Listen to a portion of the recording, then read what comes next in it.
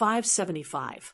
Ning Yao was concentrating on qi refinement on the dragon-slaying cliff. Chun Pingon did not go to the pavilion. Instead, he stayed in the small house to cultivate. Ning Yao was still a little puzzled because the spirit energy at the dragon-slaying platform was obviously more abundant.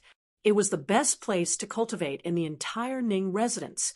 Although Chun Pingon was not a sword cultivator and would benefit less, it was still the best place to cultivate compared to other places. Chun Pingon was a little helpless and could only look at Ning Yao. Ning Yao then said, "No wonder your cultivation is so slow." Chun Pingon was even more helpless. In the mountains of the North Continent's Spring Dew Garden, City Above Clouds, and the Aquarius Continent's Misty Mountain, it was not considered slow to become a qi refinement warrior of the fourth realm within 10 years. Unfortunately, in the Great Wall of Sword Qi, Chun Pingon's cultivation speed was like what Pei Qian meant by a tortoise moving its nest and an ant moving its house. However, even for this first disciple of his, even if he wanted to impart some experience to her back then, he did not have the chance to do so, not to mention her fist techniques. This was especially so for Ning Yao. Back then, when she mentioned that Alliance had imparted the 18 stops of Sword Qi, Chun Pingon asked his peers at the Great Wall of Sword Qi how long it would take for them to master it. Ning Yao told him how long it would take for Yenzhua and Staxiong to master the 18 stops of Sword Qi refinement. Chun Pingon was already shocked enough. In the end, he could not help but ask Ning Yao about her cultivation speed. Ning Yao chuckled. So that was the answer. Therefore, at that time, Chun Pingon even felt that Sword Immortal Boss was just trying to comfort him when he said that he had the potential to become an Earth Immortal. About 4 hours later, Chun Pingon used the cultivation method of Inner Vision Cave and the seed of mind that was immersed in the wooden house. He slowly exited the small world of the human body and exhaled a long breath of foul air. His cultivation came to an end. Chun Pingon did not practice boxing like before.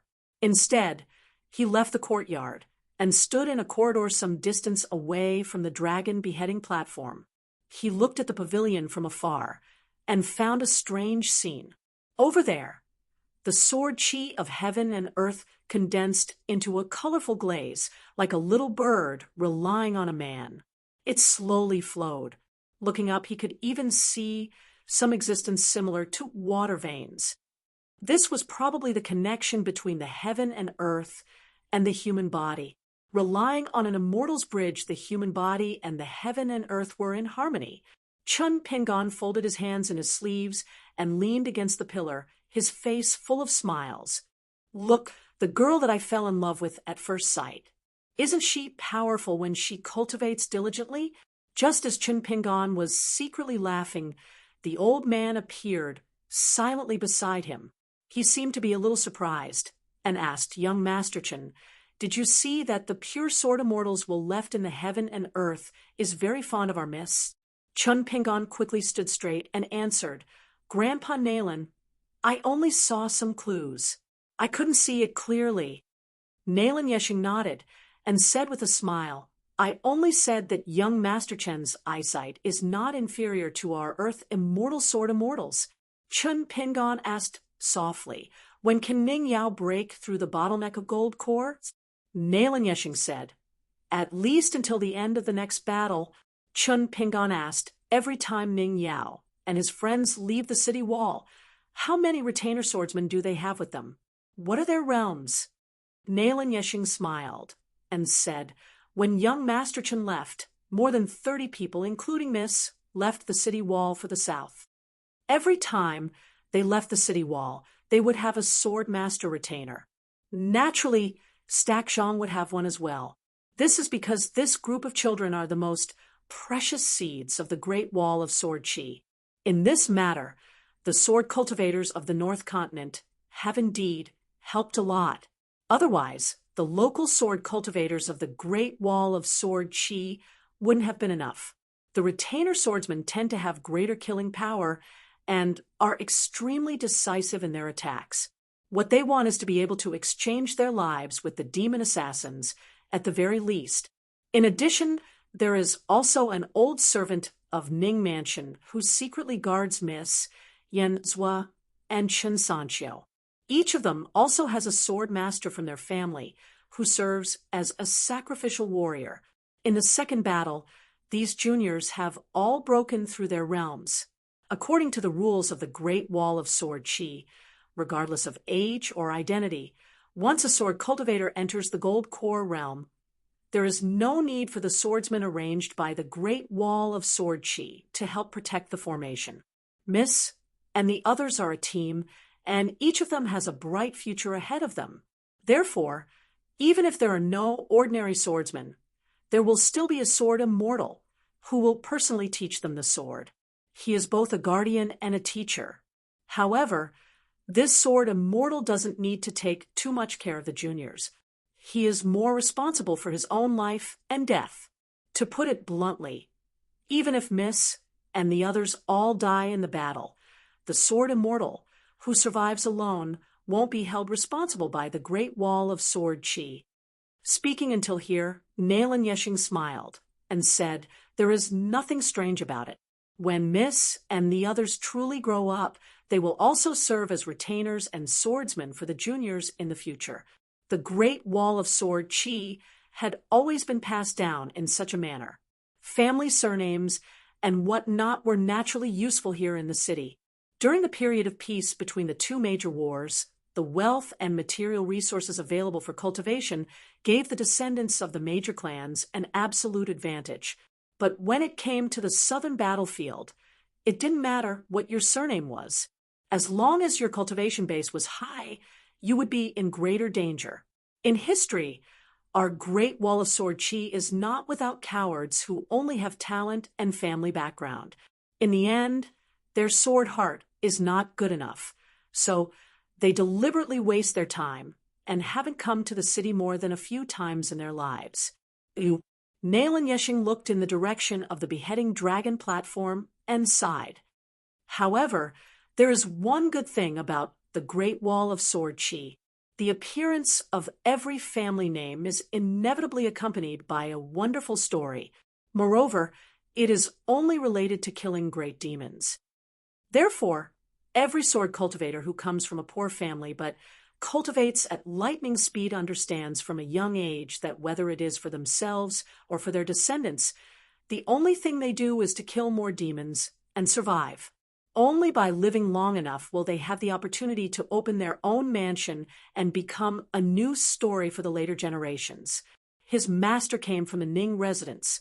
One of his greatest wishes in life was to continue the family line, to revitalize the family, and to help the Ning family return to the top of the Great Wall of Sword Qi. His other wish was, of course, that his daughter Ning, Yao, could marry into a good family that was worthy of his trust. Chun Pingon said, "Many people in the Great Wall of Sword Qi don't think so." Then Chun Pingon smiled and said, "When I was young, I was such a person. When I looked at my peers in my hometown who didn't have to worry about food and clothing, I would tell myself that their parents were still alive and their families were rich. What's so good about the pastries in the Dragon Riding Alley? If they ate too much, they wouldn't taste good at all." As I secretly swallowed my saliva and thought about it, I wouldn't be so greedy anymore. If I was really greedy, I would run back to my courtyard and look at the dried fish I caught from the stream and hung on the wall to dry. Looking at it a few more times could also satisfy my hunger and satisfy my cravings. Therefore, Chun Pingon and Pei Qian, who hadn't become master and disciple in the early years when they just left the lotus flower blessed land, they were like the same kind of people and two different things. Speaking of this, Chun Pingon was a little embarrassed. Grandpa Nalan, listening to me talk about this will definitely spoil the fun. Nalan Yeshing smiled and said, "It doesn't matter. Here, I've been listening to people talk about big things all my life. I rarely hear these trivial things. The last time I heard it, it was when Miss returned from the Great Wall of Sword Qi. Unfortunately, Miss doesn't like to talk, so we didn't talk much. Myths said that the customs of the Great Wall of Sword Chi and her travels in the mountains and rivers are also very tempting for people like us who have never been to the inverted hanging mountain in our lives. Nalin Yeshing said to Chen Pingan, although young Master Chen is not a sword cultivator for the time being, the sword on your back and those flying swords, regardless of whether they are life source items or not, can be sharpened more. Don't waste the beheading dragon platform. The Ning family protects it and doesn't sell it to anyone. They don't want to use it as a decoration. If young Master Chen can't understand this point, you will be disappointed. Master often said in the past that if a descendant of the Ning family can rely on his own ability to eat the entire beheading dragon platform, then it will be a great thing. Chen Pingan said, then this junior won't be polite. Nalin Yeshing waved his hand and said, young Master Chen, it's not good to be so polite. Chen Pingan smiled and said, if Grandpa Nalin didn't take the initiative to say it, this junior would have run to sharpen the sword. Grandpa Nalin would have a small knot in your heart. I feel that this young man as a person is barely passable. It's just that he doesn't have any manners. Nalin Yeshing was slightly stunned, but then he laughed heartily and said, that's true. Chen Pingan also laughed and said, I've been waiting for Grandpa Nalin to say this for a long time. Nalin Yeshing slapped the young man's shoulder and pretended to be angry. Little guy, you're so clever. Fortunately, you're sincere in front of Mississippi otherwise. See if I don't teach you a lesson. I guarantee that you won't be able to stay even after you enter the door. Chen Pingan didn't dodge, and his shoulder was slapped to the side. The Great Wall of Sword Chi was a natural paradise, a place of cultivation that cultivators dreamed of.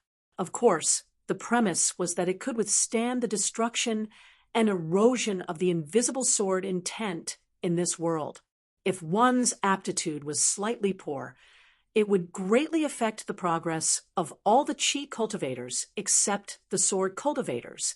Once the cave residence was opened, the sword aura, spiritual aura, and turbid air would pour into all the key acupoints like a tide. Just the removal of the sword aura's interference would give Chi cultivators a headache and make them suffer a lot. Unfortunately, even if they could get through this hurdle, they still couldn't stay for too long. It was no longer related to the aptitude of cultivation, but the Great Wall of Sword Chi had always disliked the Chi cultivators in the world, unless they had connections and money, because it was definitely an immortal's money that would make any Chi cultivator of any realm feel the pinch. The price was fair, and each realm had its own price. It was the regulation given by Fatty Yan's ancestor. In history, there had been 11 price changes. Without exception, the price had always risen, and there was no possibility of a price reduction. Previously, Chen Pingan and Nanny Bai talked a lot about the Yao family's past and Ning Yao's childhood. Today, he asked the senior sword cultivator Nalin Yeshing a lot of details about the 2 recent battles on the Great Wall of Sword Chi. Chen Pingan chatted with the old man for a while and then left. Before leaving, he asked a question. Who was the sword immortal who protected Ning Yao, Yenzhua, and the others last time? The old man said it was a coincidence. It happened to be a sword cultivator from the Aquarius continent named Wei Jin. Chen Pingan had a deep impression of Wei Jin. When he took Li Baoping and the others to the Great Sui Kingdom to study, it was Wei Jin who broke the sky with a sword in the wedding dress. The spectacular scene of the sword, aura like a rainbow, made the young man in straw sandals excited for many years. A sword cultivator in the pure jade realm who was less than 60 years old. He was an extremely young sword cultivator in the upper 5 realms in the history of the Great Wall of Sword Chi. The old man had a good impression of Wei Jin. In fact, the whole Great Wall of Sword Chi had a good impression of Wei Jin. In addition to Wei Jin's excellent sword skills, he dared to give up the bright future of the Great Wall of Sword Chi at a young age and came here to fight desperately.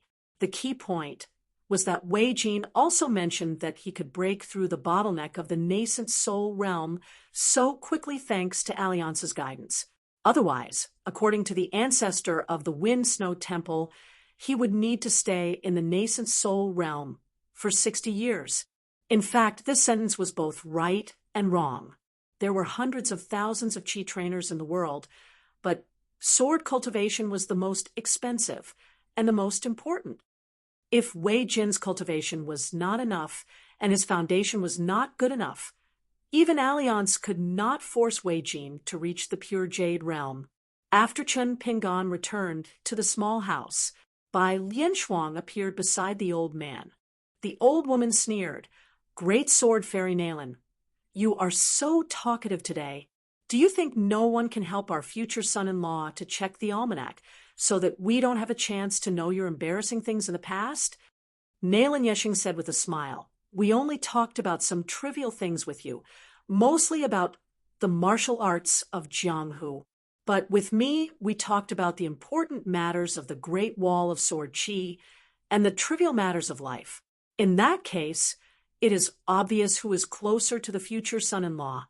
The old woman sneered, "You are the most shameless." Nalen Yeshing said helplessly, "Can we talk about the facts?"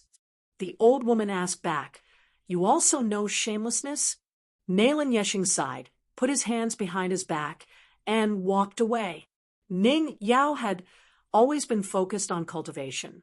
Therefore, in the next 2 days, she only opened her eyes to see if Chen Ping'an was near the pavilion on the dragon-slaying cliff. If he was not, she did not walk down the hill. At most, she stood up and took a walk for a while.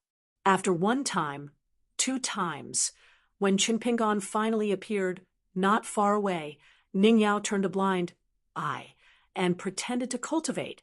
Chen Ping'an had to watch for a while, and then left. It was not that Chen Ping'an was not sensible. It was just that when he cultivated in the Ning Mansion, he found that the speed of refining the 36 green bricks of the Taoist temple was 30% faster after he reached the 4th realm of Qi cultivator. When he came to the Great Wall of Sword Qi, there was a surprise.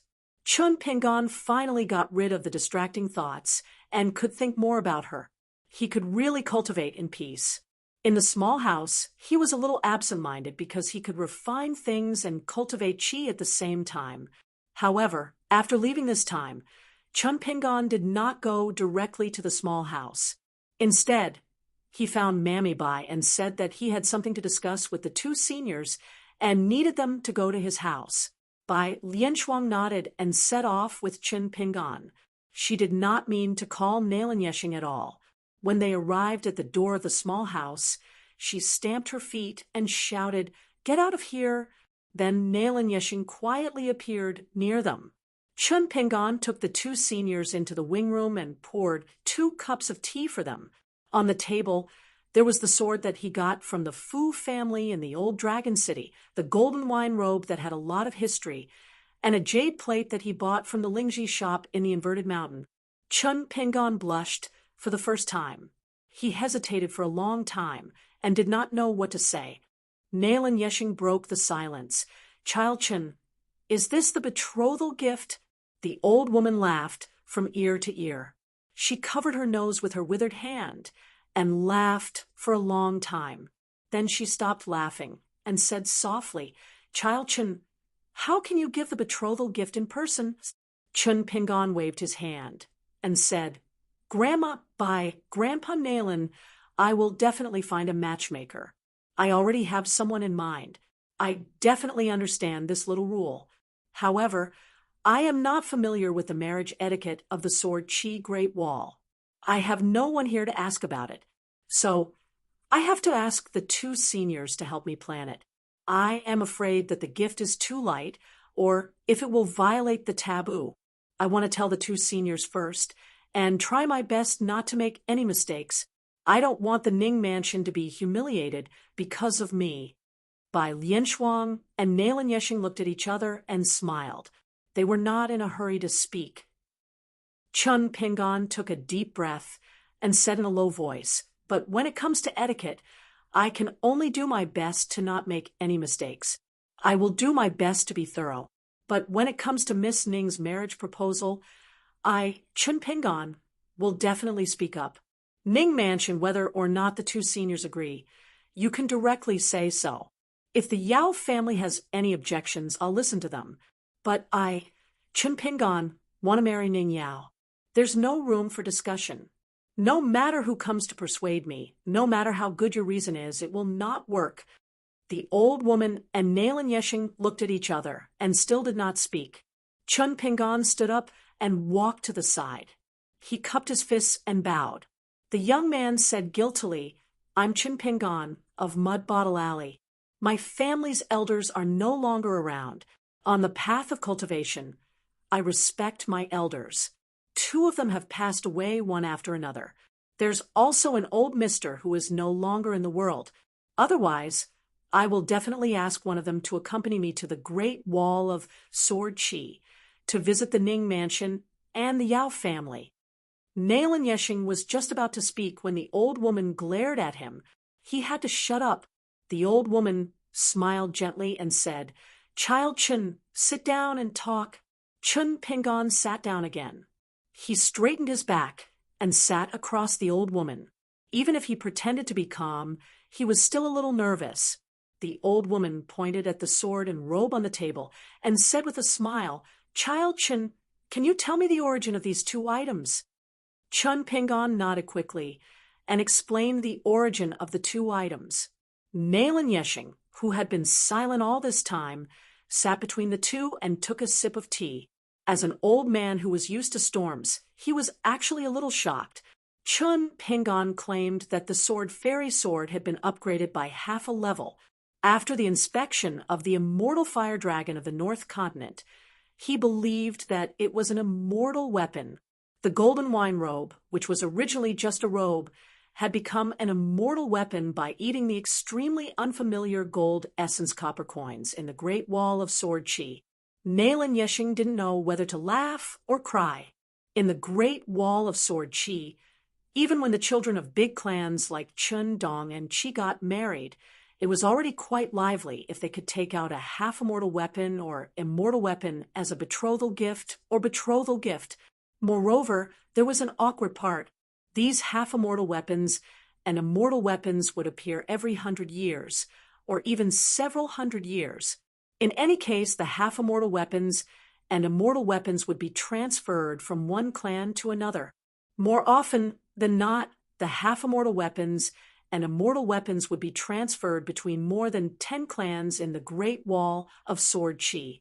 Therefore, the tens of thousands of sword cultivators in the Great Wall of Sword Chi were not surprised by this. In the past, when a Liang was here, he liked to open a casino and lead a group of bachelors who had nothing better to do to bet on the betrothal gifts of both parties. Chun Pingon, you are young and purely a martial artist. The golden wine robe is of little value to you. It is actually very appropriate to use it as a betrothal gift. Nailan Yeshing finally couldn't help but ask, but since you promised Miss that you would be a sword immortal, why did you give her a sword immortal weapon? Why? Do you think that since you have given it to Miss, it will still be in your hands? Then I have to remind you that the Ning Mansion is easy to persuade, but the Yao family may not let you do as you wish. Be careful that when you see this sword immortal again in your life, it will only be the sword of the Yao family on the city wall. The old woman said angrily, Nothing good comes out of a dog's mouth. Old dog Nailan, no one will take you as a mute if you don't speak. Nailan Yeshing didn't give in at all this time. He sneered and said, Tonight's matter is serious. I am an old servant of the Ning Mansion. When Master was young, I guarded Master and the beheading dragon platform. Now that Master is gone, I will protect Miss and the beheading dragon platform. Shamelessly, I am half an elder to Miss. So why don't I have the right to talk in this room? Even if you, by Lian Shuang, try to stop me with your fist, I will just hide and talk at the same time. After I leave this room today, if I say one more word, I will be considered as disrespectful.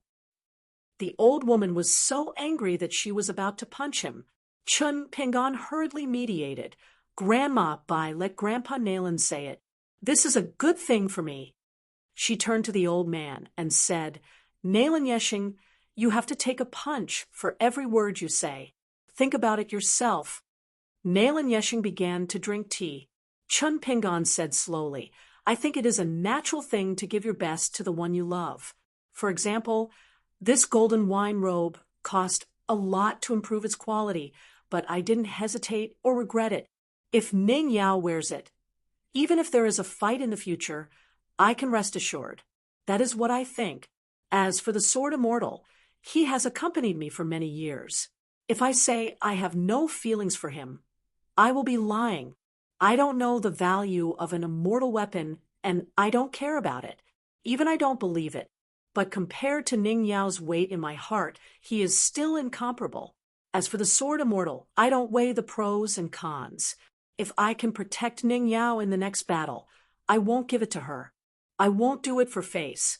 I just want to prove that a bumpkin from Mud Bottle Alley can also take out a betrothal gift that doesn't lose to any rich family. When I was young, I lived alone. After that, I traveled alone for many years. I, Chun Pingon, know very well when I can be a child of wealth, when I have to be careful, when I can be emotional, and when I have to be careful. Chun Pingon said with a smile, I have thought about everything, on the premise that I can ensure a relatively stable future for me and Ning Yao, and at the same time make myself and Ning Yao proud. I can do it with peace of mind. During this period, other people's words and opinions are not so important. It's not that I am young and ignorant and think that I am heaven and earth, and I am heaven and earth.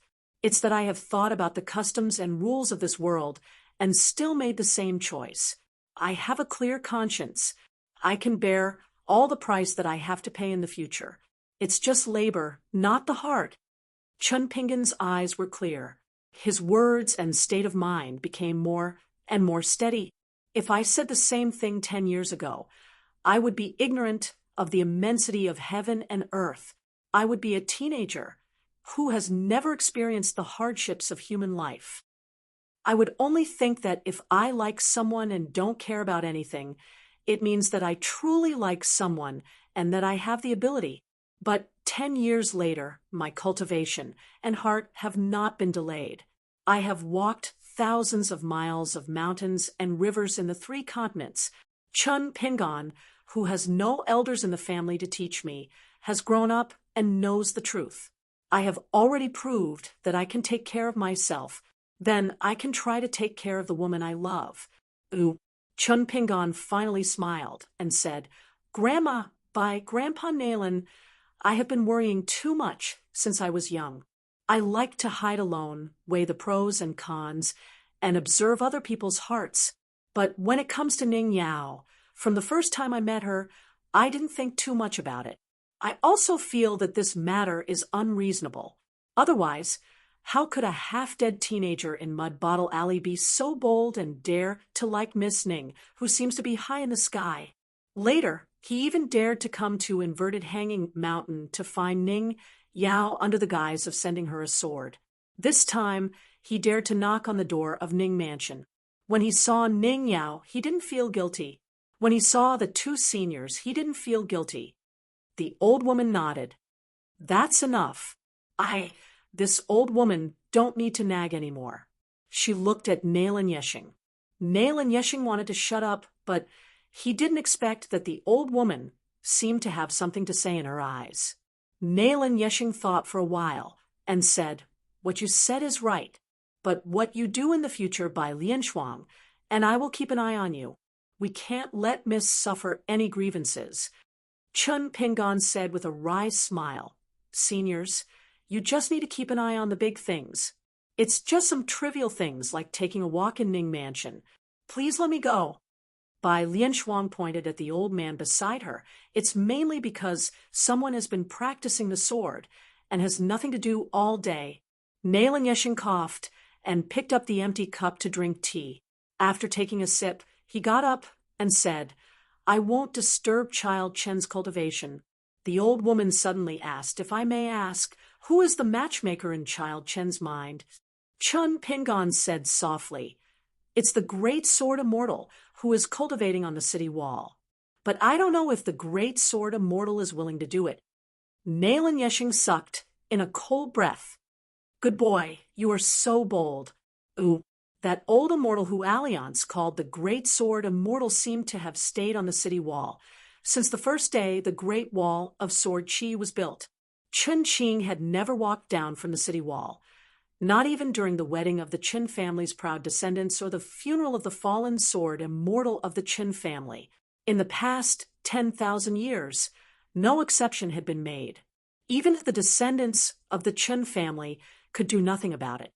Bai Lian Shuang laughed heartily. If it can be done, it will be a great honor. Chun Pingan said helplessly, I can only say that I will try my best to shamelessly beg eldest brother sword immortal, but I have no confidence at all. So I beg Nanny Bai and Grandpa Nalan not to have too many expectations because of this. Otherwise, I will be in a dilemma and really have no face to stay in Ning Mansion. Nalan Yeshing said with a smile, You are much better than your peers if you dare to think like that. Bai Lian Shuang sneered. Old dog Nalan finally said something reasonable. Nalan Yeshing said with a smile, You flatter me. Bai Lian Shuang said to Qin Pingan with a smile, Listen, is this something reasonable? So, Child Qin, you don't have to feel any burden when you come to Nalan Yeshing.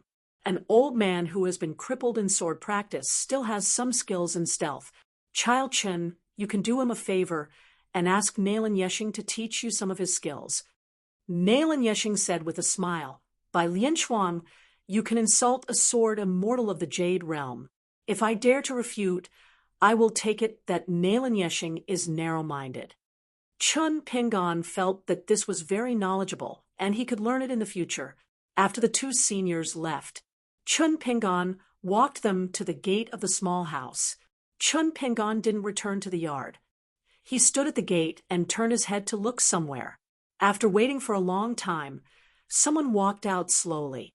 Chun Pingan walked forward and said with a smile, What a coincidence!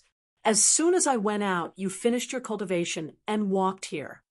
Ning Yao nodded and said, Yes, it is. Chun Pingan nodded and said, Then let's help and see if the window paper of the wing room was broken by the little thief. Ning Yao blinked and said innocently, What are you talking about? How can there be a thief in the Ning Mansion? Are you blind? But if he really stole something, you have to pay for it. Oh, Chun Pingan gently clenched his fist and knocked on his chest. He smiled and narrowed his eyes. What a powerful thief. He doesn't steal anything. Ning Yao glared at him and said, Chun Pingan, don't be so glib. Chun Pingan hugged her gently and whispered, Ning Yao is the whole world in Chun Pingan's heart. Ning Yao was about to struggle slightly, but she found that he had let go of her and stepped back. Ning Yao was even angrier.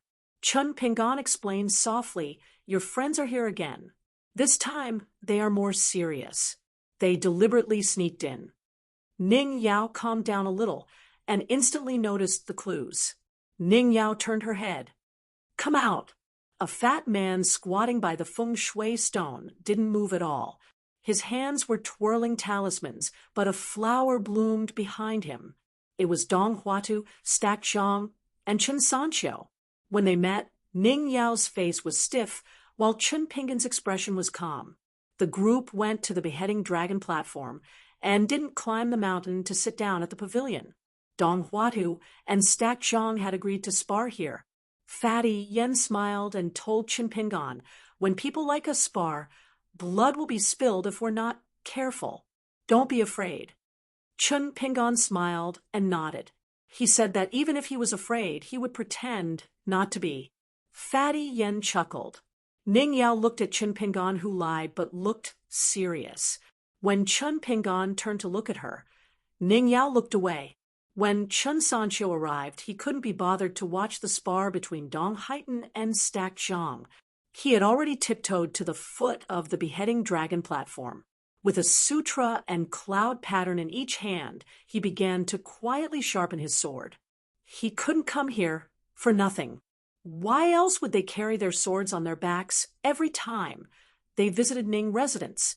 Could it be that they were flaunting their prowess in front of Sword Immortal Senior Nalen, taking a step back.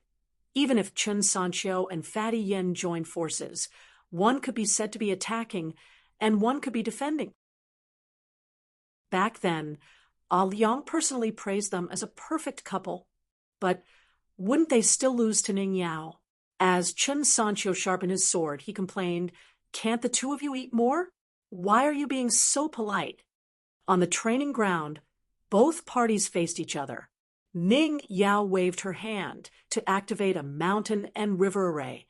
This was the place where the two-sword immortal Dao companions practiced their swordsmanship. Therefore, even if Dong Haiten and stacked Zhang broke through the sky, not a single bit of sword chi would leak out of the training ground. Chun Pingan took a few glances at the spar between Dong Huatu and stacked Zhang. Their swords were Red Zhuang and Jinyue, respectively. In terms of style and size, they were worlds apart. They each had their own intrinsic flying sword, and their styles were completely different. Dong Huatu's flying sword was fast, while stacked Zhang's flying sword was stable. Dong Huatu wielded Red Zhuang, while the single-armed woman wielded the gigantic Jinyue. Every time the tip of their swords rubbed or hacked at the ground of the training ground, dazzling sparks would fly. On the other hand, Dong Huatu's attacks were soundless, trying to minimize the ripples. Chun Pingan asked Fatty Yen a question. Both parties had put in some effort. Fatty Yen said about 70 to 80%. Otherwise, stacked Zhang would have been bleeding by now. However, stacked Zhang was not afraid of this. She was fond of it. Often it was Dong Haiten who took advantage of her. Then, stacked Zhang's Jinyue would be lightly pushed against him. Just once, Dong Haiten would be sprawled on the ground, vomiting blood. After Chun Pingan had a rough idea of the situation, especially when he saw stacked Zhang's sword-wielding arm being pierced by Dong Huatu's intrinsic flying sword, Chun Pingan stopped watching them practice their swordsmanship. He came to Chun Sancho's side and squatted down. If he were to confront the two of them, whether it was life or death, victory or defeat, he would have a way to deal with them. Then there was no point in watching any longer. He could not pretend that his face was pale, his lips were trembling, and his expression was flustered in front of Fatty Yen. He also had to pretend that he did not know that Fatty Yen had seen through him. If it were anyone else, Chun Pingan would not mind at all. But now he was in the Ning mansion. These people were Ning Yao's best friends. They had fought side by side many times. It was not an exaggeration to say that they had gone through life and death together. Then he had to talk about the atmosphere of the Luo Po Mountains Ancestral Hall and treat people with sincerity. Chun Sancho still sharpened the sutra sword and then wiped the dragon beheading platform with the cloud-patterned sword. His movements were very skilled. Chun Sancho turned his head and smiled. "Young Master Chun, don't mind." Chun Pingan covered his sleeves and squatted to the side. He carefully observed the two swords' edges and the dragon beheading platform sharpening. He smiled. "I don't mind. If young Master Chun doesn't mind, I can even help sharpen the swords." Chun Sancho shook his head. "That won't do." Alliance said that if the intrinsic flying sword is a sword cultivator's lifeblood, then the sword is a sword cultivator's little wife. It cannot be given to anyone else. Chun Pingan smiled and nodded. He just watched the two swords slowly gnaw away at the dragon beheading platform. It was almost negligible. Fatty Yen muttered, "Two young masters, Chun. Why do I feel nervous listening to them talk?" Ning Yao did not bat an eyelid. Fatty Yen asked, "Ning Yao, what realm is this guy at? He can't really be a cultivator of the lower 5 realms, right? Then what realm is his martial path? Is he really at the Golden Body realm? Although I don't think much of pure martial artists, the Yen family has some connections with the inverted hanging mountain. We have also interacted with martial artists of the far travel realm and the peak realm. I know that martial artists who can reach the spirit refinement realm are not simple. Moreover, Chun Pingan is still so young. I really want to fight him Ning Yao, why don't you agree to spar with him? This was Fatty Yan's plan. He was a sword cultivator, and also a true genius. Unfortunately, he didn't need to say much about Ning Yao's side, but with Dong Huafu and the other two, he had never gained the slightest bit of advantage. Now, he had finally managed to catch a pure martial artist who had yet to reach the distant roaming realm. The Ning Mansion's martial arts practice field was divided into two sections. The section in front of him, which was a bit further away, was famous for its vastness. It was a mustard seed world of the Great Wall of Sword Qi. It didn't look big, but once you entered it, you would understand its mysteries. If Yen's were really wanted to exchange blows with Qin Pingan, he would naturally have to go to that small world. At that time, Yen Zhua, would exchange blows with his sword technique, and you would exchange blows with your fist technique. I would fly in the sky, and you would run on the ground. Ning Yao said, if you want to spar, you can ask him yourself. If he agrees, I won't stop you. If he doesn't, it's useless to beg me. Fatty Yen rolled his eyes. Grandma Bai is the only martial arts grandmaster on our side. If Grandma Bai didn't bully Qin Pingan and intentionally suppressed her cultivation to the golden body realm, how many punches would this Qin Pingan be able to take? 3, 5, or 10? Ning Yao's lips curled up, but she quickly suppressed it. It disappeared in a flash and was hard to detect.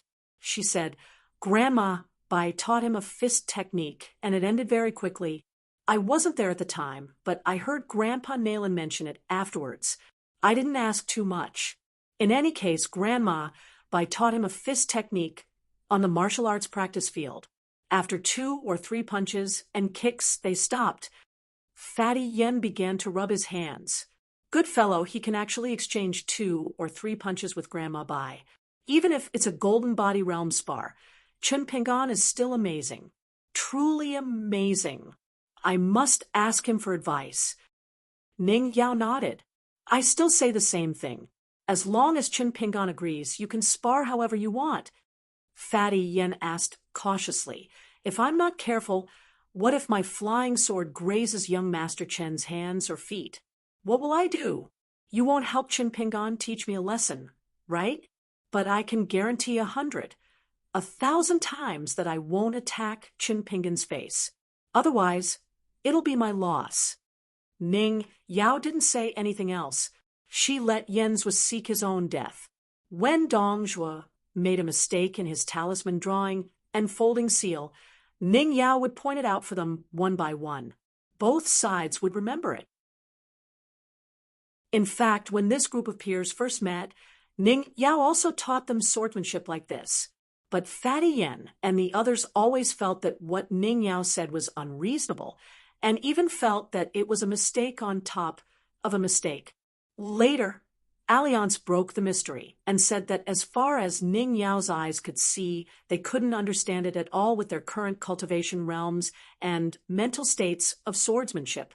They would only understand it after a few years when their realms increased. Reality proved that Alliance's words were correct. In private, when Ning Yao wasn't around, Chen Sancho had said that his greatest wish in life was to be a tavern keeper. The reason why he was so diligent in his swordsmanship was so that Ning Yao wouldn't be able to widen the gap between them by 2 realms. A confrontation between sword cultivators usually didn't take too much time, especially when it was only a matter of victory and defeat. It would take even less time. If Dong Zhuo and Folding Seal weren't deliberately sparring, it wouldn't even take half an hour. After the charcoal youth and the one-armed girl put away their natal flying swords, Ning Yao walked into the training field. She came to their side and began to talk about smaller flaws. The two pricked up their ears and listened. They didn't feel that it was embarrassing to be taught swordsmanship by a friend. Otherwise, all their peers in the Great Wall of Sword Qi would feel ashamed of their inferiority in front of Ning Yao. This was because Sword Immortal Eldest once joked that the children in the Great Wall of Sword Qi were divided into 2 types of sword cultivators, Ning Yao and all sword cultivators other than Ning Yao. If they were unconvinced, they could hold it in. After all, they couldn't beat Ning Yao in a fight. However, Sword Immortal Eldest once said something similar to Ning Yao. It wasn't about sword cultivators, but about the vast martial artists of the world. The martial artists of the younger generation in the world were more or less the same. There were only two types. Back then, Ning Yao didn't think much of it and directly said that Grandpa Chen's words were wrong. Although she couldn't prove it now, there would be a day when someone could prove it for her. The old man seemed to be waiting for the young lady to say that. He didn't refute or admit to it. He only said that he, Ching, would wait and see. Seeing was believing. However, Ning Yao had a rare moment of regret. She was just casually saying it. Why did Sword Immortal Eldest take it seriously? Hence, Ning Yao didn't plan to tell Chen Pingan about it. She really couldn't say it, otherwise he would take it seriously again. With his temper, when she was in Pearl Grotto Heaven, she casually said that she would practice 1,000,000 punches before talking about other things. What was the result? When they met again at Inverted Hanging Mountain, he actually said that he was only tens of thousands of punches away from 1,000,000 punches. At that time, Ning Yao almost couldn't hold back from punching that wooden head of his. Was Chen Pingan an idiot? Couldn't he tell that it was a perfunctory joke? Sometimes Ning Yao can't even find something to talk about. Fatty Yen squatted beside Chen Pingan and whispered, "Young Master Chen, I also created a set of fist techniques. Why don't you take a look and see if you want to give some pointers?" Chen Pingan smiled and said, "No problem." Yenzhua immediately jumped up, huff and puff, huff and huff. He performed a set of fist techniques that Chen Sancho felt were unsightly. Chen Sancho was like that. Dong Huafu and Stackshang also felt disgusted after a glance. They definitely didn't want to take another look for fear that they would go blind. They didn't expect that the young man in green to see Yen's mad demon fist technique from beginning to end. He smiled and felt that it was similar to his first disciple's mad demon sword technique. Yen made a gesture of gathering qi in his dantian and laughed loudly. "Young Master Chen, what do you think of this fist technique?" Chen Pingan nodded and smiled. "It's very imposing. In terms of momentum, it's already in an invincible position. It's one of the principles of martial arts to not be defeated when facing an enemy." Chen Sancho's hand that was sharpening his sword trembled. He felt that familiar strange feeling from his early years. Chen Sancho found it strange. Could it be that this Chen Pingan's martial arts were taught by that Alliance? But that guy Alliance's swordsmanship was high, and he knew a lot of immortal techniques. The only thing he didn't say was that he was a pure martial artist who understood fist techniques. At most, he said that he was a Jianghu swordsman. Yenzhua smiled and said, "If that's the case, then young Master Chen won't hesitate to teach me." Chen Pingan's line of sight shifted and looked at Ning Yao. Ning Yao deliberately turned a blind eye. Chen Pingan thought for a moment and said, "Forget it." Yenzhua stopped smiling and no longer had the joking attitude. He said slowly, "Chen Pingan, as long as you still want to go out and step out of the Ning mansion, you won't be able to escape 1 or 2 fights. 3 days have passed. Not to mention that Qishou, even Pang Yuanji, and Gao Yeho, 2 guys who are more difficult to deal with than Qishou, have their eyes on you. They may not have bad intentions, but at least they are very curious about you." Chen Pingan said, "Oh, among the younger generation of the Great Wall of Sword Qi, excluding Ning Yao, according to Grandma Bai and Grandpa Nalen, there were 3 types of innate sword embryos and sword geniuses. Pang Yuanji, Qishou, and Gao Yeho were the most outstanding and were known as the Great Sword Immortals. Although having such talent did not mean that they would definitely reach such heights in the future, not to mention their great Tao in the future, just talking about their current realms and cultivations, there was no doubt that they were stunning. Among them, Gao Yeho had the same background as Dai Zhang. Both of them grew up in shabby alleys. After that, They had their own fortuitous encounters and quickly stood out, shocking the world. Qi Shou was a disciple of the Qi family. As for Pang Yuanji, he was a flawless, young, perfect person. He was born in a mediocre family, but when he was born, he was already a first-class, innate sword embryo. At a young age, he cultivated with the eccentric hidden official. He could be considered half a disciple of hidden official. Pang Yuanji was also familiar with the sages of the three sects who guarded the Great Wall of Sword Qi. He often asked the three sages for advice. Therefore, if Qi Shou was the young man who was the most compatible with Ning Yao, then Pang Yuanji was the junior, who could make many elders feel that he was the most compatible with Ning Yao. After the three of them, it was Dong Huafu's group.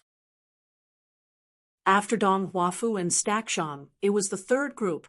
It wasn't that they were temporarily at the bottom, which wouldn't be taken seriously. In fact, even in the North Continent, these people were innate sword embryos that were fought over by the sages. However, in the Great Wall of Sword Qi, the term genius wasn't worth much. Only those who had lived for a long time could be considered a genius. Yen Zhuo continued, "If you can't even beat me, then after you leave this place, you'll only be able to pass one test before stopping." Yen Zhuo stubbornly resisted the young man in green. "I have nothing to do with you. Besides, I don't have a bad impression of you, Qin Pingan. However, Yen Zhuo, am friends with Ning Yao. I don't want the man Ning Yao picked to be beaten down in a few moves the moment he leaves the house. Once he's reduced to such a state, perhaps Ning Yao won't mind, and you won't be in the wrong. However, Dong Haiten, Stackshang, and Sanxiu will be too ashamed to go out and drink in the future." Finally, Yen Zhuo said, "You said earlier that you owed us 10 years of thanks for fighting alongside Ning Yao for so many years. I don't know what Stackshang and the others are thinking, but Yen Zhuo, haven't agreed to accept it. As long as you can beat me to a pulp, I'll accept it, even if I'm beaten to a pulp and lose a few pounds of fat. It doesn't matter. I'll be happier if I say this, won't you, Qin Pingan? Feel uncomfortable?" Qin Pingan shook his head and said, "I don't feel uncomfortable." "Not at all," Yen Zhuo angrily said. "Then what are you standing there for? Come, the people outside are all waiting for you to come out." Qin Pingan still shook his head. "There's no need to worry about our fight. I'll go out first, after I come back, as long as you, Yen Zhuo, are willing, let alone one fight. Even 3 fights are fine." Yen Zhuo nearly cursed out loud, but as he thought about how Ning Yao was still not too far away, his neck flushed red. "Why don't you listen to my advice? I've already said, fight with me first, and then we'll both be injured." In an instant, Yen Zhuo's pupils fiercely shrank. A blue-robed figure suddenly appeared beside him. His hands were still in his sleeves, and his expression was indifferent. "Why would I pretend to be injured? To avoid a fight? I've walked all the way to the Great Wall of Sword Qi, and I've fought many times. I don't mind going out 3 times. Yen Zhuo said in a low voice, "Qin Pingan, how did you suddenly come to my side? How can a pure martial artist move so quickly? How about we open up the distance again and compare notes again? I was angry just now, so I didn't pay attention. It doesn't count. Let's start again." Qin Pingan smiled and took out a talisman from his sleeve. "This is the Mind Talisman. It can help a pure martial artist shrink the ground." Yen Zhuo suddenly realized. Qin Pingan put away the talisman. Yen Zhuo realized this and laughed angrily. "Your talisman is useless." "Qin Pingan, are you trying to fool a fool?" Qin Pingan hid his hands in his sleeves. He raised his arms and smiled. 2 hands.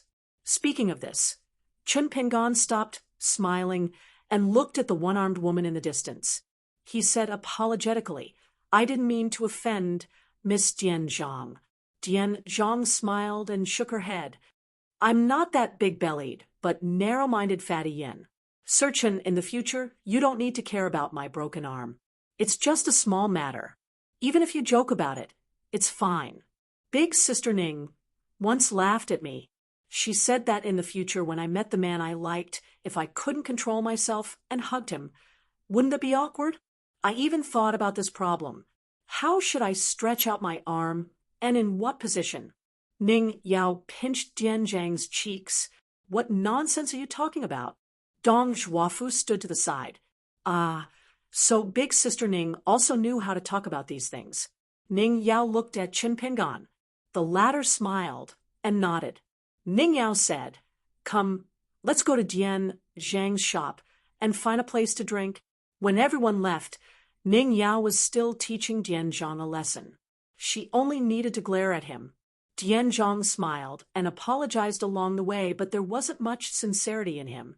Dong Zhuofu was used to hanging on his tail. Chun Pingan was protected by Yan Zhua and Chen Sanqiu.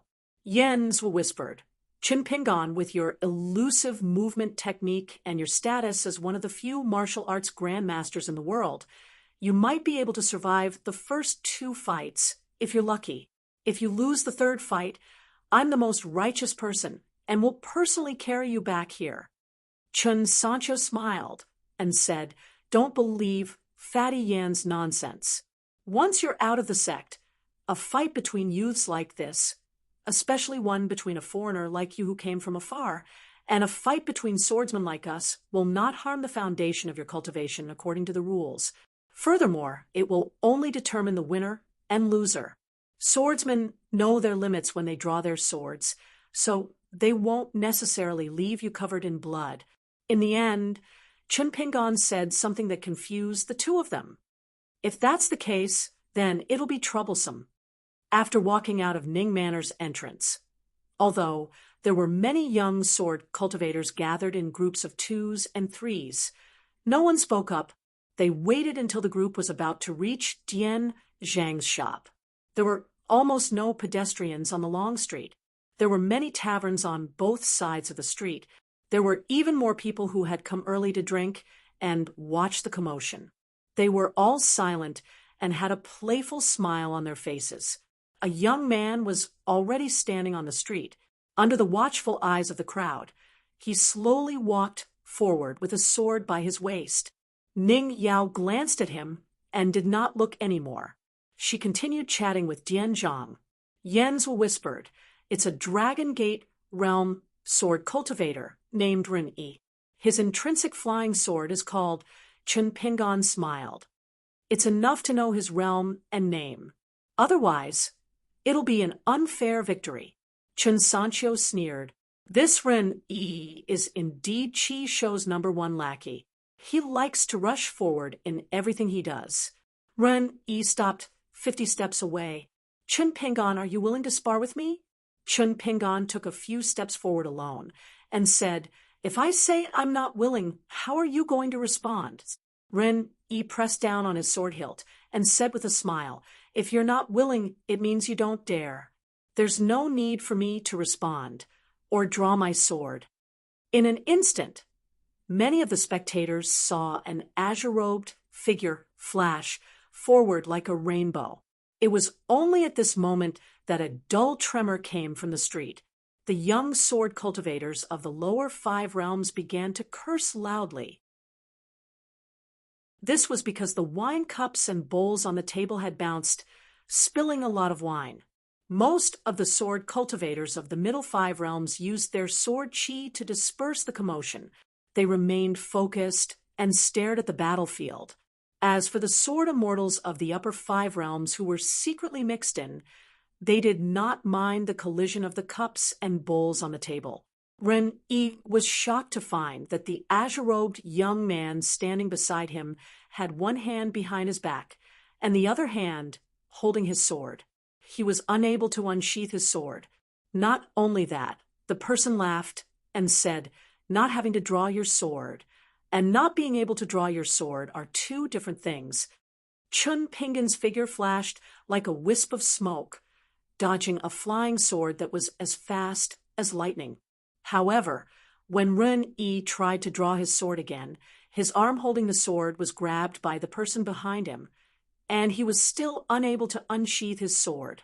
After a few times, Ren-yi decided to change his strategy. He rose into the air so that he could widen the distance between him and the pure martial artist on the ground and draw his sword as he wished. However, the natal flying sword that was known for its speed could not even touch the corner of that person's clothes, no matter how unpredictable its trajectory was or how tricky its angle was. When Ren-yi's feet left the ground, that person gently pressed down on his shoulder and slapped his feet back to the ground. Aren't sword cultivators more invincible in close combat when killing enemies? Ren-yi's state of mind was still as usual. He was about to divert his attention to control the chopsticks on both sides of the tavern and temporarily use them as his flying sword. He wanted to win with quantity and see how this guy would dodge when the time came. Ren-yi began to give up his original intention of using his flying sword to injure the enemy. He only used his flying sword to circle the surroundings and began to retreat. However, Ren-yi was well aware that he was only delaying the battle for a moment, so that he would not lose face. Otherwise, he would give the impression that he had no power to fight back. If the opponent really wanted to injure him, it would be easy. However, if he really thought about it, it would be even more humiliating. That azure-robed outsider probably felt the same, so he appeared beside Ren-yi and pinched the flying sword with 2 fingers. He reached out and pushed Ren-yi's head, instantly pushing him into a tavern on the street. The force was ingenious. Ren-yi did not knock over the tables near the street. After staggering, he quickly stopped. Chun Pingon gently tossed the flying sword back. Ren-yi was ashamed and resentful. He immediately left the street with his wind. At this time, a handsome, white-robed young master stood up from a tavern. He did not have a sword with him. He walked onto the street. A mere martial artist dares to insult us sword cultivators. What, after winning a match, you look down on the great wall of sword chi. As he spoke, a dense number of flying swords hovered around the white-robed young master. Not only that, the entire street behind him was like soldiers on a battlefield. There was definitely only one life-bound flying sword, but it was extremely difficult to find the real one. The most troublesome part was that this person's flying sword could be changed at any time. It could even be said that this person's flying sword was a life-bound sword. Yen's wanted to deliberately chat with Chin Sancho and point out the troublesome part of this person's flying sword. However, Ning Yao had already turned his head, indicating that Yen should not speak. Yen could only give up. Chun Pingon stared ahead. The flying swords poured over like a flood. Chun Pingon moved horizontally into the tavern. He smiled and said that he would like to borrow the path.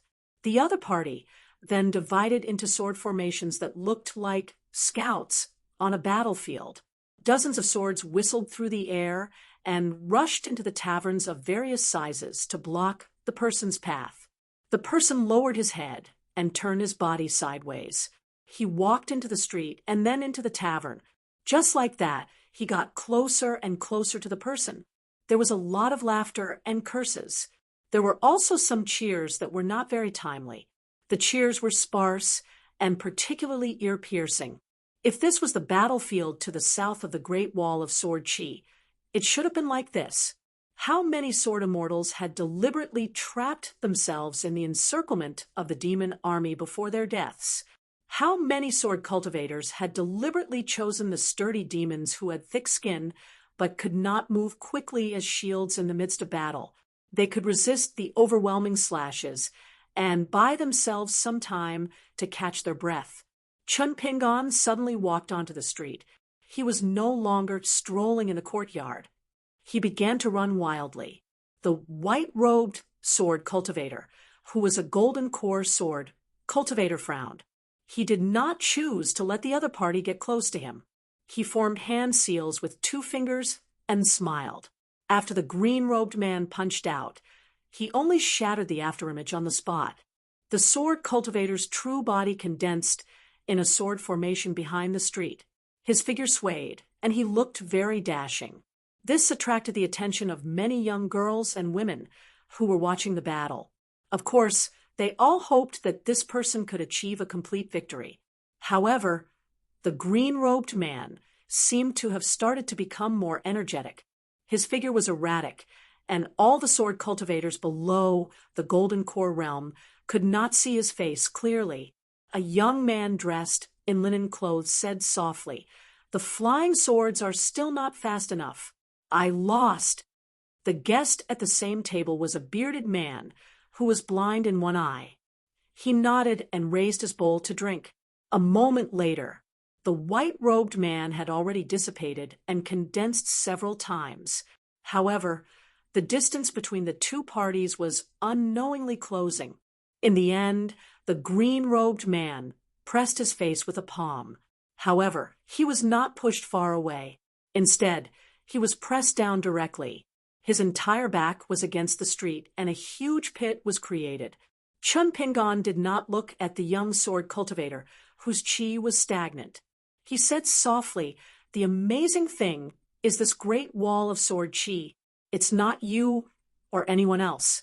Please remember this." Chun Pingon looked around. "You can't remember? Let's find someone else." Chun Pingon shook his sleeves and then gently rolled them up. He laughed as he walked. "You must find someone whose flying swords are fast enough. There are too many of them. It's really useless." The street was silent. Chun Pingon stopped and narrowed his eyes. "I heard that someone called Chi Shou has been longing for my Ning Yao's dragon slaying platform for a long time. I really hope that your flying swords are fast enough." Ning Yao was about to speak. Chun Pingon seemed to have a telepathic connection. He did not turn his head. He raised a hand and waved gently. Ning Yao did not speak. After this scene, the young man dressed in linen clothes could not help but laugh. "Not just Chi Shou. Even I can't help but fight." Unexpectedly, the green-robed man on the street was already looking at him with a smile. He said, "Pang Yuanji, I think you can fight." The young man in the tavern said seriously, "I'm afraid I'll kill you." Chun Pingon replied, "I beg you not to die." 576. Pang Yuanji was taken aback. He gave the young, green-robed visitor a thumbs up. Those who dared to speak to Pang Yuanji in such a manner were, at least, nascent soul sword cultivators in the Great Wall of Sword Chi that had the most sword cultivators. It was not that Pang Yuanji looked down on the outsider who won 2 rounds in a row. It was just that Pang Yuanji looked down on the entire vast world. Compared to this, there was more disgust. There was also a hint of natural hostility. If not for the existence of the sword cultivators of the northern continent, of Liang and his left and right, Pang Yuanji would have hated that extremely unfamiliar, prosperous, and stable world. Therefore, this young sword cultivator, who was seen as the most compatible with Ning Yao in the Great Wall of Sword Chi, did not speak. Pang Yuanji finished the wine in his bowl in one gulp. Then he stood up and left the table, walking slowly to the street. The one-eyed bearded man's expression was the same as before. He just drank. Pang Yuanji wasn't interested in love, so he didn't care who Ning Yao liked. What Pang Yuanji cared about was his identity as a sword cultivator in the Great Wall of Sword Chi and his identity as the hidden official's disciple. The biggest similarity between the two was that the vast world was a felon and vagrant. This was a mark that had existed for tens of thousands of years. The eldest sword immortal on the city wall lived alone and did not speak. However, the young people after tens of thousands of years were all resentful. After Pang Yuanji walked to the street, his expression was solemn. It was hard to imagine that this was a young man who was only 25 years old. "Chun Pingon, I have nothing against you. However, I do have something against the vast world.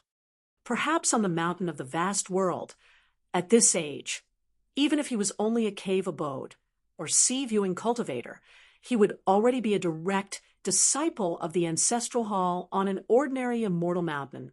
At the foot of the mountain, There might be a young talent who had passed the imperial examination. He would be enjoying the glory of his family. He would be in high spirits for the first time in his career. But here in Pang Yuanji's hometown, someone once said that this was a place where even birds didn't want to shit. Because the sword chi was too heavy, it was hard for birds to find it. How pitiful! At that time, the drunken man who was surrounded by many children and youths said that in the future, if you have the opportunity, you must go to the inverted hanging mountain and go to places even further away. In any of those continents, Shui Ling girls can be found everywhere, and I can guarantee that no one will be a bachelor. In this place, as long as any child wasn't blind, the number of sword immortals they saw in their lifetime was more than the number of cultivators in the upper 5 realms. This was because one could easily bump into sword immortals buying alcohol or drinking on the streets. From time to time, one would see sword immortals riding their swords towards the city walls. Chun Pingon smiled. I don't have anything against you, Pang Yuanji, but I do have something against a certain theory. The taverns and restaurants on both sides of the street were discussing more and more enthusiastically. Even the arrogant young sword cultivators in their hometowns in the North Continent didn't dare to speak like this when they first arrived at the Great Wall of Sword Chi. Perhaps after a long time, they would become sworn friends, or perhaps they would continue to dislike each other. But in the past 100 years, there hadn't been such a straightforward young man. The North Continent was the continent that had the most interactions with the Great Wall of Sword Chi. However, the young people who came here to train would be admonished by their respective sect elders before they arrived at the inverted hanging mountain. Different people spoke in different tones, but the meaning was similar. It was just that when they arrived at the Great Wall of Sword Chi, they should control their temper and be patient. They shouldn't speak rashly and shouldn't use their swords as they pleased. There were very few rules at the Great Wall of Sword Chi. The more it was so, the more troublesome it would be if they got into trouble. The only thing that could make the sword cultivators of the North Continent so cautious was the Great Wall of Sword Chi that was sandwiched between the 2 continents. The round-faced Dong Byud stood on the 2nd floor. Beside him was a large group of girls of similar age. There were also some young girls who were not yet mature and still had a childish air about them. Most of them looked at Pang Yuanji with sparkling eyes. Since Sister Ning did not like him, all of them still had a chance. Dong Byud was actually a little worried. He was afraid that his one-track-minded younger brother would be involved in a random, chaotic battle. Chi Shou had his own faction. Whether it was the power of the family behind the young man or the accumulated combat power of the young sword cultivators, they weren't inferior to Ning Yao's faction. In fact, they were even more powerful. It was just Ren Yi who had left in embarrassment. If there was a conflict, there would be a fight. Therefore, while Dong Byud was worried, he was also eager to fight and fight. She was Dong Huafu's sister. A young girl with baby fat tiptoed and leaned on the windowsill. She nodded vigorously and said, "This guy is quite handsome. You guys can go ahead and like Pang Yuanji. Anyway, from today onwards, I'll like this guy called Chun Pingon, Sister Dong. If Sister Ning doesn't want him anymore, remember to remind me immediately. I'll take advantage of the situation and get married early. The wedding clothes from Corner Mountain House are really beautiful. They're so smooth to the touch." Dong Byud lifted her leg and kicked the young girl's butt. She laughed and said, "Usually girls who are muddle-headed go crazy thinking about men. You, on the other hand, have gone crazy thinking about wearing wedding clothes." The young girl rubbed her buttocks and shook her slender shoulders.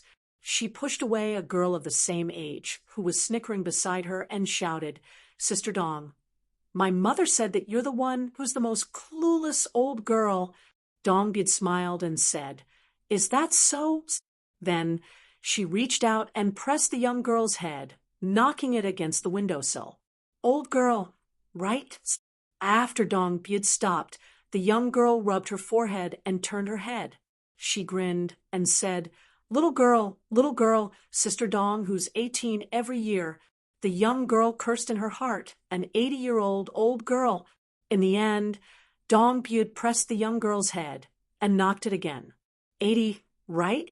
Your little thoughts are almost written all over your face. Dong Bud suddenly let go of her hand. I knew it. Chi Shou spent so much effort, so he wouldn't give this opportunity to Pang Yuanji for nothing. The young girl couldn't be bothered to argue with Dong Bud. She pressed the head of the eyesore beside her and stretched her neck to look. She said in an old-fashioned manner, if I were Chi Shou, I would have flipped the table and fought. Someone appeared from the tavern at the end of the street. It was Chi Shou. He was tall and had an imposing appearance. He wore a long robe and carried a sword on his back. Chi Shou smiled. Yuanji, this is my family affair. Let me do it. Otherwise, people will mistake me for a coward. Pang Yuanji turned his head. He seemed to be in a difficult position.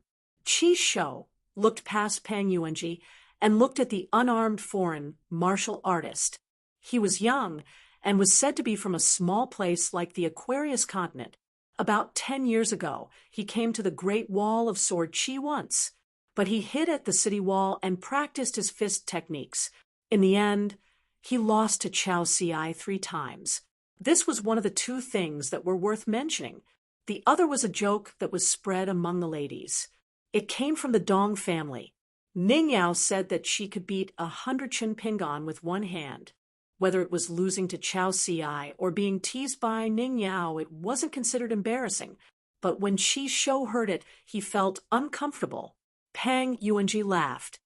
Between you and me, only one of us can fight. Why don't we use this opportunity to decide who will be the host? Chi Shou was in a difficult position. Whistles rose and fell one after another, urging the 2 to fight first. Some people had already begun to plan to be the banker and let people bet on who would win or lose, as well as how many moves could be used to determine the winner. These methods were all learned from Liang. A gambling house could easily have more than a dozen bets. In Liang's words, if you bet, the toilet paper would turn into silk. If you bet, the bald man would grow hair. Previously, when the young man with the surname Chun was the banker, some of the bachelor gamblers were betting on whether or not he would go out. Most of the time, they did not have much hope. Who would have thought that not only did this guy go out, he even fought 2 rounds and won 2 rounds. Only then did the crowd realize that without Alliance as the banker, it was indeed boring for them to gamble. In the early days, when Alliance was the banker, those who went to the gambling table felt satisfied regardless of whether they won or lost. It was just that their gambling behavior was a little bad. Back then, Alliance teamed up with an old gambler who was popular among the crowd. The old gambler won big time after time. In the end, there was one time when most of the people bet with the old gambler, swearing that they would make Alliance lose so much that even his pants would be left on the gambling table. Not only did Alliance earn back his money in one go, but he also earned money for half a year's worth of drinks. The crowd only heard about it after the incident. The poor old gambler, who fainted under the gambling table on the spot, who seemed to have lost all his money, received a large amount of dividends. He took a few dozen grains of grain rain money and went into hiding. Then, in the dead of night, Alliance secretly escorted him all the way to the gate. The 2 of them said goodbye reluctantly. If it were not for the fact that the old woman in the saber room could not stand it anymore and leaked the secret, the old and young gamblers who went through the ordeal together and lost everything together would probably still be in the dark. Even so, the men at the Great Wall of Sword Chi still felt that without that bastard, drinking on a daily basis was not as fun. Chun Pingon watched Pang Yuanji and Chi Shou's short journey one after another. The size of their steps, the weight of their landing, the stretch of their muscles, the ripples of their chi, and the speed of their breathing, it was just a small matter of looking at them. Pang Yuanji was more of an expert, so it was harder for him to see through them. Of course, it was also possible that Qi Shou did not bother to disguise himself, or that he was better at disguising himself. Chun Pingan was purely out of habit. He had nothing to do, so he found something to do. Chun Pingan was not in a hurry at all. He gently twisted his wrist. He would let Pang Yuanji and Qi Shou come to a decision first. It did not matter who came first. It was just a matter of picking out the one that was most suitable for the current situation. It was that simple. On both sides of the street, they noticed that the young outsider had actually closed his eyes to rest. One of his hands was behind his back, while the other was clenched into a fist and pressed against his abdomen. He wore a green robe and had a jade hairpin on his head. He had a slender figure. That was why he had the air of a handsome man. Curses and curses rose from all around, but there were also more cheers. Ning Yao did not have anyone else in her eyes. Stack Xiong gently tugged at Ning Yao's sleeve. It was the dark green robe. When Sister Ning left vast heavens, she was dressed like this. When she returned, she was still dressed like this. Although there were benefits to a robe, she almost did not look like a woman at all. Ning Yao turned her head. "What's wrong?" Stack Xiong pointed at the figure in the distance with his chin, and then gave him a thumbs up. Ning Yao's face was stiff as she raised her eyebrows. It was as if that fellow's words and actions on the street were what Chun Pingan was doing. Ning Yao, am not surprised at all. You would feel strange because you are not me, Ning Yao." Chun Sancho reached out and gently patted Fatty Yan's cheek. Someone demonstrated a good set of fist techniques at the training field. Yan slapped Chun Sancho's hand away and said proudly, "What did I say before? A famous martial arts grandmaster." My eyes. TSK, TSK, TSK. Ren Yi and Puyu were obviously deliberately arranged by Qi Shou so that no one could find fault with them. Ren Yi is the youngest sword cultivator in the Dragon Gate realm, and his flying sword is fast. If Chun Pingan loses, he will lose all face. If he wins against Ren Yi, Puyu is the most showy among the Gold Core realm cultivators. If he wins against Puyu, it will be easy for him to be careless. Chun Pingan can also be considered to be quite famous. Then Qi Shou, who is full of evil tricks, will get rid of Chun Pingan. Yen's will roll his eyes. "Even you, Dong Haiten, know." "How can we not know?" Dong Huafu said. "I'm afraid that Qi Shou will go crazy and be ruthless." Chun Sancho nodded. "That's the biggest problem. Because of the 3 people on the street, excluding Pang Yuanji, who went from being a spectator to being a spectator, Chun Pingan and Qi Shou were no longer young people of the same age. Why would they fight based on personal feelings? Chun Pingan, indeed, should not have mentioned Ning Yao and the dragon beheading platform. This gave Qi Shou an excuse to not follow the rules. It involved the matters between men and women, and also involved the family. Qi Shou's fight this time was ruthless. The old men of the big families might not be happy, but if Qi Shou's sword was soft, it would be even more unbearable. Anyone would know how to choose. Yen's will rubbed his chin. "That's right. It's my brother Ping En's fault." Among them, Dong Haiten was the dumbest, but he was not really stupid. He was just too lazy to use his brain. Of course, compared to Yenzhua, Dong Haiten was still inferior to Chun Sancho. Chun Sancho gave it some thought before he smiled and said, "Let's not bother about all this nonsense. Anyway, since Chun Pingan dares to say such things, call out names in one breath, and call out Qi Shou and Pang Yuanji as if he's ordering food, I'll acknowledge Chun Pingan as my friend. Because I don't dare. What's the point of making friends? Isn't it just to freeload food and drink? Friends can also do things that they can't do themselves. Roping in a bunch of idle lackeys by my side is something I can't do. If Qi Shou dares to break the rules, we're not incompetent. We'll kill our way over. Dong Haiten, you can fight halfway, then pretend to be dead, and intentionally get injured. Your sister will definitely help us. Once she helps, her friends will definitely help out for the sake of brotherhood. Even if it's just for show, it'll be enough for Chi Shou and his pack of scoundrels to eat a big pot of rouge wine. Ning Yao said, Chi Shou is much stronger than all of you. I can't stop him even if he's far away, let alone the few of you. That's why I'll keep an eye on Chi Shou's choice of battlefield. Once Chi Shou deliberately lures Chen Pingan to the Folded Peaks shop, it means that Chi Shou is going to be ruthless.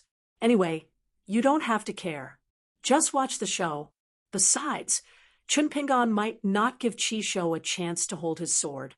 He should have sensed something strange. Ning Yao glanced at the sword on Chi Shou's back. Chen Sanqiu was speechless. Folded Peaks was worried sick. She knew that she was the worst at these things. Sometimes Folded Peaks, who was meticulous and sensitive, had to admit that Chen Sanqiu and the other disciples of big families were fine if they were good people. However, if they used their intelligence in the wrong place, they were really bad. That was because they had a higher vision. At such a young age, they were able to look down on those complicated affairs that would only make them feel like a mess. Furthermore, they were able to peel back the layers of silk and find the most crucial connections. Many difficult problems could be easily solved. Alliance had said that this was one of the sword arts in the world. Alliance had also said to Folded Peaks that if you were friends with Chen Sanqiu and the others, you should watch and learn more. You would probably have to cross 2 hurdles in your heart. Only after crossing them could you become long-term friends. If you couldn't cross them, there would be a day when there would be no need to go through life and death. The 2 sides would naturally have less to talk about. From best friends, they would become nodding acquaintances. This kind of ending was not a happy one.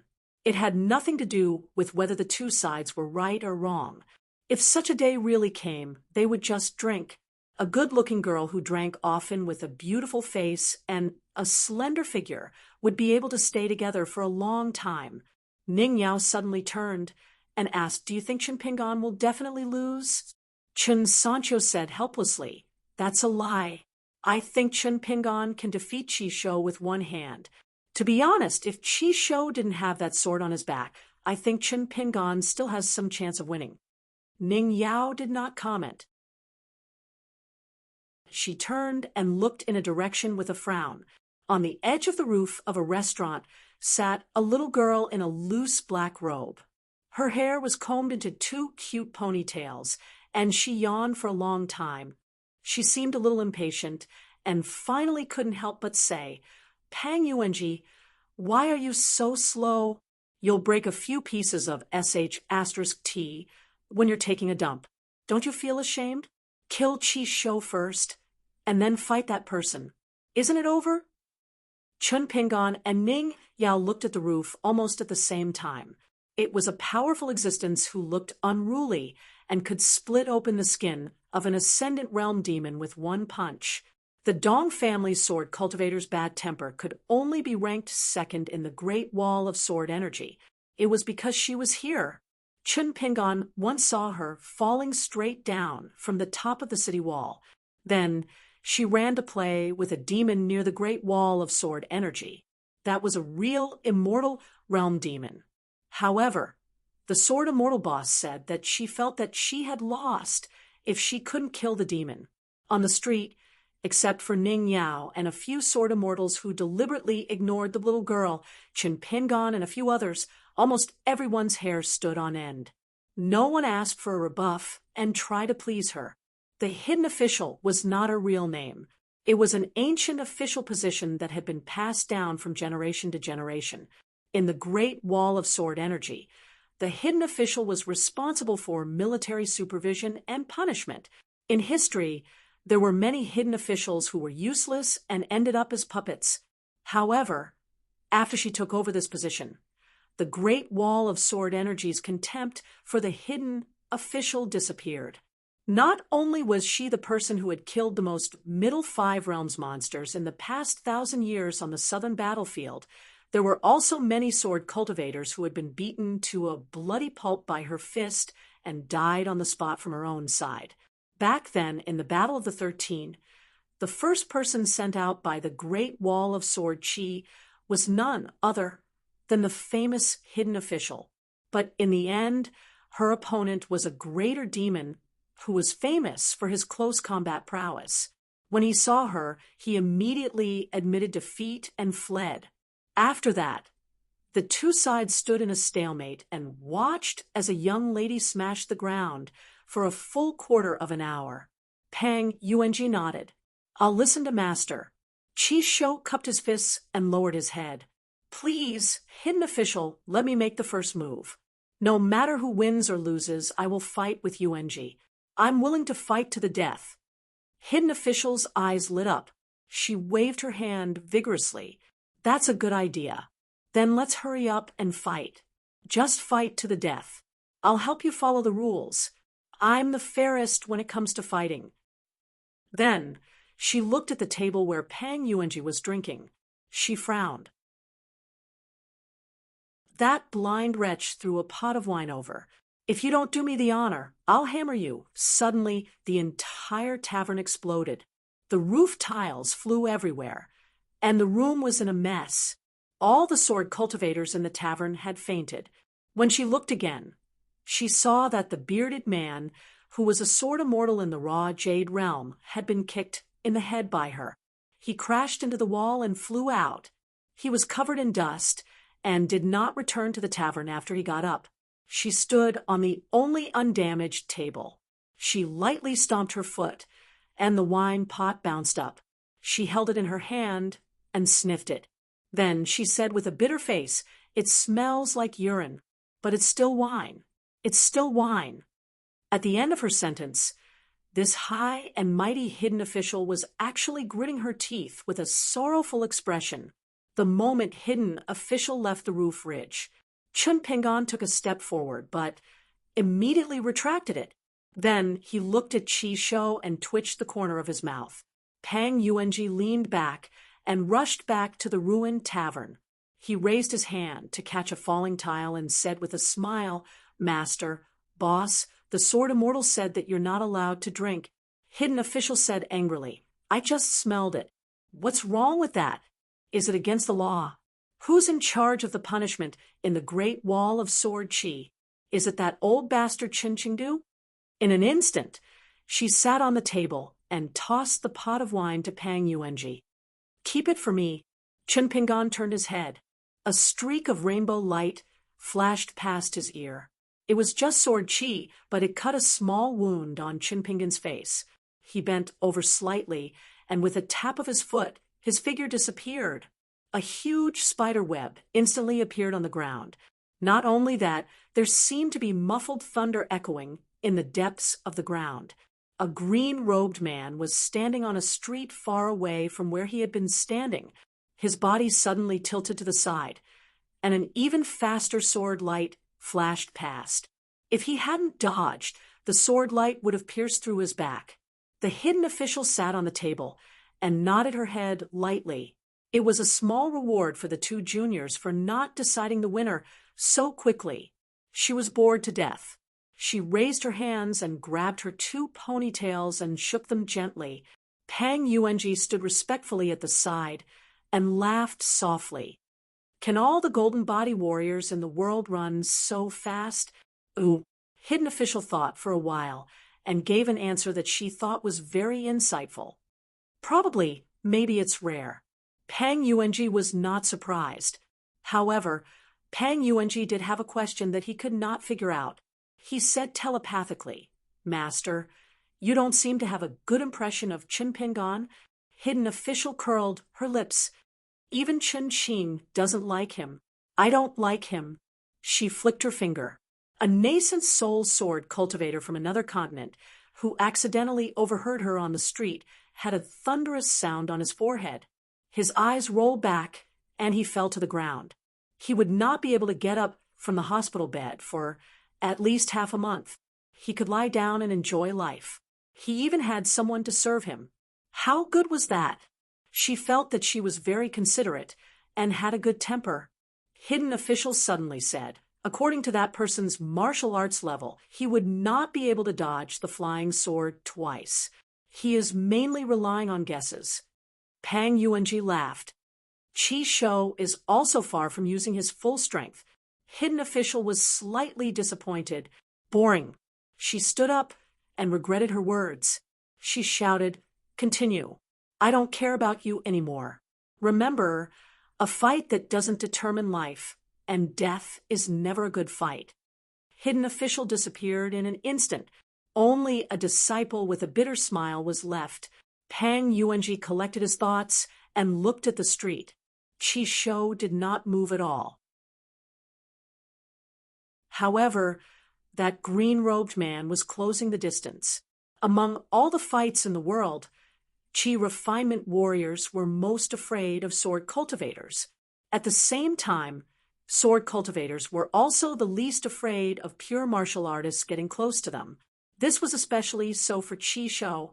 This was because Qi Shou had more than one intrinsic flying sword.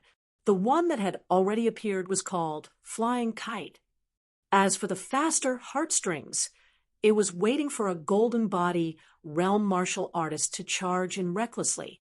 Yan Zhou watched with trepidation. Even Stack Zhang and the others had unnatural expressions on their faces. Ning Yao's heart was as calm as still water. She was the most involved person in the situation, but she was the most like an outsider. This was probably the difference between her and Chun Pingan. Chun Pingan was always thoughtful, while Ning Yao was always straightforward. When Qi Shou summoned his second intrinsic flying sword, he felt a little regretful. The Qi family's sword cultivators had always been good at fighting in a small area. They were especially good at ending a confrontation quickly. The flying sword heartstrings was always fast and accurate. Both parties were only 10 steps apart. Even though that green-robed man had already dodged the fatal attack, he still could not escape the fate of having his shoulder pierced through. His figure could not help but stagnate slightly. In just a split second, the intrinsic flying kite brushed past Chun Pingan's neck. That green-robed man seemed to have been completely enveloped by the sword lights of the two flying swords. He was trapped in a cage. Just as many spectators thought that the outcome was certain, Chun Pingan disappeared into thin air. Qi Shou remained motionless. The third and most bizarre intrinsic flying sword was the Jumping Pearl. It split into two into four into eight, and so on. It seemed to weave a spider web around Qi Shou. Every intersecting point of the spider web had a Jumping Pearl flying sword hovering over an inch long. It was very different from the golden core sword cultivator from before, who only had to rely on illusory and corporeal flying swords. The Qi family's patriarch was rather satisfied with this. He felt that this flying sword was a flying sword that Qi Shou could truly polish carefully for thousands of years. It was the most suitable flying sword for him to rely on. After all, it was an intrinsic flying sword that could achieve true offensive and defensive capabilities. The higher the realm of the flying sword's master, the more jumping pearls it would have, and the closer it would be to an immortal weapon. Once Qi Shou could support the formation of thousands of jumping pearls, he would be able to verify the prophecy of the Taoist saint of the early years. Sitting on the Milky Way, rain falls on the mortal world. Chun Pingan, who appeared 5 steps away from Qi Shou's side, seemed to have retreated in the face of difficulties. He once again used the immortal technique of distance shrinking. Qi Shou knew that this fellow would appear behind him. A few of his key aperture acupoints hummed faintly. The jumping pearls, which were originally few in number behind him, in the blink of an eye, seemed to have been scattered and turned into soldiers. At the same time, the flying sword heartstrings, which could naturally chase after the enemy's soul, followed closely behind the green-robed man like a shadow. As for the flying kite, it moved even more freely. Qi Shou just had to stand there and not move, and he would be able to play around with this fellow. A golden body martial artist? If you make an enemy out of me, Qi Shou, then you can only let me walk your dog. One side was unharmed. The other side punched nonstop, twisting and turning for half a day. In the end, He tired himself half to death. Was it fun? Qi Shou thought it was very fun. Yan Zhuo muttered, if this continues, the situation won't be good. Although the flying kite is more or less like this and can't change any more tricks, if I remember correctly, Qi Shou can support at least 500 jumping pearls now. Right now, he has less than 300. Moreover, the longer this drags on, the more familiar the heartstrings will become with Chunpingan's soul. It will only become faster and faster. That's really fast.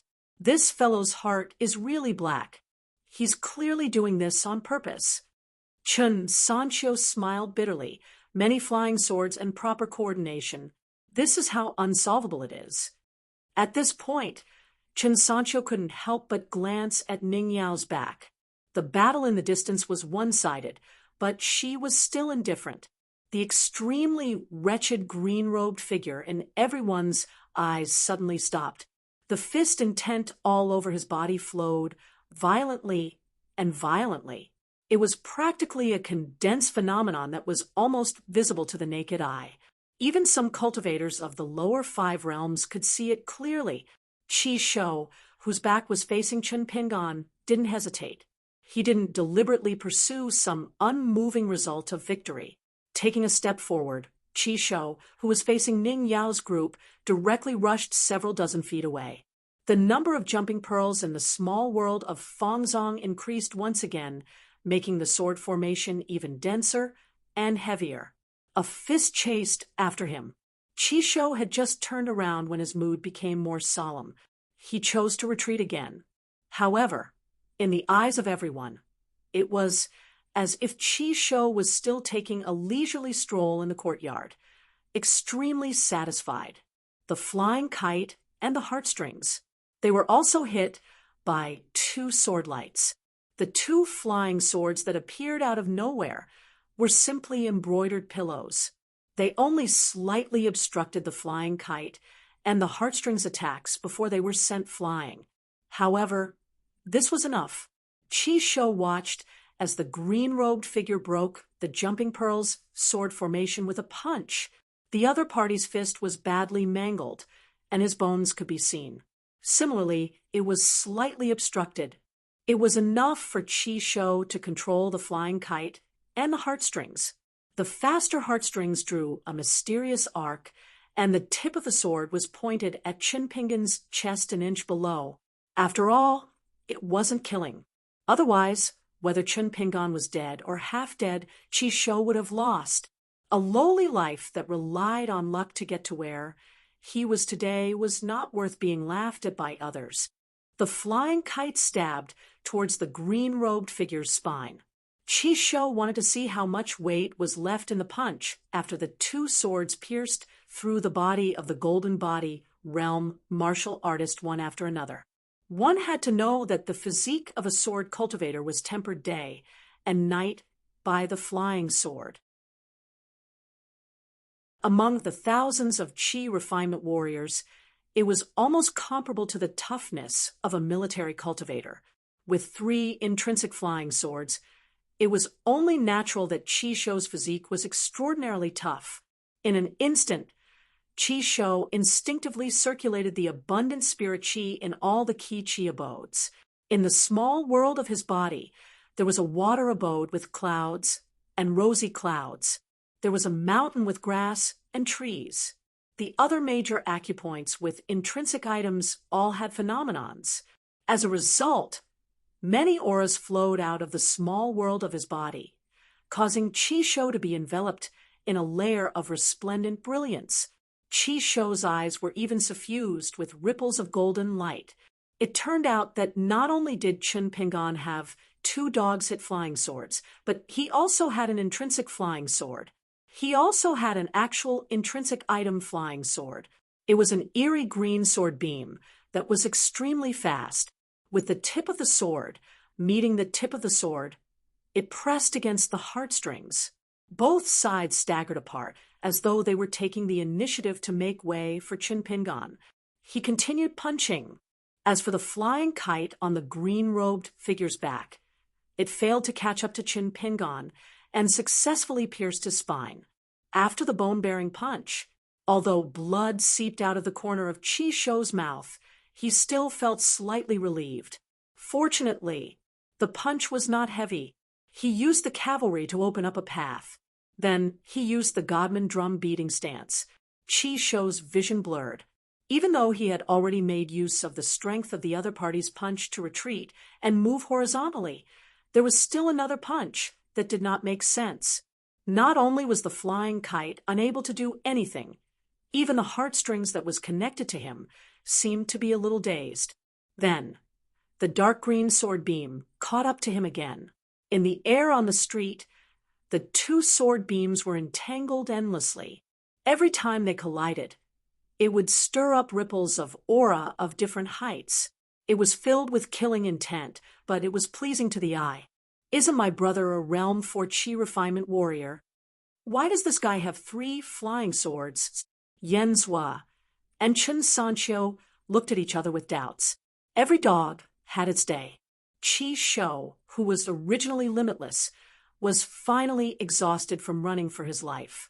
A peak golden core sword cultivator with rich combat experience was actually reduced to fighting fist to fist. It was not that he could not fight back at all. After the other party's 2 punches landed on him, Chi Shou's aura became more and more intense. Coupled with the solid foundation of his body, he fought fist to fist with Chun Pingon several times. After that, Chi Shou also began to be ruthless. He simply exchanged punches with that guy. One of his punches caused the other party's head to sway greatly. However, the other party still looked indifferent, as if he did not feel the pain at all. Every time he punched, he did not bother to choose a place to punch, as if he would be satisfied as long as he hit Chi Shou. The flying sword heartstrings was fast enough, but it was matched by the dark green flying sword.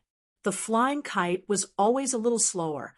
In a battle between sword cultivators, a little difference was forever the difference between heaven and earth. The jumping pearl sword formation was already on the verge of collapse. The threat of the mysterious green-robed man was becoming more and more ignored. The onlookers on both sides of the street finally came back to their senses. There was an uproar.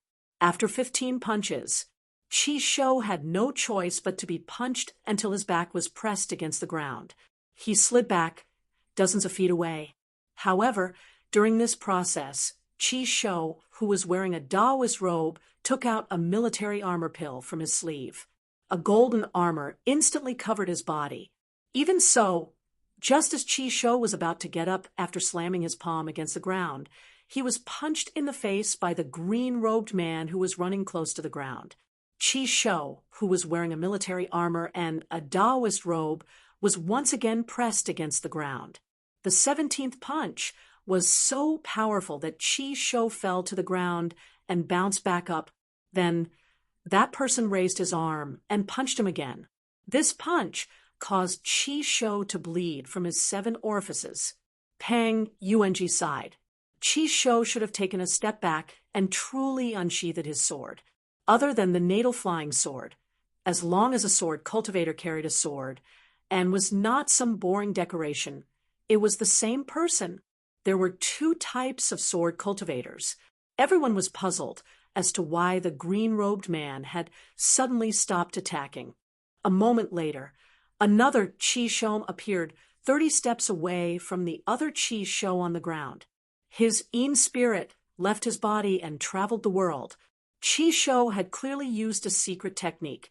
Otherwise, when an ordinary cultivator's Yin spirit left their body, sword cultivators who were best at detecting auras would be able to detect even the slightest movement. That Chi Shou Yin spirit expressionlessly reached out his hand. He unsheathed his sword and held it in his hand. The sword Qi was one of the Qi family's half-immortal weapons. Its name was Gao Zhu. It was said that this half-immortal weapon's true body was once the spine of a fire sect god from the ancient heavenly court. Its corpse was lost in the mortal world and was accidentally obtained by the Qi family's ancestor. He carefully refined it for more than 100 years. When Chi Shou was born, he became the new owner of this half-immortal weapon, After Qi Shou Yin's spirit grabbed the Gaozhu, he asked, "Do you still want to fight?" What happened next made even Stack Zhang's eyelids tremble, let alone the onlookers who had long forgotten to drink. Chun Pingan's bony right hand grabbed Qi Shou's true body like hooks and slowly lifted it up. Then he casually threw it at Qi Shou Yin's spirit. Chun Pingan stood up straight with his left hand behind his back and his right hand clenched in front of him. Blood slowly dripped from his mangled arm to the ground along his bony fingers. Without hesitation, Qi Shou Yin's spirit returned to his body and floated to the ground. Chun Pingan raised his arm that was too horrible to look at and said indifferently, "Come." A golden light beam shot up into the sky from the Ning mansion in the distance. Accompanied by thunderous sounds, it broke through the air and was gently grabbed by Chun Pingan. The golden line that started from the Ning mansion and ended on this street was extremely eye-catching due to the shockingly dense sword qi. The golden line didn't disperse even though the sword was already in the hands of the green-robed swordsman. Qi Shou, who didn't wipe off the blood on his face, instantly turned ashen. "Who lent you the immortal weapon?" The immortal weapon in his hand, called Sword Immortal, seemed to be excited for a long-awaited battle. It vibrated and emitted strands of golden light. This made the green-robed swordsman feel as if he was holding a sun. "High candle? How high is the candle flame?" "The sun hangs in the sky. What dares to compete with me?" The green-robed young man smiled leisurely. "If your surname wasn't Qi, you would still be lying on the ground sleeping. That's why you have a half-immortal weapon, because you reincarnated well. I'm different from you. I fought for this sword immortal with my life." At this point, Chun Pingan stopped smiling. The Qi Shou of the southern battlefield is worthy of this surname. However, we still have to fight, as long as you dare to use your sword. At this moment, the bearded man who had returned to the tavern and sat down put down a big white bowl that he had picked up from the ground. He said to Qi Shou, "If you lose, you have to admit it. Your Qi family's direct descendant has never died in the north of the city wall." Qi Shou raised his hand and sheathed his sword. He walked forward and brushed past the green-robed man. "Do you dare to set a time for another battle?" He had the chance to become the first sword cultivator to reach the nascent soul realm among his peers on the Great Wall of Sword Qi. He was even faster than Ning Yao. This was because there were too many things she needed to do. It wasn't Qi refinement, which was nothing to Ning Yao. She needed to refine items, which slowed down her breakthrough. However, as long as Qi Shou reached the nascent soul realm and fought with Chun Pingan again, there was no need to talk about his chances of winning. Chun Pingan asked back, "You decide on the location, and I decide on the time. How about it?" Qi Shou's Adam's apple moved slightly. He almost couldn't hold back that mouthful of blood. Qi Shou didn't say anything else and didn't leave on the wind. He walked to the end of the street and slowly left at the corner. Behind him, a group of friends who looked worse than Qi Shou silently followed. Chun Pingan glanced at Ning Yao and smiled. Ning Yao glared at him. Chun Pingan looked around. The Great Wall of Sword Qi was very strange. In Chun Pingan's life, other than his ancestral home in his hometown and the bamboo house in Desolate Mountain, it was the place where he felt the most unscrupulous. Therefore, it was also the place where Chun Pingan, who was greedy for life and afraid of death, dared to fight to his heart's content the most. This was because the Great Wall of Sword Qi was very pure. There were good and evil, joy and anger, but it was far less complicated than the Great Wall of Sword Qi. On the city wall of the Great Wall of Sword Qi, there was also the sword, Celestial, who had personally told him how to be unreasonable. The old man also personally demonstrated. With a casual wave of his hand, a sword aura descended from the sky and instantly killed a sword cultivator of the upper 5 realms from a big family. Here, the sword Celestial, Chun Qingdu, was the biggest reason. Chun Pingon sincerely acknowledged the old celestial. Therefore, when he fought with his fists and sword here, he could reach the realm that he dreamed of. He didn't have to worry about the consequences, and he could fight without any restrictions. Moreover, this was a place where Alliance stayed for many years. It was a place where Alliance stayed and drank so much wine over the years. If Chun Pingon's fists and sword were not strong enough, he would be letting this place down. Chun Pingon took a deep breath and felt a little satisfied. However, it was still not enough. Pang Yuanji was about to leave. Unexpectedly, the green-robed swordsman turned around and smiled at Pang Yuanji. Pang Yuanji smiled and asked, "Don't you think you're at a disadvantage?" After a tough battle, the other party didn't win easily. Chun Pingon's subsequent actions. The sword celestials who weren't sitting together all laughed and drank. Everyone saw the person on the street nail the immortal weapon named Sword Celestial into the ground. Then he let go and extended his right hand, indicating that the other party could attack. Then the person said, "I'm afraid you'll feel that you're at a disadvantage." Pang Yuanji was in high spirits. He smiled and strode out of the tavern, standing in the middle of the street. He cupped his fists and said loudly, "Great wall of sword chi, Pang Yuanji." Chun Pingon thought for a moment and cupped his fists in return. He answered seriously, "The person Ning Yao likes, Chun Pingon, 8.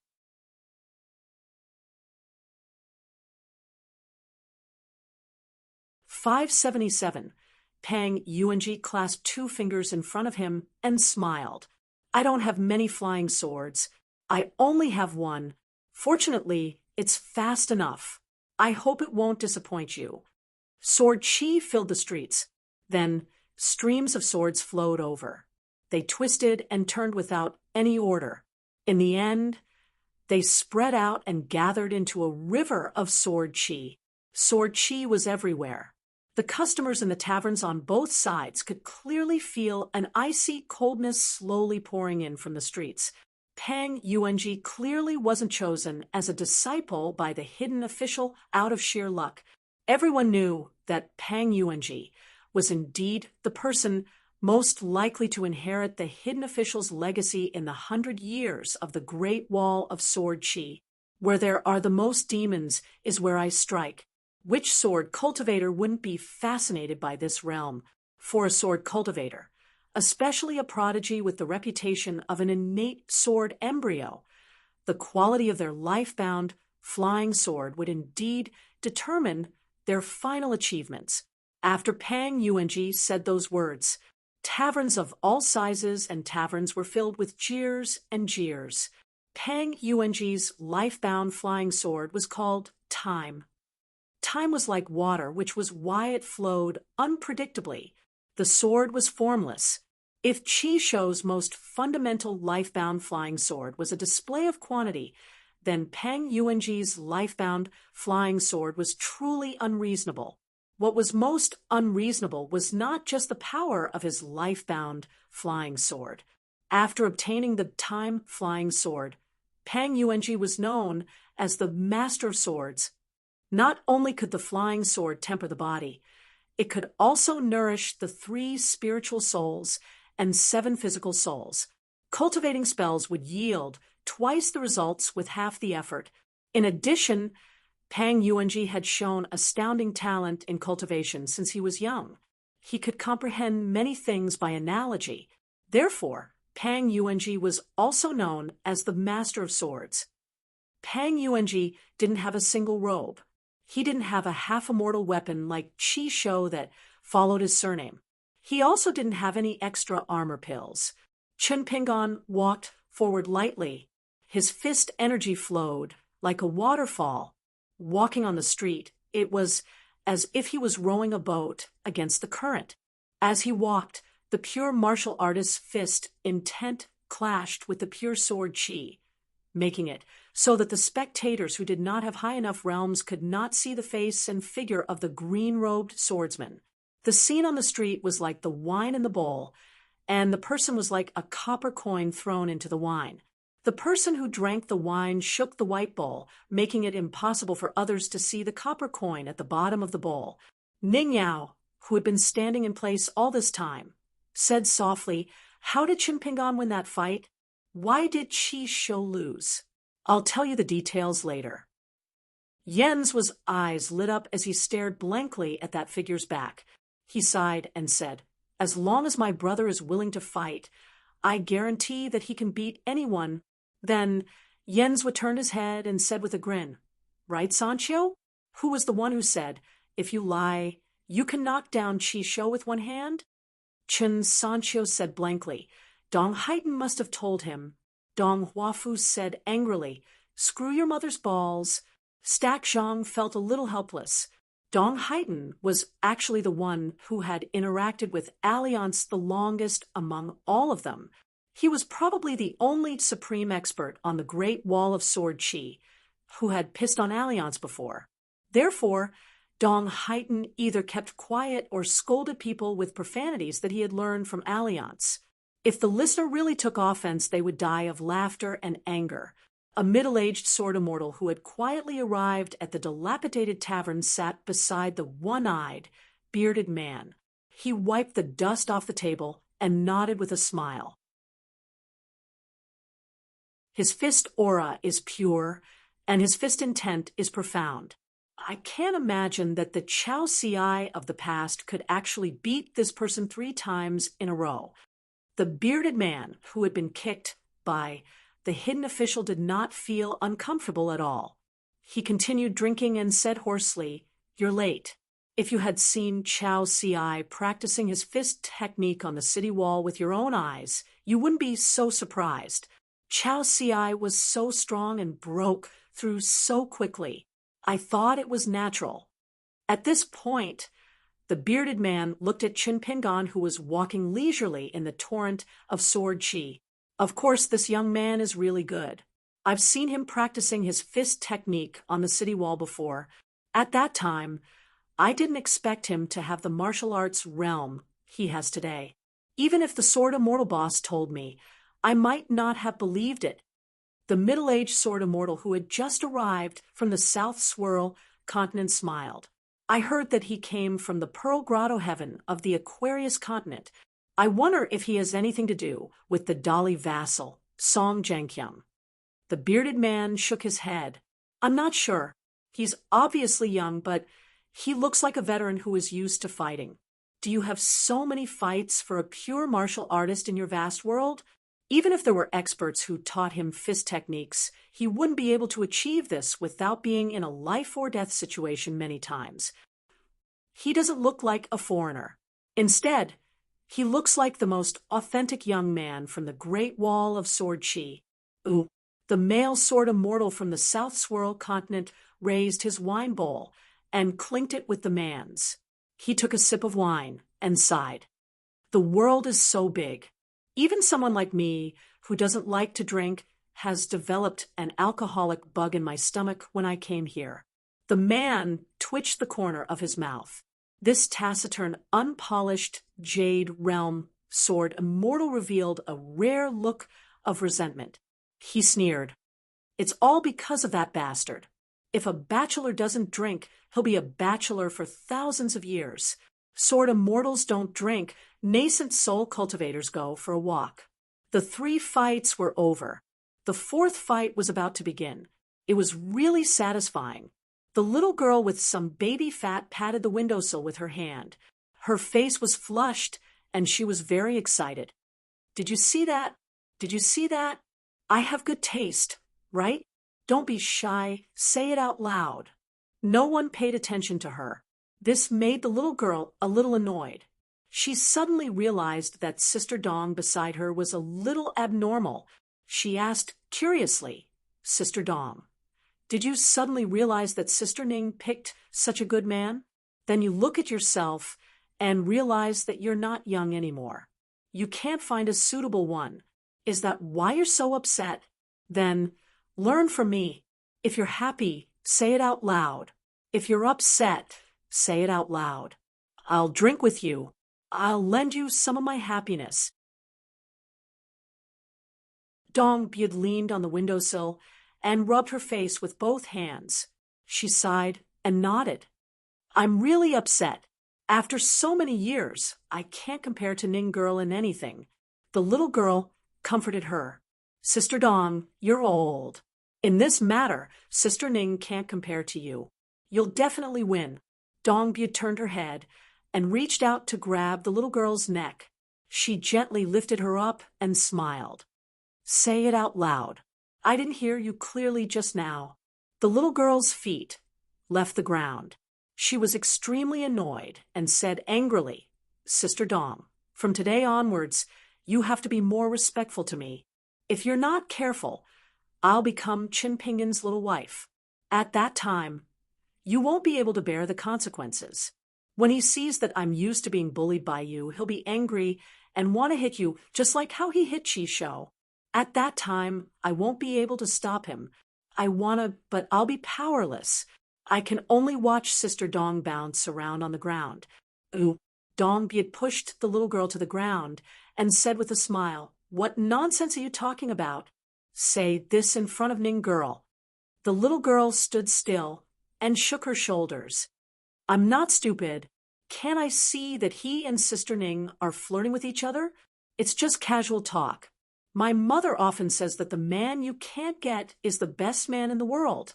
I know that my mother deliberately said that for my father to hear. Every time, my father looks as pitiful, as if he's eaten shit. I don't dare to scold him, but I can't beat him. I don't think there's a need to be angry. Dong Byud pressed down on the little girl's head and made her kowtow. He scolded jokingly, You're so young, yet you don't learn good things. You don't even have a lock on your mouth. Aren't you afraid that your parents will spank you? After Dong Byud stopped, the little girl rubbed her swollen forehead. Without looking at Dong Byud, she clenched her fists and knocked heavily on the windowsill. Annoying. I've decided. When he defeats Pang Yuanji, I'll learn from him. If he doesn't teach me, I'll kneel in front of Sister Ning's door for a few minutes. I'm very sincere. When I learn the fist, Sister Dong, you have to be careful when you walk at night. Even Dong Byud was helpless against the little girl. There was a hole in her brain that could not be filled with logic. Dong Byud suddenly sighed. There are too many sort of mortals watching the battle. Just as the little girl was about to speak, Dong Byud wrapped his arm around her neck and pulled her to his side. The little girl tilted her head and rolled her eyes. She stuck out her tongue and pretended to be dead. On the street, the young martial artist in green robes with a white jade hairpin did something strange. He did not rely on his sturdy physique and agile body. He did not try to wade through the water at the fastest speed possible to approach Pang Yuanji. Instead, he shook his arms slightly and grabbed a stack of yellow paper talisman of ordinary quality. He threw it out. In an instant, there were 40 to 50 talisman of various colors. Almost all of the talisman were instantly shredded by the sword Qi. However, Qin Pingan continued. He did not walk quickly, but the speed at which he threw out the talisman was dazzling. Pang Yuanji smiled. He formed hand seals with 2 fingers and stepped on astral energy. Behind Qin Pingan, ripples appeared. A Pang Yuanji appeared. On the rooftops, on both sides of the street, 12 more Pang Yuanji appeared. Every Pang Yuanji on the high ground was either performing Taoist spells or performing Buddhist seals. A rune array appeared below their feet. Between the Pang Yuanji and between the rune arrays, thin threads in different colors were slithering like dragons and snakes. They connected with each other and eventually formed a rune array that covered the entire street. Not only that, the 2 Pang Yuanji standing in front of and behind Qin Pingan also began to move forward slowly. As they walked, they casually tapped and drew talismans. The talismans hovered in the air. They were all strange ancient seal scripts and cloud patterns. Many of the talismans were written in the air. The talismans glowed brightly. Some of the talismans were rippling with spiritual qi and water light. Some of the talismans were intertwined with lightning and fire dragons. Chun Pingon threw out more than 100 yellow paper talisman one last time. He stood still and raised his fist again. The thick fist intent that had been flowing around his body was like a sword returning to its scabbard. He withdrew his fist and threw out a quick punch. His fist was like a rainbow. It was as if thunder was born from the ground. The river of sword chi on the entire street trembled. Most of the sword chi and sword intent in the river gathered around a green-robed figure. It was as if a massive army had surrounded a city. The two Pang Yuanji on the street did not slow down. They continued to strengthen the talisman array. Pang Yuanji did not watch the three fights for nothing. Chun Pingon had too many tricks up his sleeves. Most importantly, he was still hiding his true strength. For example, his left hand that had yet to punch with all its might. Also, Pang Yuanji could not figure out how fast Chun Pingon's true speed was. In the battle with Qi Shou, Chun Pingon had actually set up many illusions. Those below sword immortal level, apart from Ning Yao and Pang Yuanji, and those nascent soul sword cultivators could only watch the show. Pang Yuanji actually felt helpless deep in his heart. You, Chun Pingon, are a pure martial artist and a chi refinement warrior of the lower 5 states. It is one thing for you to have a natal item after the great refinement, but what about the other 2 fakes of the sword immortal flying swords that are very frightening? Who knew if this guy was still hiding another one? Pang Yuanji felt that this guy would do something so immoral. Other than that, Pang Yuanji was even more vigilant. The talismans that Chun Pingon threw out were, in fact, precisely inspecting the various minute details of the sword energy river. Therefore, Pang Yuanji did not hesitate to withdraw the sword chi, not giving him a chance to investigate further.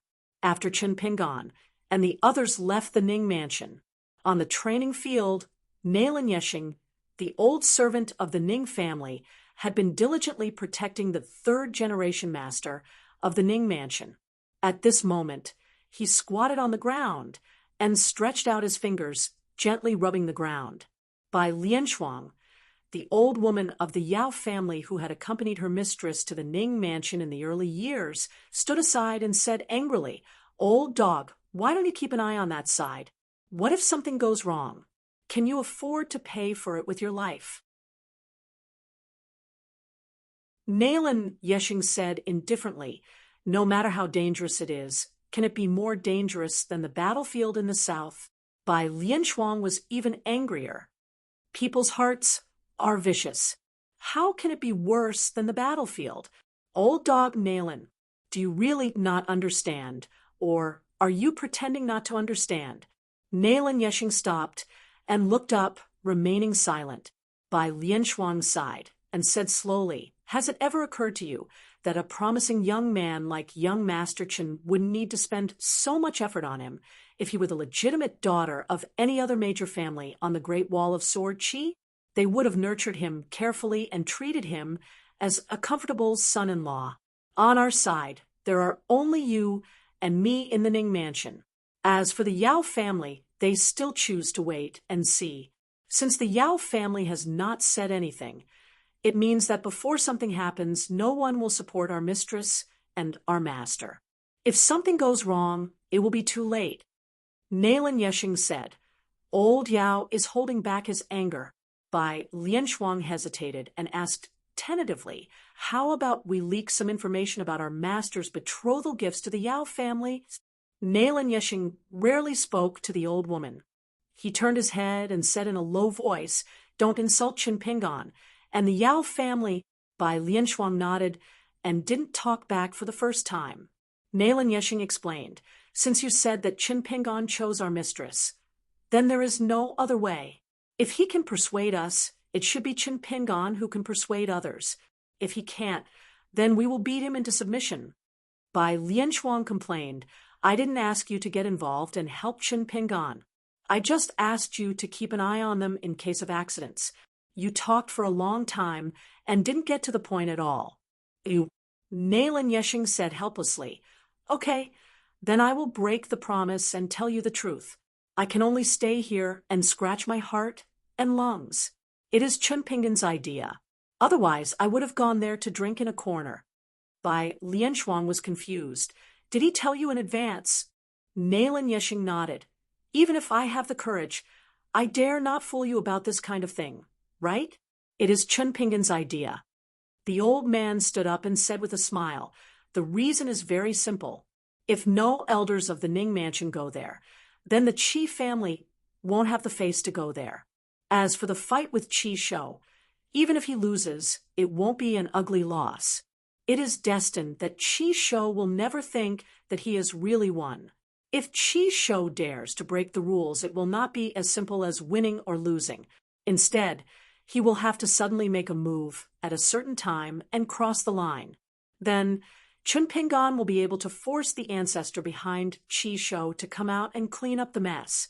By then, how much face the Qi family can get back from the ground will depend on whether the spectators at that time agree or not. Bai Lianshuang fell into deep thought and thought about these words carefully. Nailan Yeshing added, You and Miss may not know this, but Chunpingan came to me twice in private. Once he asked me about the details of Qi Shou, Pang Yuanji, and Gao Yeho in detail, from the names of the 3 sword cultivators, flying swords, temperament, fighting habits, and their preachers. Chunpingan asked them all about the fighting on the battlefield, and in pairs. The second time, he asked me to help him imitate their flying swords. He would fight each of them separately. There was only one thing. My sword must be faster than their flying swords. Of course, I wouldn't refuse. I was in Chunpingan's room, where it was hard to move around. Of course, I didn't need to hurt anyone. Chunpingan said with a smile that once he really let go and punched with all his strength, he would at least let these heaven's favorites fight with Chunpingan. It is not something that can be done easily. At the end of the fight, they would have no choice but to fight to the death. Bai Lianshuang's expression was weird. Nailan Yeshing's smile was even weirder. He pointed at the stacking mountain shop and said, Are you still worried about Chunpingan? Shouldn't Qi Shou and Pang Yuanji be worried about Chunpingan? If Chunpingan is your opponent, you will be disgusted to death by Chunpingan if the gap between their realms is not big. You, Bai Lianshuang, have punched Chunpingan before. How can you not know how tough he is? Ooh. Nailan Yeshing paced back and forth slowly. He was in a good mood. This kid is easy to talk to, right? He knows etiquette, right? When he came to my side, I helped him feed his sword. After that, we drank some wine. It was rare for him to talk so much. You didn't see it. At that time, Chunpingan drank some wine, took off his boots, and sat cross-legged like me. Look at the expression in his eyes, and the words he said. What kind of scene was that? Nailan Yeshing seemed to be reminiscing. The Ning mansion indeed needed a master. Otherwise, it would be too boring. Bai Lianshuang glared at him and said, When you see him, call him Young Master Chun. In my place, you can call him Young Master. You keep calling him Chunpingan. Is that appropriate? Who gave you the guts? Nailan Yeshing couldn't help but feel aggrieved. It wasn't easy for him to earn some face from Chunpingan, but in front of this old woman, he had to give it all back. The old woman said to herself, Old dog, do you think young Master Chin can win 3 rounds in a row? Nailan Yeshing already had a plan in mind. Of course I want to, but if the 3rd round is Pang Yuanji, Qi Shou, or Gao Yeho, it will be difficult for one of them to jump out. Qi Shou is the most likely one. As long as this kid doesn't overestimate himself, Chunpingan will have a chance to fight him. Sure enough, the 2 old men clearly sensed the abundant presence of an ancient sword echoing on the street near the stacking mountain shop. Then, the immortal sword that Chunpingan put in the side room of the small house left the Ning mansion on its own. The old woman kicked Nailan Yeshing's knee and said, Go and check the situation. Don't jinx it. Qi Shou unsheathed Gao Zhu. Although Nailan Yeshing looked calm, he was actually a bit anxious. In a normal fight, life and death weren't decided. Why would they need a half-immortal weapon to fight an immortal weapon? Nailan Yeshing didn't care about the agreement. However, the old woman didn't expect that she would calm down at the last moment. Although she looked serious, Bai Lianshuang still shook her head and said, "Forget it. We have to believe that young master has expected this." "Ooh," Nailan Yeshing asked tentatively, "you really don't need me to go?" In other words, if something happened, Bai Lianshuang could order Nalini around, but Bai Lianshuang couldn't blame him for neglecting his duties. Bai Lianshuang nodded. "I said it." Nailan Yeshing glanced at her. The old woman said angrily, "Old dog, watch your eyes." Nailan Yeshing knew that she wasn't in a good mood at the moment, so he endured it. Anyway, he wouldn't argue with her for a year or two. Not long after, a golden core sword cultivator hurried over with the wind and landed on the training field. After bowing to the two seniors, he said, "Chen Pingon has already won 3 matches. The 3 of them are Rin Yi, Puyu, and Qi Shou." This young golden core sword cultivator, who was nearly 100 years old, was called Chui Wei. He was Nailan Yeshing's unofficial disciple. Nailan Yeshing didn't take it seriously, but Chui Wei had always abided by the etiquette of master and disciple. In fact, in the past 10 years, because of the disaster in Ning Mansion, Chui Wei didn't change his mind. The old woman cheered loudly. Nailan Yeshing asked, "Chen Pingon is seriously injured? Then why didn't you protect him? Why did you come here to take the credit first?" Chui Wei said with a smile, "It seems that there will be another fight. After I tell you the news, I have to go back to watch the fight." Nailan Yeshing grabbed Chui Wei's shoulder. "Tell me the process of the 3 fights in detail." Chui Wei said with a wry smile, "Master, in the 4th fight, Chen Pingon fought with Pang Yuanji, and it was Chen Pingon who took the initiative to fight. It would be a pity if I didn't watch it. When I rushed to Ning Mansion, I found that 2 Sword Immortal seniors from the North Continent had rushed there." Nailan Yeshing asked, "What about Gao Zhu?" Chui Wei smiled knowingly. Sword Immortal Gao Kuei made the final decision and revealed the secret of heaven. Therefore, Qi Shou just held his sword and didn't attack. He had already put away his sword and left. The old woman didn't have time to be happy. Her face changed slightly. "What? Master wants to fight with Pang Yuanji again?" Nailan Yeshing smiled. "I'm relieved." The old woman pointed. "Go and watch." Nailan Yeshing shook his head. "No need. Winning against Qi Shou has already proved that Chen Pingon not only knows what's going on, but also knows how to fight." As an unofficial disciple, Chui Wei still had to talk about the elegance of a senior. However, Nailan Yeshing quietly moved his feet. The old woman waved her hand. "Chui Wei, please go and watch. If something goes wrong, summon your flying sword and send a message to Ning Mansion."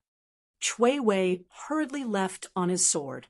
The fight at the Great Wall of Sword Qi was an earth-shattering fight between 2 Sword Immortals. Both sides' Sword Qi covered the sky, so it was naturally not to be missed.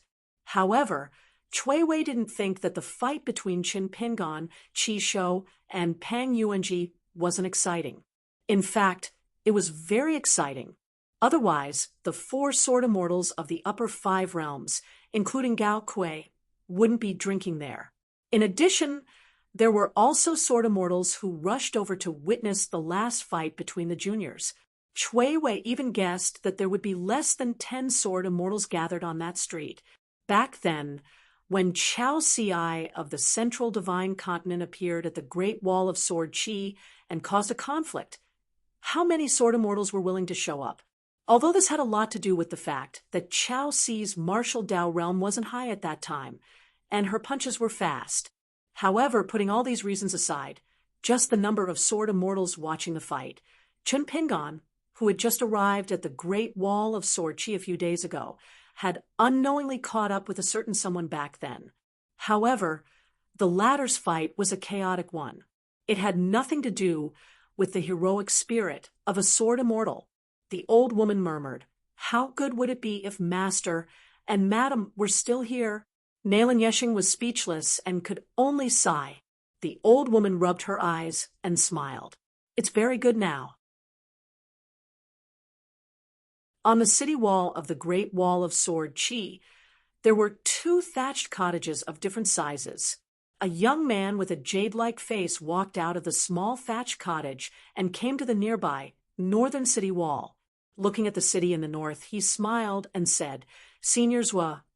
Even Master Hidden Official ran over to join in the fun. "Are you sure you don't want to take a few glances?" There was a man sitting cross-legged at the top of the city wall. His sword was placed horizontally on his knees, and he was resting with his eyes closed. There were sharp sword chi crisscrossing all around him, and it seemed as if it had solidified from the void into reality. The sword chi suddenly appeared and disappeared.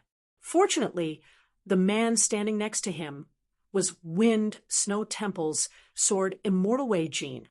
Wei Jin was a rare genius of the Aquarius continent after Li Tuanjing and before Ma Kuxuan. As for the 3 of them, Li Tuanjing, who was recognized as a realm sword immortal before his death, was not inferior to Wei Jin. Unfortunately, he was trapped by love and lost the possibility of becoming the first realm sword immortal in the history of the Aquarius continent. Therefore, overall, he was inferior to Wei Jin. As for Ma Kuxuan, the military cultivator of Marshall Mountain on the Aquarius continent, it was believed that his aptitude was slightly inferior to Li Tuanjing and Wei Jin. However, his great Dao opportunity was too good. His future achievements might be higher than Wei Jin's. As for the previous owner of the Wind and Thunder Garden, Li Tuanjing, since he had already passed away, everything was over. Zwazwen never opened his eyes. He said with an indifferent expression, "There's nothing to see. It's meaningless to fight for a moment." Wei Jin knew Senior's was temper, so he didn't hold back. He smiled and said, "This is really not the attitude a senior martial brother should have towards a junior martial brother." Zwazwa shook his head and said, "I have never admitted this. What's more, according to the rules of the orthodoxy, he didn't hang the portrait of the ancestor, nor did he kowtow to me. He is not my junior martial brother." Wei Jin didn't say anything else. Seniors wasn't someone who liked to talk. It was as though it was more difficult for him to speak than to use his sword to fight an enemy. Zwazwa and Wei Jin were 2 sword immortals. One came from the Central Plains Divine Continent, while the other came from the Aquarius continent. Zwazwa was already far away from the mortal world. He was like a lonely ghost drifting on the vast ocean. For more than 100 years, the 2 of them had nothing to do with each other. Besides knowing Alliance and Chinpingan, they both had nothing to do with each other. Swa found Wei Jin's swordsmanship and character pleasing to the eye. This young man, Wei Jin, who had once received great kindness from Alliance, was one of the few remaining sword immortals at the Great Wall of Sword Chi that Swa was willing to talk to. However, Wei Jin was only a sword immortal who had entered the unpolished Jade Realm not long ago. On the other hand, Swa, who was already famous 100 years ago, addressed him as Senior Zwa. Wei Jin was a little emotional. Every sword immortal had a sword immortal that they admired the most in their hearts. For example, the immortal foundation of the Snow Wind Temple. His master, who didn't have a high cultivation but was respected by Wei Jin for his entire life, had always admired Li Tuanjing, who had single-handedly suppressed Qingyang Mountain. His greatest wish when he was alive was to have the chance to ask Li Tuanjing about the way of the sword. Even if Li Tuanjing only said one word, he would have no regrets in life. However, his master was thin-skinned and had a low cultivation. He couldn't fulfill his wish.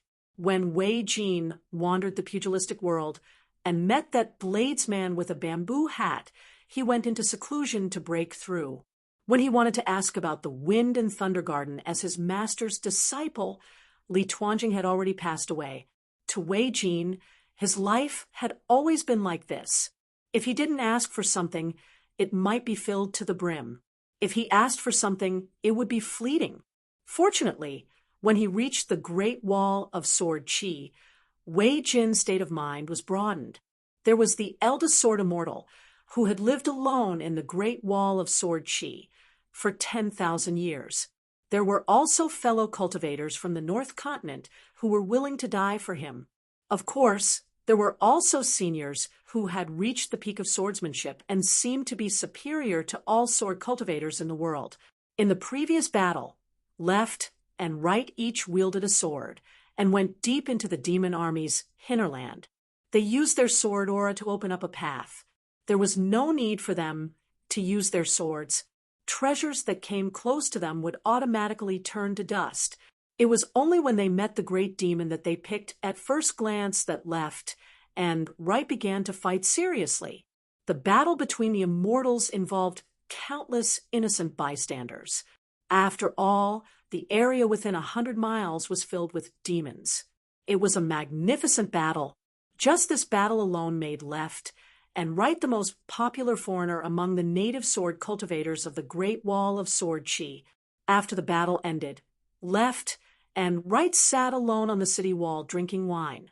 The eldest sword immortal, Chen Qingdu, appeared and said, "Your swordsmanship is high, but it's not enough."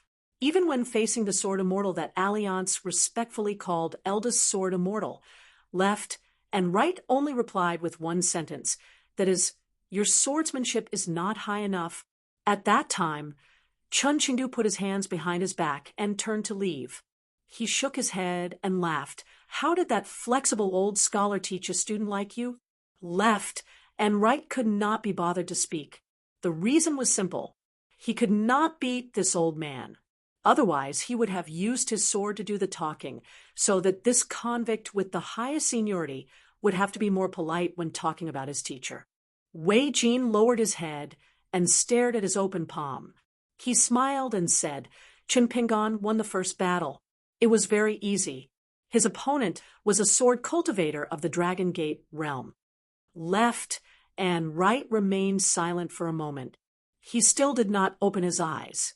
He only frowned and said, "A sword cultivator of the Dragon Gate realm?" Wei Jin thought that left and right felt that Chen Pingan's opponent's realm was too low. He said, "The second battle is this young golden core."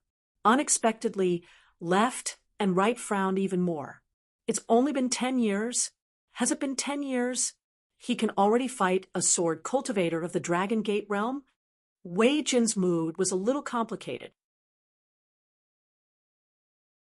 Did left and right have too little confidence in his little junior brother? Wei Jin quickly remembered something. When left and right were studying under the Wind Saint, his realm was indeed not high, and he was not an innate sword embryo. Left and right said indifferently, "You don't have to tell me the situation of the battle." Wei Jin only observed the mountains and rivers by himself. Left and right continued to use the unyielding sword intent of the entire Great Wall of Sword Chi to temper his own sword intent. When one was young, it was not a good thing to be distracted by things like martial arts and swordsmanship instead of studying. After experiencing so many things, it was difficult for one to understand some simple principles when one turned to study. His mind was filled with thoughts of how to get along well with the world. He was picky, and only knowledge that was useful to him and could solve his urgent needs was considered good knowledge. Such knowledge, no matter how much he knew, would naturally be of great benefit to ordinary people. After all, he was an individual and had to have a peace of mind. But for his teacher-student, especially his last disciple, it didn't have much meaning. Wei Jin was silent for a long time. After watching the second battle, he noticed the subtle changes around him. He could not help but ask, "Since left and right still have concerns, why are you unwilling to see him?" Left and right frowned and said, I don't think he is my junior." That young man could be his teacher's disciple and could be Qi Jingquan's junior. Even so, it did not mean that he was the junior in left and right's heart. Otherwise, why would left and right call himself the eldest senior and treat Cui Dong, the first disciple of the Wind Saint, as if he was nothing. Taking a step back, was there a junior brother in the world who would only care about being intimate with his wife and ignore his eldest senior brother? I don't treat you as my junior. Is that a reason for you not to treat me as your eldest senior? Wei Jin quietly watched the battle from afar. Left and right suddenly opened his eyes and squinted, looking at the city's main street. Wei Jin held back his laughter and did not speak. At this moment, the Qi family disciple unsheathed his sword. Left and right quickly closed his eyes. Wei Jin smiled, knowingly. The one saint's lineage was the most reasonable. Elsewhere in the Great Wall of Sword Qi, Lady Hidden Official landed on the city wall with the wind. With a leap, she stepped on the wall and walked up. Her footsteps did not seem fast, but she reached the city wall in an instant. An elderly sword immortal from the North Continent who was guarding the nearby area saluted her with his fists. The hidden official nodded and stood on the north side of the city wall. He took a big step forward and arrived at the south side of the city wall. He reached out and grabbed his two ponytails. He lifted them up and wobbled as he slowly rose into the air. Then she frowned and reluctantly turned around to ride the wind. Like an arrow, she shot toward a certain city wall beneath her feet. The thick sea of clouds above her head was dispelled, and in an instant, she appeared beside a thatched cottage. "What are you doing?" "I didn't drink." An old man put his hands behind his back and smiled. "I have something to discuss with you," Lady Hidden Official said. "I didn't drink. I don't have the strength to fight recently. I won't go to the south." The old man laughed. "You're so naughty and mischievous. Do you really not plan to marry in the future?" Lady Hidden Official, who was wearing a loose black robe, looked like a little black cat with its hair standing on end. Her big sleeves fluttered and black clouds surrounded the little girl. It turned out that as the old man spoke, he was already standing beside her. He bent down and reached out to press her little head. That fluttering black robe instantly loosened. She lowered her head and moved forward. She said in a low voice, "Speak." The old man waved his hand. "Go and play by yourself. It's fine." She said angrily, "Chun Qingdo, are you kidding me?" Chun Qingdo laughed. "Judging from our Lady Hidden Official's tone, you're not convinced?" Her face darkened. The next moment, first, a small world suddenly appeared on the Great Wall of Sword Aura near the thatched cottage. Then, almost all the sword cultivators on the city wall felt the entire city shake. In that small world, the eldest sword immortal pressed down on Lady Hidden Official's head with one hand. Her feet were in the air, and her back was against the city wall. She was full of murderous intent, but she could not break free. Chun Qingdo said indifferently, "It's not that I can't control you. It's just that I feel guilty and can't be bothered to care about you. You're young and immature, so I'm especially tolerant of you. Do you remember?" Lady Hidden Official was silent for a long time and nodded. Chun Qingdo let go. Lady Hidden Official slid to the ground. The old man said, "Go and play." Lady Hidden Official made an "oh" sound. She turned around and swaggered away, her two sleeves flying in the air. The old man stopped and looked at the desolate world in the south. He smiled. The human world was like wine, drunk before the flowers, drunk under the moon, drunk for 10,000 years. Chun Qingdo looked back to the north. In a situation where their realms were not too far apart, he had to be careful when fighting against that kid. The talisman had no place to be used. Chun Pingon still had 15 Pine Needle and Dark Thunder flying swords. They could help him confirm many things about Pang Yuanji's life-bound flying sword. The two Pang Yuanji on the street had an easy time dealing with it. One of them stopped and controlled 3 strands of sword aura to tangle with Chun Pingon's 3 flying swords. The other person was controlling the sword energy, which was consuming Chun Pingon's true energy and condensed fist will. as well as Chinpingan's true energy and fist will. As for the 12 Pang Yuanji on the roof, they began to create a new talisman formation. Pang Yuanji chose the dumbest method. Step by step, he turned the entire street into his own little world. It was like a saint overseeing a college or an immortal overseeing a mountain. His cultivation base was a level higher. In the end, a nascent soul sword cultivator would attack. Victory would be decided in an instant. His opponent clearly understood Pang Yuanji's thoughts. Unfortunately, he did not seem to have the strength to do so. Even the momentum of his punches was enough to make the onlookers tremble in fear. The energy fists and sword auras collided again and again, causing the entire street to crumble. However, both sides had a tacit understanding. No matter how much chaos there was, Pang Yuanji's sword aura did not enter the tavern at all. The same went for Chinpingan's energy fists, just as Pang Yuanji was about to succeed. The young martial artist no longer held back. In the blink of an eye, he parted the river with his fists and arrived in front of Pang Yuanji.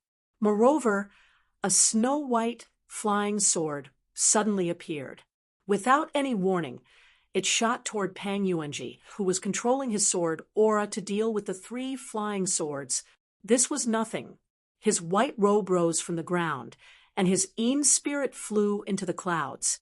When he attacked, Pang Yuanji was smashed into pieces. The first flying sword crushed the second Pang Yuanji. Chinpingan's Yin spirit suddenly stopped and looked down from above. He used the Great Swamp of Clouds technique and threw energy fists at the roofs like a torrential downpour. Each and every Pang Yuanji appeared. At the same time, Chinpingan's true body, who was retracting his fists on the street, bent his knees slightly like a collapsing boxing ring. A fist intent that had never been seen on Chinpingan before erupted from his body. It was like a thunderclap in spring or a dragon's spine moving. The entire street beneath his feet seemed to have sunk from top to bottom. Chinpingan was high up. He had already passed over his Yin spirit's head and delivered the most powerful punch he had ever delivered in his life. In the sky above the city, the fist intent shot forward like a knife cutting through a piece of white paper. Then, the commotion caused a rumbling sound above everyone's heads. Pang Yuanji, who had appeared out of thin air, immediately retracted his flying sword in the face of the incoming fist aura. A golden body dharma power that was dozens of feet tall appeared in front of Pang Yuanji, with its arms crossed. The avatar was not majestic, but its golden radiance was as thick as water. Pang Yuanji and the golden avatar retreated to a higher place. When Pang Yuanji stabilized himself, the golden avatar transformed into a mustard seed. It grew to several hundred feet tall and stood behind Pang Yuanji. It held an dermic seal in one hand and a huge sword in the other. Chinpingan stepped on the 1st and 15th. In the face of such a majestic phenomenon, he did not retreat. Instead, he advanced at an extremely fast speed. At the window and outside the tavern, heads craned and necks craned. They were dumbfounded by what they saw. These 2 fellows were fighting a little lawlessly. Yen was said softly, "Ning Yao, aren't you going to persuade him? There's no need to go to this extent. Pang Yuanji isn't a bad person, and Chinpingan is a good person. If it were Qi Shou, I'd love for Chinpingan to punch Qi Shou's brains out. If this continues, it'll be a matter of life and death." Ning Yao said exasperatedly, "I can't persuade him." Dong Huafu was dumbfounded. Was there anyone in the world that Sister Ning could not persuade? Whether it was Alliance or Eldest Sword Immortal, Sister Ning had a whole new level of respect for them. Moreover, Sister Ning had matured early. Even those 2 had never treated Sister Ning as a child. Among them, she was the first and only one who could discuss important matters with Alliance and Eldest Sword Immortal. Dong Huafu's sister admitted that she was far inferior to Ning Yao in this regard. Ning Yao added, "I don't want to persuade him." Dong Huafu quickly understood. That was what Sister Ning would say. Pang Yuanji raised his hand and pressed it down heavily. The golden avatar behind him, which was as tall as a mountain, slammed down with a mystical seal made of intertwined lightning. The young martial artist broke the seal with a punch. He still had some strength left and punched Pang Yuanji. Pang Yuanji was unmoved. He swiped with 2 fingers. The avatar swept out with its sword, and the huge sword smashed into the waist of the young man in green. Chun Pingan's feet were rooted to the ground. Not only did he not fall to the ground, he was only moved a few dozen feet away by the sword. When the force of the giant sword in Fa Xiang's hand decreased slightly, he continued to climb up and threw out another punch with his left hand. This scene sent chills down the spines of all sword cultivators below the earth immortal realm. The seal was formed again, and the huge sword was raised high and brought down again. Chun Pingan's figure disappeared into thin air twice. He appeared slightly higher between Pang Yuanji and the golden avatar and punched Pang Yuanji's head. Bam! Pang Yuanji crashed into the ground from the sky. He was nowhere to be seen. Dust flew everywhere, and he did not appear for a long time. A man in green slowly landed on the street, standing on 2 flying swords. His left arm hung limply. As for his right hand, it was needless to say, coincidentally, the sword immortal was beside him. He stood at the edge of the crater, covered in blood. He slowly turned his head and looked at his beloved girl in the distance. The young swordsman in a green robe and a white jade hairpin gently pressed against the sword hilt with his bare palm. He blinked at her with a bright smile.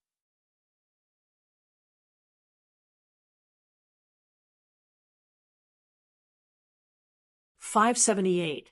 Pang Yuanji slowly walked out. Other than the dust on his body that he did not intentionally brush off, there was nothing out of the ordinary about him. Chun Pingan exchanged glances with him.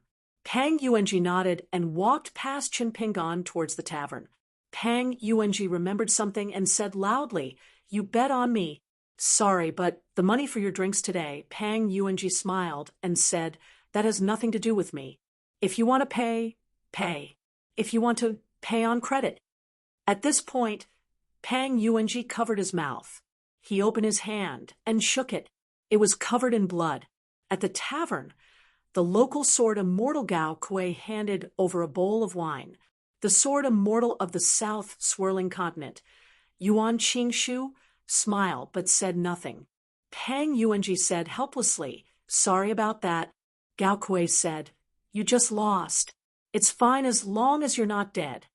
Yuan Qingshu nodded and said, "You're much better than Qi Shou." Pang Yuanji turned around. The group had already left. Yen Zhui took out a core condor and transformed it into a luxurious carriage. He left the street with his friends.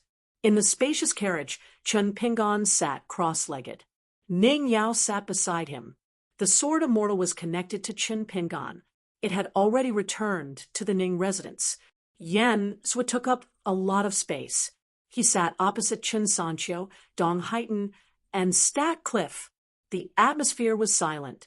Chun Pingan asked, "Does the Ning residence have any elixirs that can regenerate flesh?" Ning Yao nodded. Fatty Yen glanced at Chun Pingan's arm and asked, "Doesn't it hurt at all?" All the sword cultivators in the carriage were familiar with injuries. Stack Cliff's arm had been chopped off by demons before.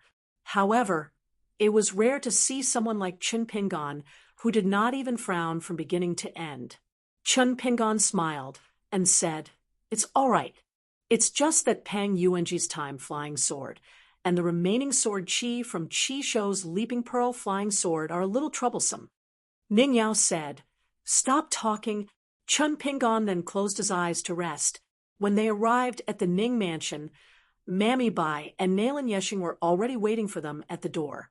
Seeing Chun Pingan's appearance, even Bai Lian Shuang, a warrior who was familiar with the pain of body, felt a bit sorry for him. Nalan Yeshing only said one sentence. He would not help to remove the remaining sword chi and sword intent from their flying swords. It would be a great benefit for young Master Chen to do it himself. Chun Pingan smiled and nodded, saying that he had such a plan. The old woman led Chun Pingan to the Ning Mansion's medicine storehouse to get some medicine for treatment. Ning Yao and her 4 friends were sitting in a pavilion on Dragon-Slaying Cliff, except for Dong Haitan, who was still sitting there in a daze, Fatty Yen, and the other 3 were staring at each other. They had thousands of words to say, but they could not say them. Ning Yao said slowly, if Qi Shou was not arrogant and did not want to win in a good way, he would have used his 3 flying swords at the beginning. Especially, he would have controlled the leaping pearl sword formation to not give Chun Pingan a chance to get close to him. With the heartstring that could stare at the opponent's soul, Chun Pingan would have lost. When a warrior and a sword cultivator compete with each other, Qi Shou would have the advantage in terms of the length of pure qi and the amount of qi accumulated in the qi residence. If it was a life and death battle, both Chun Pingan and Pang Yuanji would have died. Ning Yao then added, but in the end, Chun Pingan still won the 2 tough battles. It was not that Chun Pingan was lucky, but that he was smarter than Qi Shou and Pang Yuanji. When it comes to timing, location, and people on the battlefield, Chun Pingan would have won as long as his fist and sword were fast enough. However, there is a big premise here. Chun Pingan could catch their flying swords, but the rest of you could not. Your foundation as a sword cultivator is far from Pang Yuanji and Qi Shou's. Therefore, when you fought them, it was not a fight but a struggle. To put it bluntly, you dared to face death in the southern battlefield. When it comes to killing demons, you are not cowardly at all. Death is death. Therefore, with 10% of your cultivation, you usually have 120% sword intent. Your sword attacks are not stagnant. This is very good. Unfortunately, if one of you were to fight Pang Yuanji and Qi Shou, you would be afraid. Why? There is a saying that pure martial arts have the guts. According to this saying, your guts are too weak. Ning Yao continued. Against Qi Shou, the critical moment when the battle situation changed was the instant Qi Shou brought out his heartstrings. Chun Pingan gave Qi Shou the illusion that Chun Pingan's speed stopped there. Therefore, after Qi Shou took the punch, especially when the flying kite was always a hair's breadth away from hurting Chun Pingan, he understood that even if the flying kite was a hair's breadth faster, it would still be useless. It was obvious who was walking the dog and who was walking the dog. However, Qi Shou only showed it on the surface. He looked cool when facing his opponent, but in reality, he was squandering his advantage bit by bit. Chun Pingan was even more subtle. His moves were interlocked, all for the sake of opening the path with the first punch. The second punch is called the God's drumming stance. It is a fist technique that trades injuries for lives. It is also Chun Pingan's best fist technique. As Ning Yao spoke, Yenzhua and the rest didn't even ask anything. They just listened quietly. Ning Yao said seriously, now you should be clear. From the very beginning, the battle with Qi Shou was a setup for Chun Pingan to fight Pang Yuanji. Zhu, you've seen Chun Pingan's mind talisman. But have you ever wondered why Chun Pingan used the mind talisman a total of 4 times in the 2 fights on the street? Why is the difference between the power of the mind talisman when facing 2 opponents? It's simple. The same talisman in the world will have different talisman paper materials and different talisman galls with different divine intent.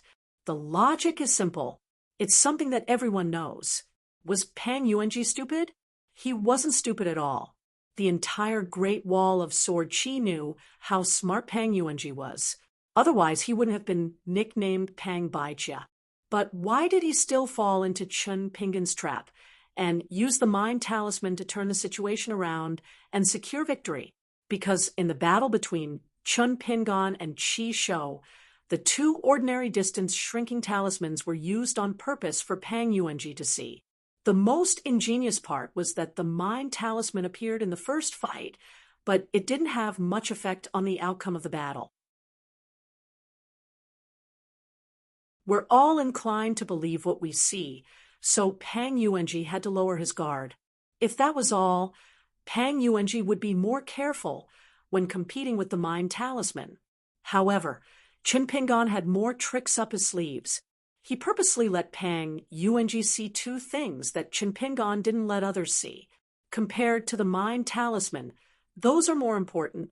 For example, Pang Yuanji noticed that Qin Pingan's left hand hadn't actually punched. For example, Qin Pingan might be hiding a fourth flying sword. Yan Zhua and Qin Sancho looked at each other and smiled bitterly. Hearing this, Stack Zhang's head began to hurt, especially when she tried to calm her mind and condense her qi to carefully review all the details of the battle on the main street. Only then did she realize that Qin Pingan had spent a lot of effort and set up a lot of traps in those two battles. It turned out that every time he punched, he had his own desires. Stack Zhang suddenly realized something. When the four of them first heard that Qin Pingan was going to stay until the next battle on the city walls, they were actually very worried. They were worried that with Qin Pingan in their team, they wouldn't be able to increase their battle prowess. Instead, it would restrict everyone's movements.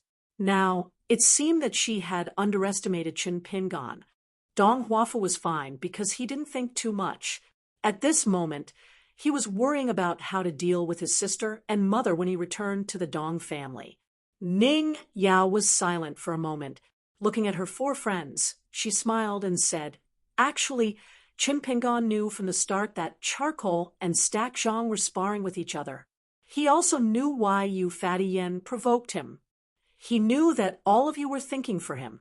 It was just that all of you didn't believe that he could win 3 rounds, so he couldn't say much. However, I know that in his heart, he will appreciate it. He has always been this kind of person." Ning Yao smiled and asked, "Are you relieved? Do you feel that Qin Pingan is actually very scary deep in your heart? If someone of the same age as you is so shrewd wants to play you to death, it seems like you will only be toyed with like a fool. Will you be cheated by him and even help him count the money?" Qin Sancho nodded and said, "Indeed, a little." Ning Yao shook her head. "No need. Qin Pingan has a bottom line with whoever he interacts with, and that is respect. If you are a sort of mortal worthy of respect and an expert, Qin Pingan will sincerely respect you. If you are a weakling with a weak cultivation base and a bad background, Qin Pingan will still interact with you calmly." Facing Grandma Bai and Grandpa Nalen, in Qin Pingan's eyes, the two elders' most important identities were not the former martial artists of the 10th realm, nor the sword cultivators of the immortal realm in the past, but the elders of Ning Yao's family. They were the family members who had protected Qin Pingan as he grew up. This was the order that Qin Pingan cared about the most. It means that even if Grandma Bai and Grandpa Nalen are just ordinary old people, Qin Pingan will still respect and be grateful to them. To all of you, you are my life and death comrades, my best friends. Then there is you, Yan Zhua, the only son of the Yan family. Qin Sancho, the eldest son of the Qin family. Stack Zhang, the good girl who owns a shop and knows how to earn money. Dong Huafu, the quiet Dong Haiten. Ning Yao said no more. Qin Pingan came from afar. Qin Pingan changed into a fresh green robe. It was an old robe from the Ning mansion that Mama Bai had found. Qin Pingan hid his hands in his sleeves and walked up the Zhanlong cliff. His face was pale, but he didn't look dispirited at all. He sat beside Ning Yao and asked with a smile, "Are they talking about me?" Dong Huafu nodded and was about to speak when Ning Yao said, "Did you just say you don't talk nonsense?" Dong Huafu tactfully shut up. Qin Pingan raised his left hand and took out 2 contraction talismans. One was made of yellow talisman material, and the other was made of gold material. Yan Zhua's eyes widened. It was not because of the talisman, but because of Qin Pingan's natural raising of his left arm. There was no trace of the dejected and dispirited look from before on the street. Chun Pingon put away the 2 talisman and smiled honestly. I did not use my full strength in the last punch, so the injury on my left hand was not serious. Pang Yuanji was also interesting. He purposely stayed at the bottom of the pit on the street for a while before coming out. Both of us were putting on a show. I did not want to really fight to the death with Pang Yuanji because I am sure that Pang Yuanji also has a trump card that he did not use. So I got the upper hand. Pang Yuanji was willing to admit defeat. He is a very kind person. In the 2 fights, it was not that I could defeat Qi Shou and Pang Yuanji with my cultivation. I relied on the rules of the Great Wall of Sword Qi and my rough understanding of their temperaments. Together, I was able to beat them by luck. The sword immortals who were watching the fight from afar and near could see the true strength of the 3 of us. So Qi Shou and Pang Yuanji lost, but it was not to the extent of damaging the reputation of the Qi family and Master Hidden Official. This was my escape route. The punch had to be fast, the landing had to be accurate, and the retraction had to be steady. It was the same if he attacked with his sword. Chun Sancho smiled. There are some things that you do not need to reveal to us. Chun Pingon shook his head. There is nothing that cannot be said. Before the fight, no matter how much I say, you will probably think that I am boasting shamelessly and do not know the severity of the situation. I am fine with it, as I do not care about these things, but you will inevitably doubt Ning Yao's judgment, so I might as well keep my mouth shut. As for why I am willing to talk about things that should be hidden, the reason is simple. It is because you are all Ning Yao's friends. I believe in Ning Yao, so I believe in you. This might not be pleasant to hear, but it is the truth. Fatty Yen said, It is pleasant to hear. How is it not pleasant to hear? Brother Chin, your words have warmed my heart. It's as if I've drunk wine on a cold winter day. Chun Pingon smiled. I really can't drink wine recently. My injuries are not light. I estimate that I will need at least 10 days to half a month to recuperate. Ning Yao squinted and said, Look at you now, jumping around and talking so much. Do you want to fight another Marquis Gao Yi? Chun Pingon smiled. Marquis Gao Yi, I am not bragging. Even if I did not walk on the street, as long as Marquis Gao Yi is willing to show his face, I can really deal with him, because he is the easiest to deal with among the 3 of us. It is not a problem to fight Marquis Gao Yi. In fact, Qi Shou, Pang Yuanji, and Marquis Gao Yi. This order is the best. Regardless of face, it will allow me to win 3 rounds in a row. But I am just thinking about it. Marquis Gao Yi will not be so considerate. Fatty Yan's knees went soft. Chun Sancho did not know whether to laugh or cry. Dong Huafu felt that only such a man was worthy of Sister Ning. Stack Zhang was also happy for Ning Yao. Ning Yao stepped on Chun Pingon's foot and twisted the tip of her foot. Chun Pingon smiled. I admit defeat. I was wrong. I will shut up. Fatty Yen felt that this good brother of his was an expert. Chun Sancho smiled. All right. Let Chun Pingon recuperate well. Oh, right. Chun Pingon, remember to come to my house when you have time. Dong Huafu was stubborn and said directly, Don't go to my house. If you go, my sister and mother will annoy you to death. I guarantee that they will be more troublesome than you dealing with Pang Yuanji. Chun Pingon stood up and nodded with a smile. The 4 of them were about to leave the pavilion at the top of the mountain when Grandma Bai stood below and said with a smile that little girl Lu Duan was outside the gate just now. She said that she wanted to learn from young Master Chen. She would only stop if she learned young Master Chen's peerless fist technique. Otherwise, she would kneel at the gate and wait for young Master Chen to agree. Looking at her attitude, she seems quite sincere. On the way here, she bought a few bags of pastries. Fortunately, Miss Dong dragged her away. However, with that little brain of Lu Duan's, our Ning residence will not be peaceful in the future. Yenzhua and Chun Sancho were gloating. They were familiar with that girl. She was famous for being difficult to deal with. Ning Yao said, Drag her in and beat her up. Then she will be obedient. Ooh. Chun Pingan did not speak. After Chun Sancho and the others left the Ning residence, they did not return home. Instead, they went to a familiar wine shop to drink. Only Chun Pingan and Ning Yao were left in the pavilion. Chun Pingan said softly, "I'm fine. You can rest assured." Ning Yao snorted. Chun Pingan leaned against the railing and raised his head. "I really like it here." Ning Yao stretched out 2 fingers and gently twisted Chun Pingan's right sleeve. She glanced at it. "Don't try to be brave in the future. Man has 1,000 plans, but God only has one. What if?" Ning Yao gently let go of his sleeve and said, "Are you sure you don't want to meet the left and right people on the city wall?" Chun Pingan thought for a moment and said, "Let's talk about it after I meet Boss and the Sword Immortal. Besides, it's hard to say if Elder Zhua is willing to meet me." Ning Yao suddenly said, "This meeting with Grandpa Chun is the most dangerous Q-sword. It's easy to draw legs on a snake. This is something you really need to be careful about." Chun Pingan nodded. Ning Yao asked, "When are we going to the Great Wall of Sword Chi?" Chun Pingan smiled. "There's no hurry. If we go too early, Pang Yuanji and Chi Shou, especially the elders behind them, will lose face." Ning Yao frowned. "Why are you thinking so much? You said it yourself. This is the Great Wall of Sword Chi. There aren't so many twists and turns. If they lose face, it's their own fault. If they gain face, it's earned with your own abilities." Chun Pingan said, "I'm used to it.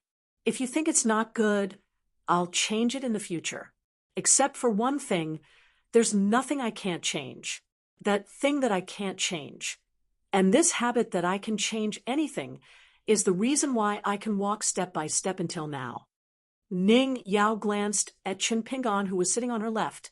Chun Pingan immediately stood up and sat on Ning Yao's right. Ning Yao didn't say anything.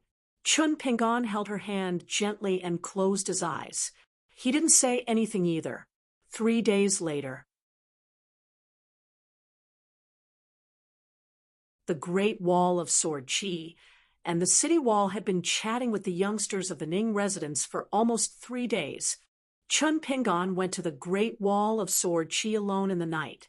He saw the 2 familiar thatched cottages. Chun Pingan put away the talisman boat and said with a smile, "Greetings, boss, Sword Immortal." Chun Qingdo stood on the city wall and nodded. He seemed to be gratified. Not coveting small gains from the world is the prerequisite for cultivators to reach greater heights. "Last Ning didn't come with me. That means you want to talk business with me?" Chun Pingan was hesitating about which of the 2 important matters to talk about first. Chun Qingdo said with a smile, "Let's talk as we walk. If you have something to say, just say it." Chun Pingan hesitated for a moment and said softly, "Old senior, have you seen the ending?" Chun Qingdo grunted. "I'm calculating the time." Chun Pingan asked again, "Old senior, have you never thought of bringing all the sword cultivators back to the vast world?" Chun Qingdo said with a smile, "Of course I have." Chun Pingan's face was pale. Chun Qingdo walked slowly and said slowly, "In the 10,000 years, I have seen some very interesting outsiders, young people. The most recent is the one with excellent sword skills. A few years ago, it was that young man Chao Ci. Before that, it was Alliance. Before that, it was the scholar Chen Chunan from the South Swirl continent. Before that, it was a scholar from the Central Divine continent. Back then, it was a high-spirited scholar, not at all down and out. Before that, there were some. In total, there were about 10 of them. Every time I see them, I am not so disappointed in the vast world. But how can it be done by relying on these young people who have long been considered outsiders? There are too many people and things that disappoint me." Chun Qingdo raised his hands and opened his palms. They were like the 2 ends of a scale.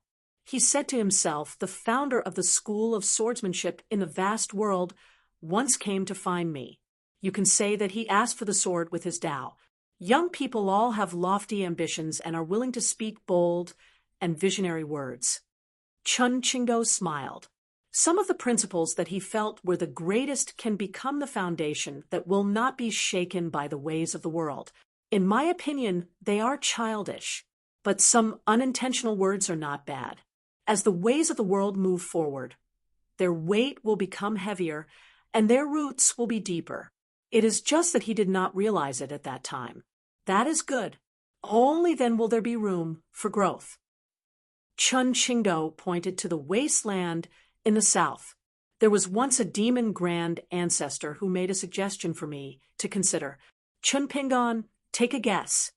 Chun Pingon said, the wasteland belongs to the Great Wall of Sword Chi. The vast world belongs to the demon race. Chun Qingdao did not seem surprised that this young man had guessed the answer. He asked again, then, why do you think I rejected it? You must know that the other party promised that the sword cultivators of the Great Wall of Sword Chi only need to make way for them. When they reach the vast world, we do not need to help them draw our swords.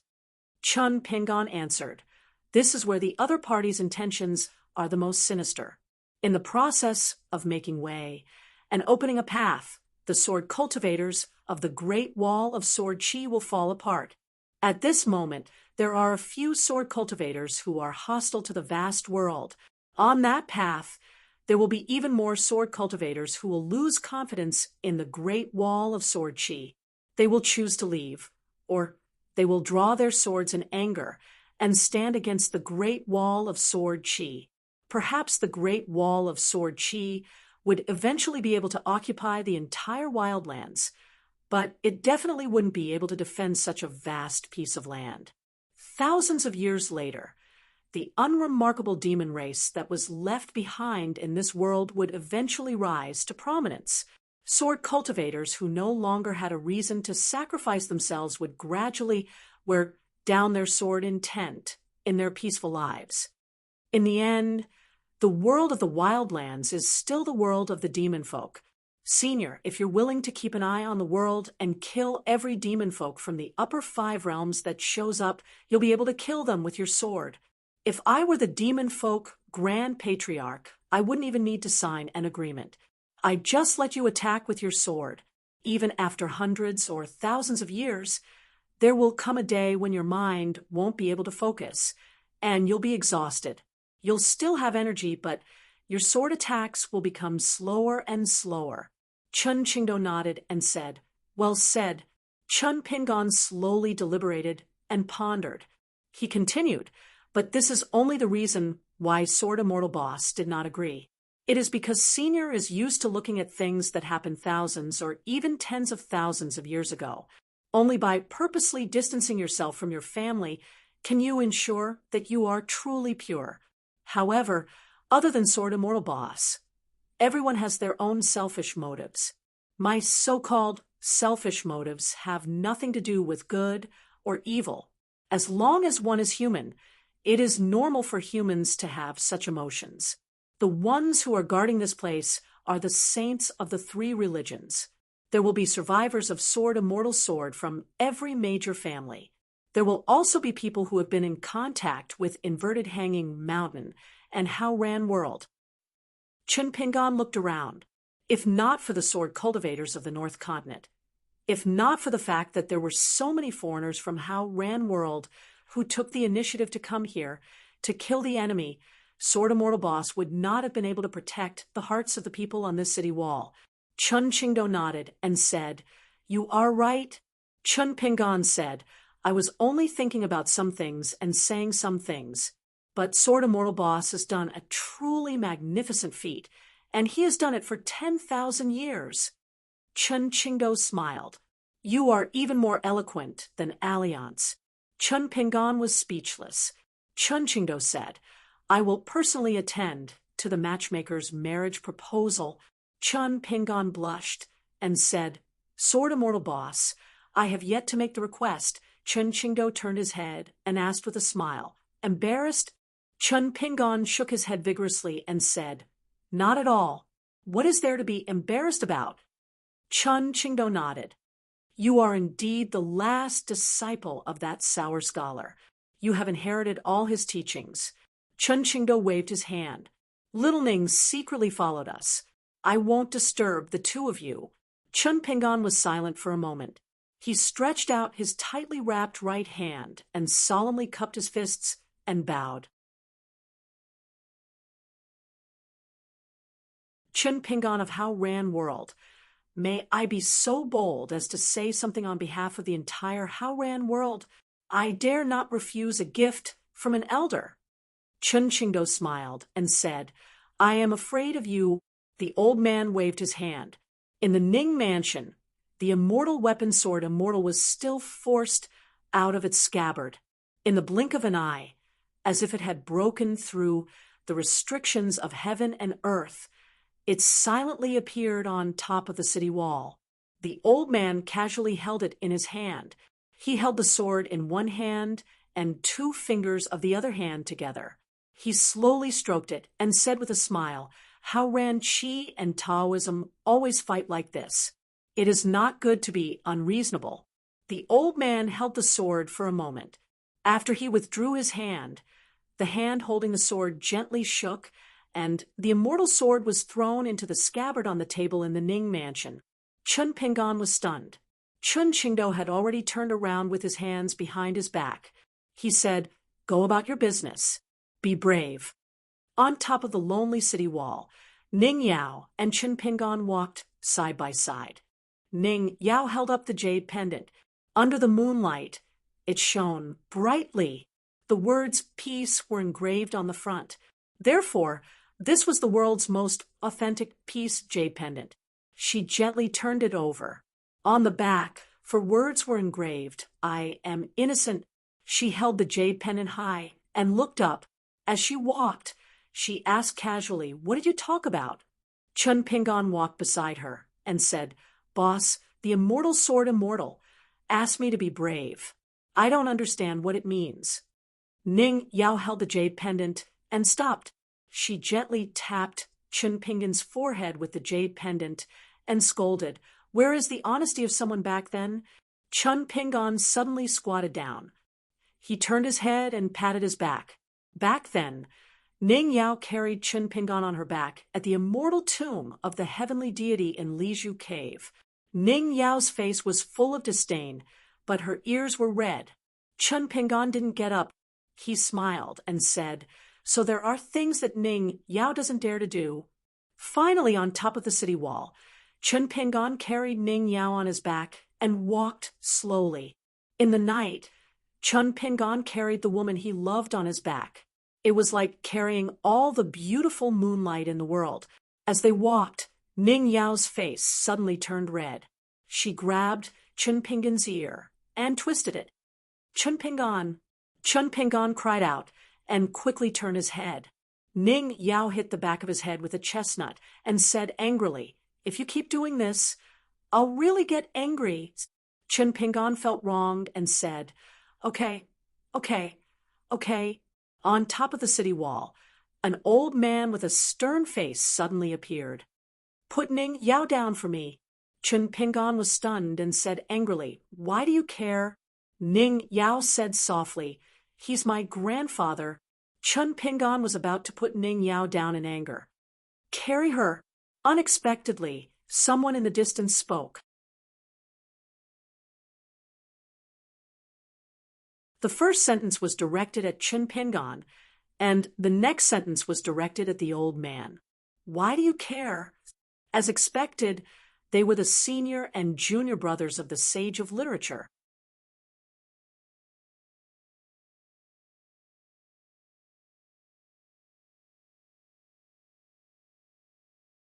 (579) After the foreign sword Immortal spoke, the patriarch of the Yao clan, Yao Chongdao, fell into a dilemma. As expected of left and right, his words and actions could easily cause others to be in a dilemma. 100 years ago, those innate sword embryos whose sword heart had collapsed would most likely be able to empathize with Yao Chongdao's current situation. For example, when he first drew his sword, the South Swirl continent genius Chao Jun, whose sword heart was like a pond full of lotus flowers, ended up in a miserable state. Only a lake of withered lotuses was left. He fell from the altar and became the laughingstock of the entire South Swirl continent. In the end, he could only quietly leave the Aquarius continent, and in this period of time, he wasted 100 years and was still unable to break through to the unpolished Jade Realm. One had to know that Xiao Jun was publicly recognized as a once-in-a-century sword genius in the South Swirl continent. There were already sword immortals from other places who noticed the abnormality here. All of them smiled and planned to watch the show. Those who liked to drink had already opened their wine jugs. They were not the sword immortals who were watching from the street. Those who were stationed on the city wall were all experienced sword immortals. Naturally, they would not shout or whistle. Of course, they were also afraid that if left and right were unhappy, they would call for a group fight. Left and right sword techniques were too high. Their sword chi was too strong. They were more unreasonable and were least afraid of one person fighting a group. Yao Chengdao's expression was ugly. As the patriarch of the Yao clan, the anger in his heart had accumulated for many years.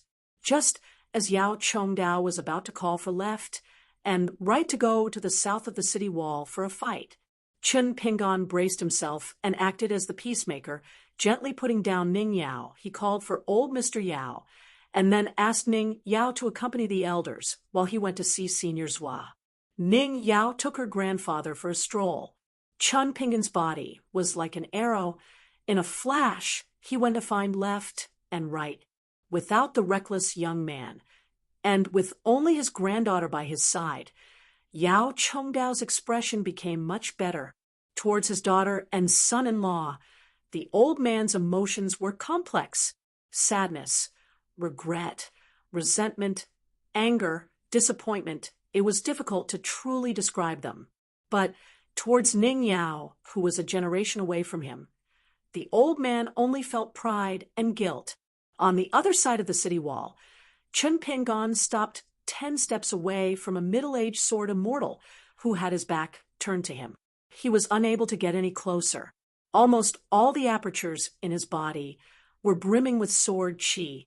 It was as if he was facing a greater world around him at all times. It was already not easy for ordinary sword cultivators and chi refinement warriors from the other 3 sects and 100 clans to store their vital items in their acupoints to be filled with spirit energy. They could then expand their territory slightly. Looking around, Chen Ping'an cupped his fists and said, "Junior greets senior, Swo." Left and right remained indifferent. Chen Ping'an took a slight detour and leaped onto the city wall. He turned around and sat, cross-legged facing the left and right. Countless sword chi crisscrossed and cut the void. This meant that the sword chi contained in every wisp of sword chi had reached the legendary realm of refinement and pureness. It could break open a small world at will. In other words, at places like the border between the Skeleton Beach and the Ghost Region Valley, left and right did not need to use his sword, or even control the sword chi. He could enter a place where there was no one, and the door to the small world would open automatically. Chen Ping'an saw that left and right did not want to speak, but he could not just leave. That would be too impolite. Since he had nothing to do, he simply calmed down and stared at the circulation of the sword chi, hoping to find some rules. After about half an hour, Chen Ping'an, whose eyes were sore, was slightly moved. However, his state of mind quickly returned to still water. Just now, he saw a wisp of sword chi that seemed to be on the verge of breaking free from the restraints of the left and right. That kind of terrifying feeling in that instant was like an immortal holding a mountain that was about to smash into the lake in Chen Ping'an's heart. It made Chen Ping'an very nervous. Left and right still did not open his eyes. He finally opened his mouth and said, "Is there something you need from me?" Chen Ping'an asked, "Old Mr. Wensheng, where is he now? If I have the chance to go to the Central Divine Continent in the future, how should I find him?" Left and right's expression softened. He said indifferently, Mr. Wen has already left Sui Mountain to open up an ancient place that the Confucian sages have been unable to break through for a long time. There is a senior from the central divine continent who is holding a sword to open the way. Mr. Wen is in charge of consolidating the path. Both are indispensable. Chun Pingon nodded. Thank you, Senior Left, for clearing my doubts. Left and Right asked, how's your study going? Chun Pingon answered, when it comes to studying, I have never slacked off. My heart has never stopped. Left and Right said, the results are not very good. Chun Pingon said, studying is a long-term thing. It is fast and abundant. My aptitude is not good enough and inevitably superficial. It is better to go slow and right and seek a profound understanding. Left and Right were silent. On the opposite wall, Yao Chongdao was somewhat jealous. He said helplessly, there is nothing to see over there. They are separated by so many realms. They can't fight. Ning Yao wanted to say something but stopped. Few people on the Great Wall of Sword Qi knew about the relationship between Chun Pingon and Left and Right. Ning Yao did not even mention it to Grandma Bai and Grandpa Nalen. This was the most interesting part. If Chun Pingon did not have any connection with Left and Right, with Left and Right's temper, he might not even bother to open his eyes, let alone speak up for Chun Pingon. Therefore, Yao Chongdao was actually confused at this moment. He did not understand why Left and Right, this eccentric sword cultivator who had nothing to do with the sword, would fight with him for an outsider. Wasn't Left and Right meddling too much in the family affairs of the Yao and Ning families? Therefore, if it were not for that brat surnamed Chun who mediated between them, Yao Chongdao would have personally experienced whether Left and Right's swordsmanship was really that high in the vast battlefield to the south of the city wall. As for winning or losing, it was not important. He would lose anyway.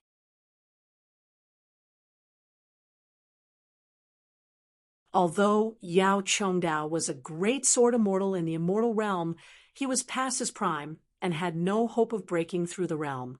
For hundreds of years, he had been in constant wars and accumulated more and more disadvantages. Yao Chongdao himself admitted that he was becoming more and more unworthy of the title of Great Sword Immortal.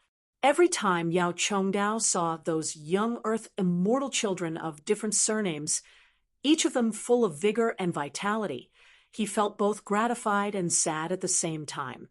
Only when he looked at his granddaughter from afar, who was the well-deserved leader of those young geniuses and was nicknamed Sourface by Alliance, would he smile.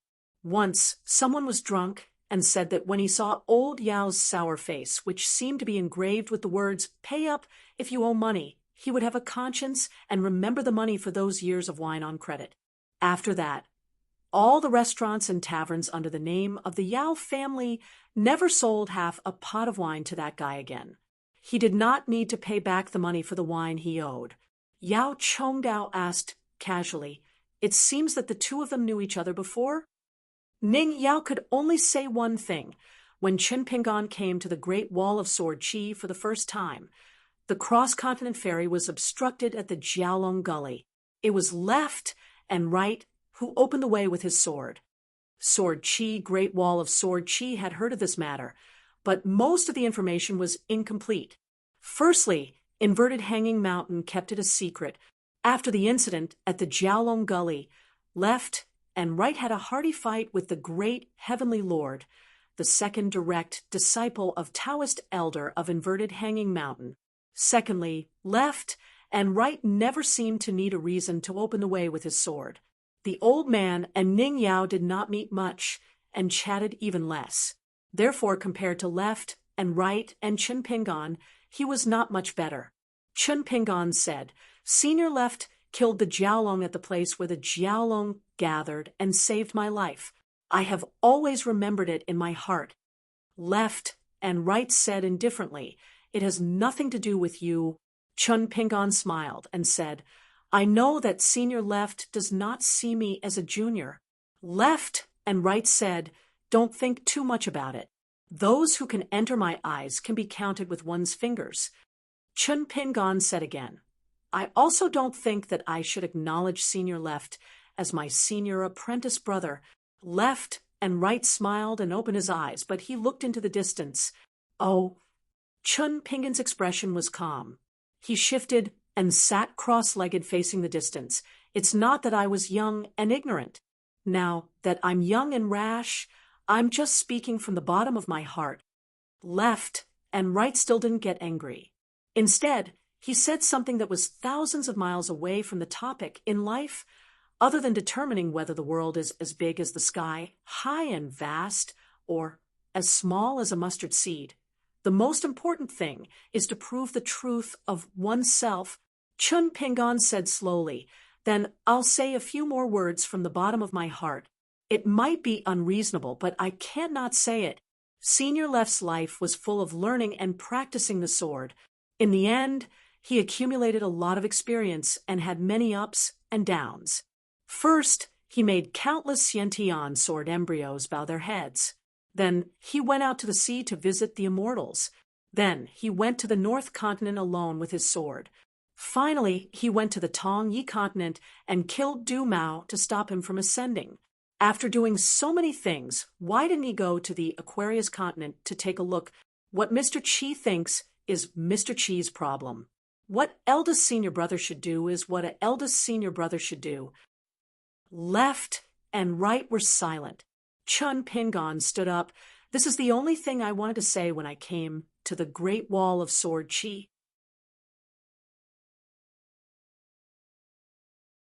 I heard that Senior Left is here. Chun Pingan was about to leave. Left and Right said, don't stand so high up when talking to Senior. Chun Pingan could only swallow the words of farewell back into his stomach and obediently returned to his seat. In truth, Chun Pingan was already prepared to be beaten up.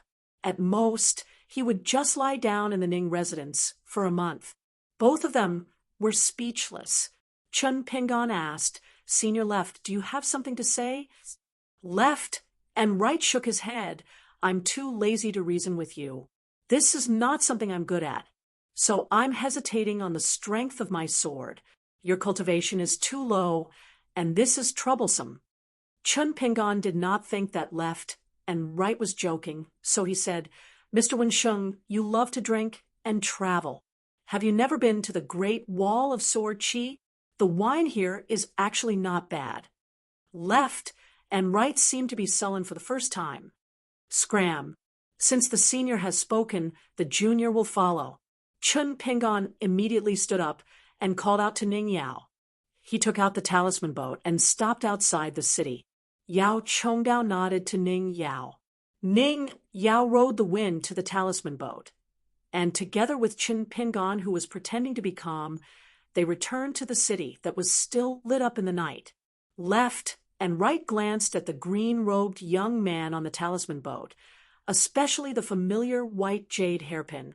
Left and Right closed his eyes again and continued to sharpen his sword intent. Complain to Mr. Every complaint was correct, and he could still be in the right. This kind of thing, when everyone was still young, who was the best at it among the fellow disciples? Yao Chongdao came to Left and Right and looked at the small talisman boat and the city and asked, Left and Right, do you think highly of this young man? Left and Right said indifferently, my impression of the Yao family is very ordinary.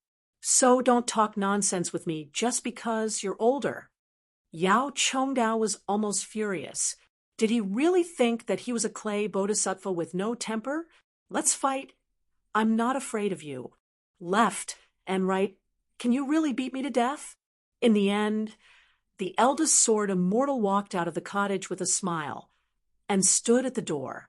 He looked up and said softly, what a rare guest. Chun Qingdao quickly walked back to the cottage. Since the visitor was a guest and not an enemy, there was no need to worry. Chun Qingdao just stamped his foot and immediately set up a restriction. The entire Great Wall of Sword Qi was isolated into a small world so as to avoid unnecessary spying. Apart from Chun Qingdo, who was the first to notice the traces, the other sages and the hidden official also realized that something was wrong.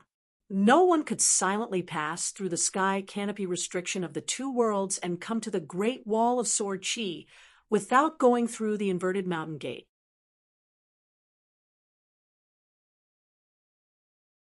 Not only the Taoist great heavenly lord guarding the inverted mountain couldn't do it, perhaps even the accompanying sages in the vast world who were in charge of guarding the territory of a continent couldn't do it with the jade token in their hands. Many sword immortals guarding the city wall didn't realize that someone had sneaked in, let alone those outside the Great Wall of Sword Qi. It would be extremely difficult to find out when a strange phenomenon appeared on the city wall. Moreover, no one dared to act rashly. Many sword immortals continued to cultivate. Left and right was stunned for a moment, and then wanted to stand up. In the end, he was slapped on the head. How can you talk to your senior like this? Where are the rules? Left and right hesitated for a moment, and still wanted to stand up. Since Mr. was here, he had to stand up and bow. In the end, he was slapped on the head again. You still don't want to listen, right? You want to talk back, right? If I don't teach you a lesson for 3 days, you'll become a troublemaker, right? Left and right could only stand there without really sitting down. He said to Yao Chongdao, "This junior has been rude. I apologize to Senior Yao." Then Yao Chongdao saw a shabby old man who looked like a Confucian scholar. He stretched out his hands to help his uneasy left and right while grinning at him. "Family head Yao, you're great sword immortal Yao, right? I've heard so much about you. You gave birth to a good daughter and helped me find a good son-in-law. Great sword immortal Yao, you're really lucky. I can't help but be envious of you. You've only taught a few disciples, which are just passable."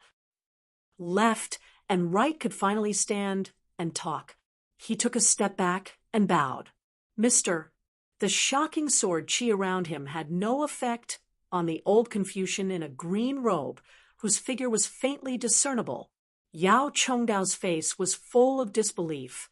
He asked tentatively, "Mr. Wensheng?" The old scholar looked embarrassed. "What Wensheng? It's long gone. I'm still young, so I don't deserve to be called Mr. It's just that I'm lucky to have a little bit of my past glory. Let's not talk about it now. I'm not as old as family head Yao, so just call me little brother." Yao Chongdao was a little stunned. He didn't know how to deal with this famous scholar of the Confucian school of literature. The Great Wall of Sword Qi sword cultivators just happened to be the most disdainful. The old scholar looked around and said anxiously, "I came in a hurry and have to leave. I can't stay for long. Big sword immortal, let's have a chat." Chun Qingdu sat in the thatched hut and nodded with a smile. "Then let's have a chat." A scholarly sage in charge of the Great Wall of Sword Qi took the initiative to appear and bowed. "Greetings, Wensheng." The sages of the 3 sects would take turns to guard this place. The length of time was indefinite. This scholarly sage used to be a famous Buddha. After he came to the Great Wall of Sword Qi, he learned the divine powers of 2 sections. His spells were extremely powerful, and he was an existence that even the reclusive official didn't want to provoke. The old scholar sighed. "You just lost in an argument. It's because your knowledge isn't deep enough. It's not like you Buddhists aren't good enough. I advised you not to do that back then. Why did you have to join us Confucians? Look at you now. Do you really think that you can handle the fundamental knowledge of 2 sects? If there's such a simple thing, why bother fighting? Isn't it because the Taoist ancestors and Buddhist ancestors aren't that good at persuading people to fight? Besides, you're only bad at arguing, but you're good at fighting. What a pity! What a pity!" When these words fell into the ears of the Confucian disciples of the Confucian temple, they might be considered disgraceful and rebellious. At the very least, they were siding with outsiders. The scholarly sage who changed sects after losing the debate smiled and said, "Immeasurable time is the place of freedom. His words caused the sky and earth of the great wall of sword chi to change color. However, it was quickly dispersed by the sword chi. The old scholar shook his head and sighed. In a flash, he came to the cottage. Chun Qingdou extended his hand and said with a smile, "Sage of literature, please take a seat." The old scholar calmed down. "The Confucian temple needs to borrow 3 people from you." Chun Qingdou asked, "Why are you here? Why aren't you the more legitimate sage of rites or the vice hierarch of the Confucian temple in Middle-earth?" The old scholar chuckled. "I'm thick-skinned. Even if they come, they'll be covered in dirt." Chun Qingdou shook his head. "No." The old scholar muttered, "That's not good." The left and right arrived outside the cottage. Not long after, the old scholar walked out of the cottage with a melancholic look. It's hard to talk to him, but no matter how hard it is, we still have to talk. The left and right asked, "When will you leave this place?" The old scholar scratched his head. "I have to try again. If there's really no room for discussion, there's nothing I can do. I'll still have to leave. There's nothing I can do. I'm destined to be a scapegoat for the rest of my life." The left and right said, "Don't you want to see Chimpingon?" The old scholar said angrily, "Why do you care?" The left and right said nothing.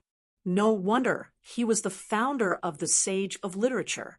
The old scholar seemed to have a guilty conscience. He patted the left and right shoulder. The left and right, the teacher and the scholar you respect, have finally opened a path together. It's a vast territory comparable to the Fifth World. There are many things, but not many people.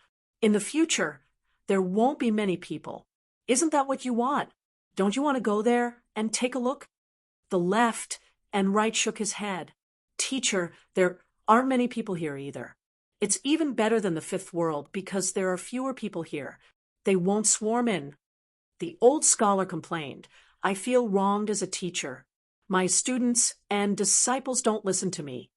The left and right said softly, "No, there's still Chimpingon." The old scholar said earnestly, "Left and right, if you continue to poke at the teacher's heart, it won't be right." The left and right were puzzled. Why is it not suitable for the teacher to meet Chimpingon? The old scholar smiled and frowned at the same time. He had a strange expression. "I heard that your junior brother has just built a hall of patriarchs in his hometown. He has my statue in the middle and the highest position. It's actually not suitable. He can just secretly hang it in his study. I'm not someone who cares about such trivial matters. You see, when the Confucian temple kicked me out, did I care?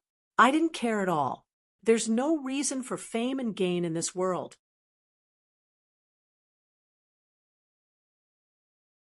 It's like salted peanuts that go with wine.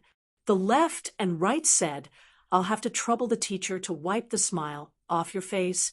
The old scholar replied with an "Oh." Realizing that old Yao was no longer on the city wall, he rubbed his face and jumped up. With a backhanded slap, he hit the left and right side of his head. "You still have the nerve to talk about other people's nonsense. Aren't you full of nonsense yourself? Among the disciples, you're the least enlightened." The left and right side said helplessly, "After all, he's an elder in Ning Yao's family. I can't help but be restrained." Puzzled, the old scholar said, "I didn't say that your hands and feet were tied. You can't even move your hands and feet, but you have so much sword chi. Sometimes, if you're not careful, you won't be able to control it and run towards Old Man Yao. Old Man Yao will shout a few words, and then the two of you will spar and learn from each other's swordsmanship. If you win against Old Man Yao, you can open your throat and flatter him. Can't you understand?" The left and right side nodded. "I'm stupid. Teacher, you're right." The old scholar turned and ran to the hut. "Think of something. Then I'll go and negotiate." The left and right side of the city wall. After a while, the old scholar sighed again and returned to the left and right side.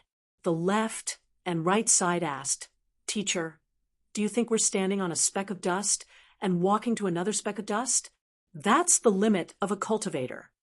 The old scholar smiled and said, A tree greets another tree in the wind. A mountain greets another mountain in silence for thousands of years. A river greets another river. When they grow up, they will collide with each other. All living things are silent and content. The left and right side pondered for a while. I implore you to speak more simply. The old scholar said, I don't know the answer to your question. I can only fool you. The left and right side had nothing to say. The old scholar sighed. Immortals sit on the peak of the mountain, scribbling their own paths. The left and right side said, Teacher, you're reprimanding your student. The old scholar shook his head and said in a low voice, I'm asking for a sage and a hero. The left and right side accompanied his teacher and watched the scenery for the whole night. They didn't say anything else. When the sun rose, the old scholar turned and walked to the hut. If I can't convince Chun Chingdo this time, I'm going to make a scene. The left and right side quietly waited for the result. At noon, the old scholar left the hut. He stroked his beard and didn't say anything. The left and right side whispered, Chin Pingon wants to propose marriage to the Ning family. The eldest sword immortal agreed to be the matchmaker. The old scholar was stunned. He beat his chest and stamped his feet. Chun Chingdo, that old thing, shameless. What does it have to do with him? Does he think I'm dead? Fine. Let's just say I'm half dead. There was a bang. The old scholar's already faintly discernible figure turned into a shadow and disappeared without a trace. It was as if he had suddenly disappeared from this world. The left and right side squinted, holding the sword hilt and facing the hut. But in an instant, there was a slight ripple. The old scholar stood still, looking travel-worn and exhausted. He stretched out a hand and patted the arm holding the sword. The left and right side still didn't let go of the sword hilt. The old scholar smiled. Fine, it's not a big deal. Chun Chingdo appeared at the door of the hut and asked with a smile, You're not going to leave? The old scholar sighed. Even if I wanted to stay for a long time, I can't do it. After drinking the wine, I'll immediately pack up and leave. This was the pressure of heaven and earth. When Lu Chen went from the Qing Ming world to the Howran world, and then to the Lizhu Grotto heaven, it wasn't easy either.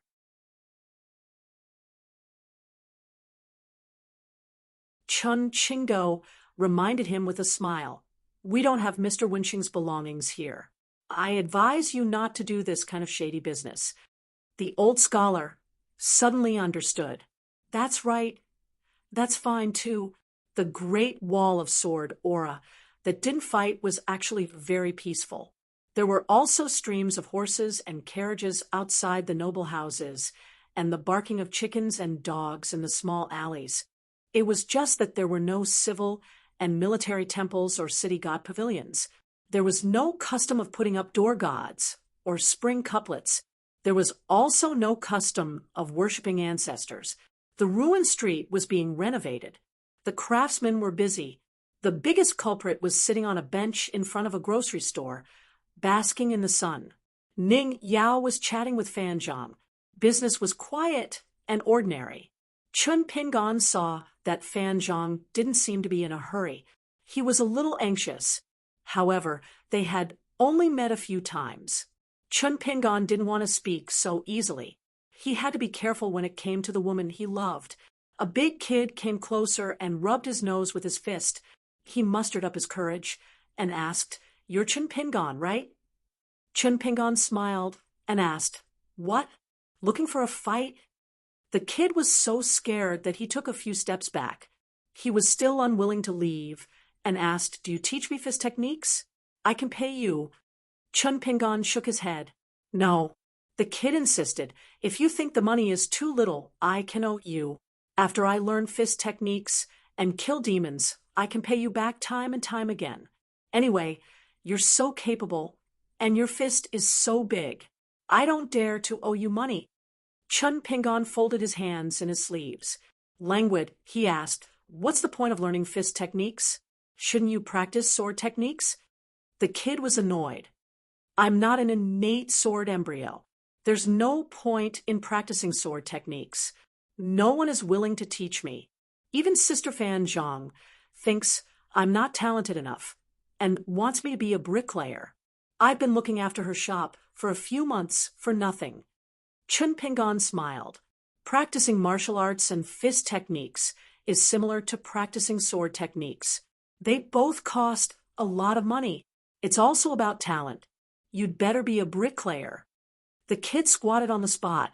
Perhaps he had already guessed that this would be the result. He sized up the young man in green who was said to be from the vast world. Since you're speaking so harshly, don't be impolite. So he said, You don't look that good. Why would Sister Ning like you? Chun Pingan was a little amused. He asked, If you like someone, you only look at their appearance. The kid asked back, What else? Chun Pingan smiled. I'm not ugly. The kid squatted there, shook his head, and sighed. Chun Pingan was a little hurt. He was not as handsome as Chun Sanchio and Pang Yuanji, but he was not ugly. He raised his hand and used it to touch the stubble on his chin.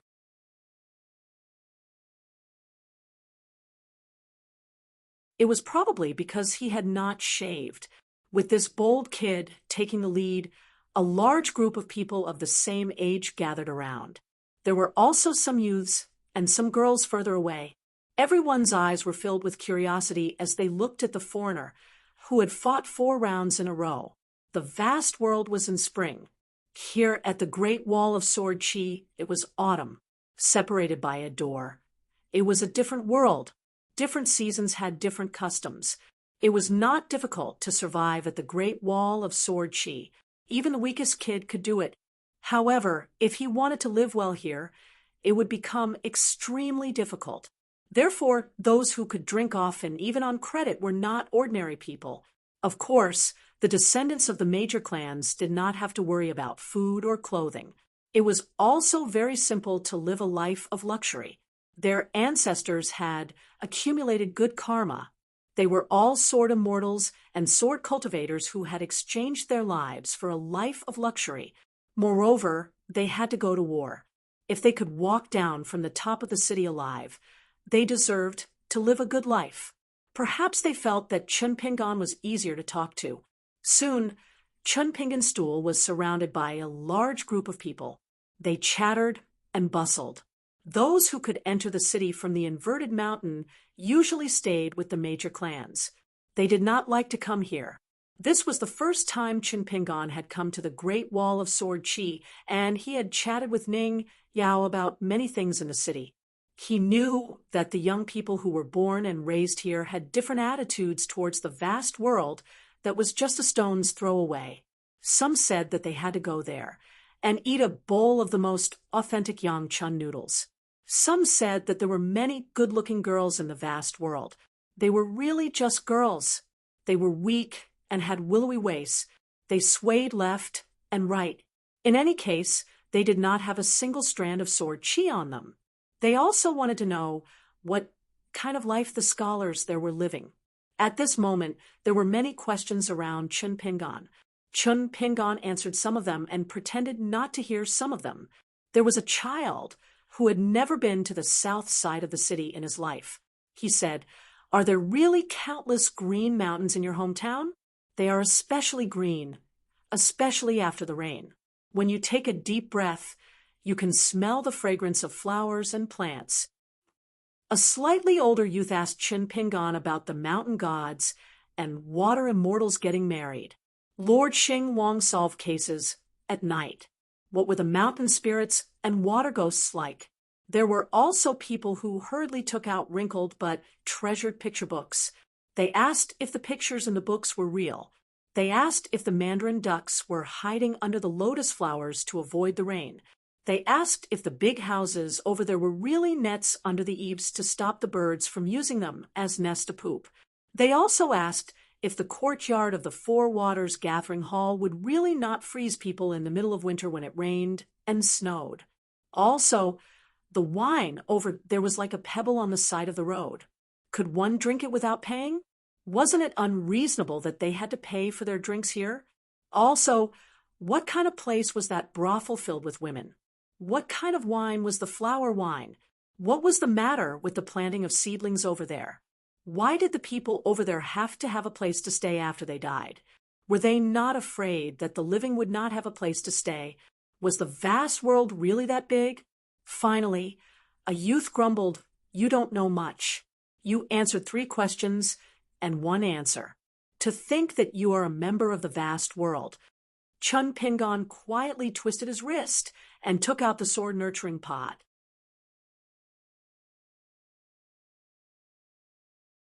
He drank a mouthful of wine and waved his hand. "Disperse, disperse. Don't disturb your sister Stack Shang's business." The kid who first spoke to Chun Pingon squatted beside the small stool and said, "The shop doesn't have much business. Let's talk some more." Chun Pingon laughed. "I chatted with you for half a day, but I didn't earn a single copper coin." Complaints rose everywhere, and the birds and beasts scattered. The kid ran far away, then turned around and shouted, "Sister Ning, this guy is stingy and stingy. Why do you like him?" Chun Pingon pretended to get up. The kid turned into the corner of the street and stuck his head out. He shouted even louder, "Sister Ning, I'm really not lying to you. Just now, Chun Pingon secretly told me that he thinks Sister Stack Zhang looks good. Sigh, don't like this kind of playboy." Ning Yao was inside the shop, leaning against the counter. She smiled at Stack Zhang. Chun Pingon sat back on the stool and raised his middle finger toward the street. After the hustle and bustle, the sun was warm and quiet. Chun Pingon drank wine, still not used to it. Chun Pingon suddenly stood up. It turned out that an old scholar was standing beside him. The old scholar patted the young man's shoulder. "You've grown up. It's been hard on you."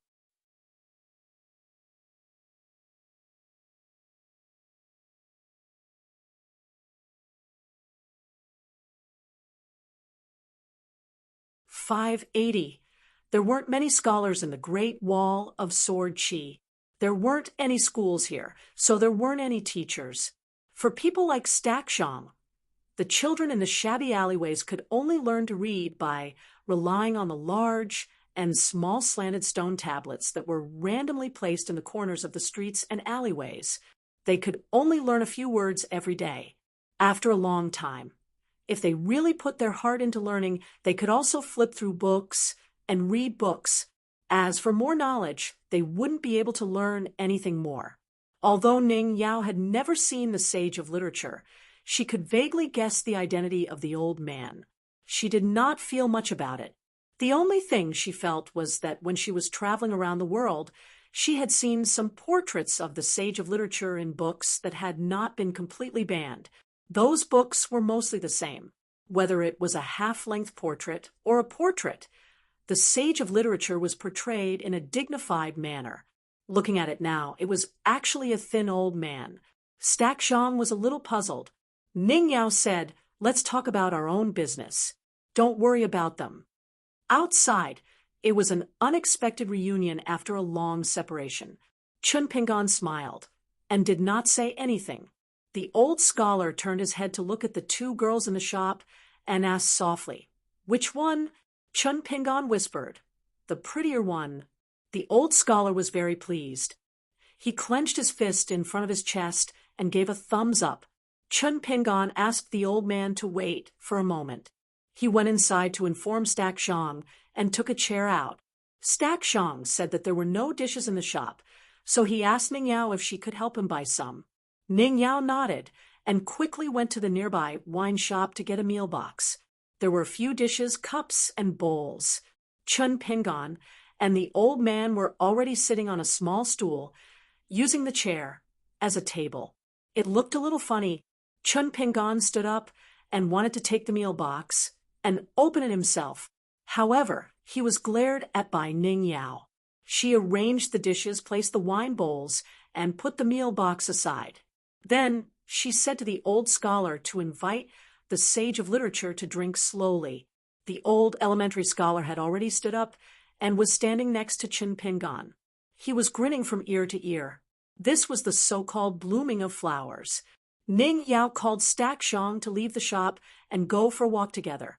The old elementary scholar slurped down his wine and took a deep breath. I've worked myself to death, but I've finally returned to being an immortal. Chun Pingon drank slowly and smiled at the old man, who didn't seem to have changed much. The old scholar picked up some food with his chopsticks and saw that Chun Pingon did not move. He raised the chopsticks in his hand and said vaguely, "Move your chopsticks, move your chopsticks. You can't just learn how to drink wine. If you don't eat the food, you will feel bored." Back then, I was so poor that I could only rely on the books of the saints to accompany my dishes. Chui Dong, that little bastard, was so stubborn from the beginning. He mistakenly thought that reading while drinking wine was something elegant. Later on, he followed suit. Who would have known that if I had money in my pocket, I would have filled the table with dishes long ago? Damn the books of the saints. Only those who scolded themselves the fiercest would be able to say the most reasonable things. Chun Pingon picked up some food with his chopsticks and chewed slowly. He took a sip of wine and was very skilled at it. It wasn't that he had nothing to say, but that he didn't know how to open his mouth. He didn't know what to say and what not to say. The old scholar's chopsticks flew, and he drank without stopping. Fortunately, Ning Yao had bought enough. When the old man's bowl was empty, Chun Pingon bent down and helped him pour wine.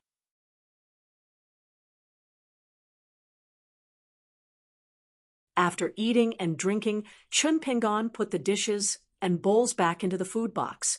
The old scholar used his sleeve to wipe the wine stains on the chair. In a flash, he landed in front of the shop. The old scholar asked, "Why are you here?" He answered, "I want to see more of you." The old scholar pointed to the empty chair and laughed angrily. "Your swordsmanship is the best. Why don't you sit here?" He glanced at Chun Pingon.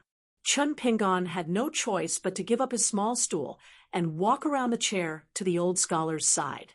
The old scholar could only sit on the chair. Chun Pingon then sat down. The old scholar asked, "Have you two recognized each other as brothers?" He said, "I don't think so." Chun Pingon said, "Same." The old scholar sitting on the chair was obviously biased towards his last disciple. He slapped the head of Swahi, who was shorter, and said, "What kind of brother are you? You just wanted to learn from a master earlier. Are you blind? How many years have you been single? Let's not talk about other things. Just talking about this important matter. The line of the sage of literature is now relying on your little brother. Will I be able to warm your bed or serve you tea if I run around with this sword?" Chun Pingon said, "Seniors will want to teach me swordsmanship at the top of the city wall. He was worried that my state was too low, so it was a bit difficult for me." Without any suspense, he was slapped again. Swahi's face darkened. He thought that when the teacher left the great wall of sword chi, he wouldn't be in a difficult position anymore. Chun Pingon added, "However, when seniors were first met old Mr. Yao, he still supported this junior." The old elementary scholar made a sound of acknowledgement and turned his head. He casually said, "Then the slap just now was a mistake. Why didn't you explain yourself? You've been like this since you were young. You should change it in the future. You won't hold a grudge against me for hitting you wrong, right? If you feel wronged, remember to say it out. If you know you're wrong and can change, don't be stingy." Back in the day, I used this sentence to come up with a lot of profound principles. Even the Buddhas and Taoists were stunned when they heard it. Am I right? Of course, the teacher was right. So he didn't say anything. However, he decided to teach the kid 2 rounds of swordsmanship. 1 round was definitely not enough. Chun Pingon suddenly said, "The Deputy Hill Master of the Cliff Academy has always missed teacher." This was the first time Chun Pingon had addressed the sage of literature as a simple teacher. The old scholar burped and pricked up his ears. He pretended to be puzzled and asked, "Who? What? Say it again." So he rolled his eyes. Chun Pingon smiled and said, "Senior Mao misses you very much." The old scholar turned around and leaned on the armrest of the chair.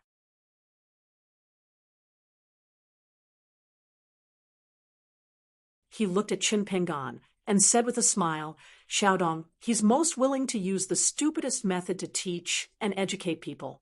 He's very patient and is most like me. He's just like Swahi, stubborn and can't change his mind. Back in the day, I was just short of tying him up and stuffing him into a gunny sack and throwing him into the Li Ji Learning Palace. I was willing to throw away my old face and secretly help him build a good relationship, but he refused to go. As his teacher, I couldn't do anything about it. So he suddenly asked, why didn't you want to admit that you were a teacher back then? Now that you've reached a higher level, you're acknowledging him as your teacher? Chun Pingan replied, back in the day, I didn't even study. How could I acknowledge you as my teacher? Just because you're the sage of literature? If the sage of rites or the sage of literature appeared in front of me, and they were willing to accept me, would I acknowledge them? If you're willing to accept a disciple, the disciple has to pick a teacher before entering the school. After reading the books of the 3 religions and 100 schools of thought, I'll finally acknowledge you as my teacher if you're the most knowledgeable. Even if you don't acknowledge me, I'll still diligently acknowledge you as my teacher. That's the only way to show my sincerity. Swahi was stunned for a long time. He had seen shameless people before, but he had never seen someone so shameless. Chun Pingan, is your family running a shop? 3 rounds. The old scholar kicked Swahi. Why are you standing there? Bring me some wine. Swahi said helplessly, Teacher, I don't like to drink. Besides, Chun Pingan has plenty of it. Swahi, you're a bachelor. You don't have to be afraid of owing money. The old Shiotsai used a sincere tone to persuade him and patiently said, Your younger brother is different. He has his own mountain and is about to marry a wife. How much will his expenses be? Back in the day, you helped me manage the money. How could you not know how hard it is to support a family? Show some of your senior brother's demeanor. Don't let others look down on us. If you don't want to bring wine to me, that's fine. Go to the top of the city wall and shout. Say that you're Chun Pingan's senior brother, so that your junior brother won't be bullied when I'm not here. So he pretended to be deaf and dumb. In his previous life as a student, this was Swahi's biggest protest against his teacher. Chun Pingan took out 2 jugs of wine and handed them to the old scholar. They were all glutinous rice wine from Longchuan's hometown. All the immortal wine was given to the guard at the inverted mountain. The old scholar handed a jug to Swahi. Swahi didn't refuse. Chun Pingan took out a jug for himself. The old scholar smiled and asked, Swahi, how does it taste? Swahi could only say something that didn't go against his conscience. It's okay. The old scholar shook his head and said, This is something that only people who don't know how to drink wine would say. The old scholar turned his head and looked at Chun Pingan. He didn't let the old scholar down. Chun Pingan smiled. Free wine tastes the best. The old scholar laughed loudly. After laughing for a long time, he found that Chun Pingan was looking at him. The old scholar coughed a few times. Don't worry. In the future, let your senior brother treat you to wine. In the Great Wall of Sword Chi, as long as you drink, whether it's by yourself or with friends, it's all on Swahi. Swahi sighed. I know. The old scholar shouted again. Swahi said, It's okay. Only then was the old scholar satisfied. Chun Pingan drank the wine. He felt that the more he drank, the more difficult it would be for him in the coming days. Unexpectedly, the old scholar said considerately, Your senior brother, he has good swordsmanship. But if you don't want to learn, you don't have to.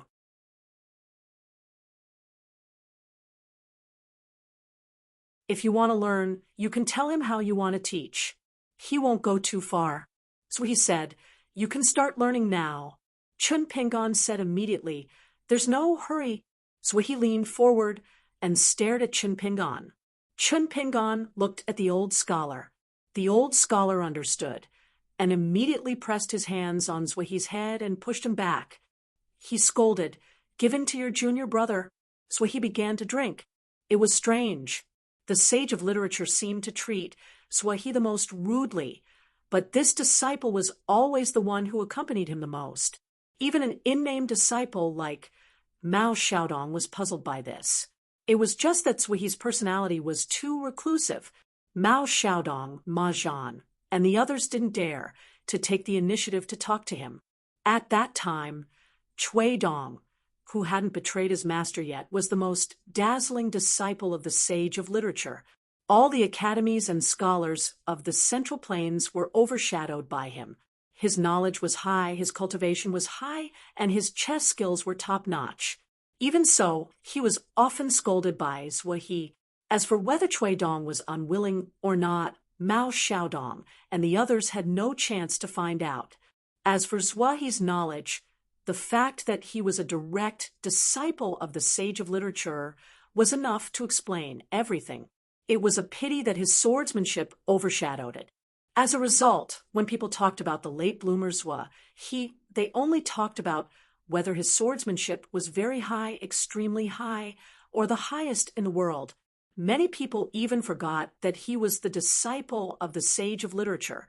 One person could suppress all the innate sword embryos in the world. This was Swahi. But today, Swahi, who was sitting on the stool in front of the shop in the old scholar's eyes, was just that tall youth with clear eyes. When he came to visit, he said that he didn't have money but wanted to read books and learn some principles. If he owed money, he would acknowledge Swahi as his teacher and would pay him back. But if he studied, became the top scholar, and helped Swahi attract more disciples, then he wouldn't pay him back. When the youth said those words, he was very serious. At that time, the poor scholar who was not too old had not become an old scholar, nor had he become the sage of literature. He had just published a book, so he had some money. It wasn't to the extent that he couldn't afford to drink, so he agreed. He thought that it would be ridiculous if he didn't have a junior brother by his side. Moreover, the poor scholar felt that his biggest wish in life was to have students all over the world. If he had a first disciple, then he would have a second disciple. It would be a good thing. After all, it was a good saying that one couldn't travel 1,000 miles without accumulating silicon. At that time, he was only a scholar, so he didn't think too much about it. He didn't think too far ahead.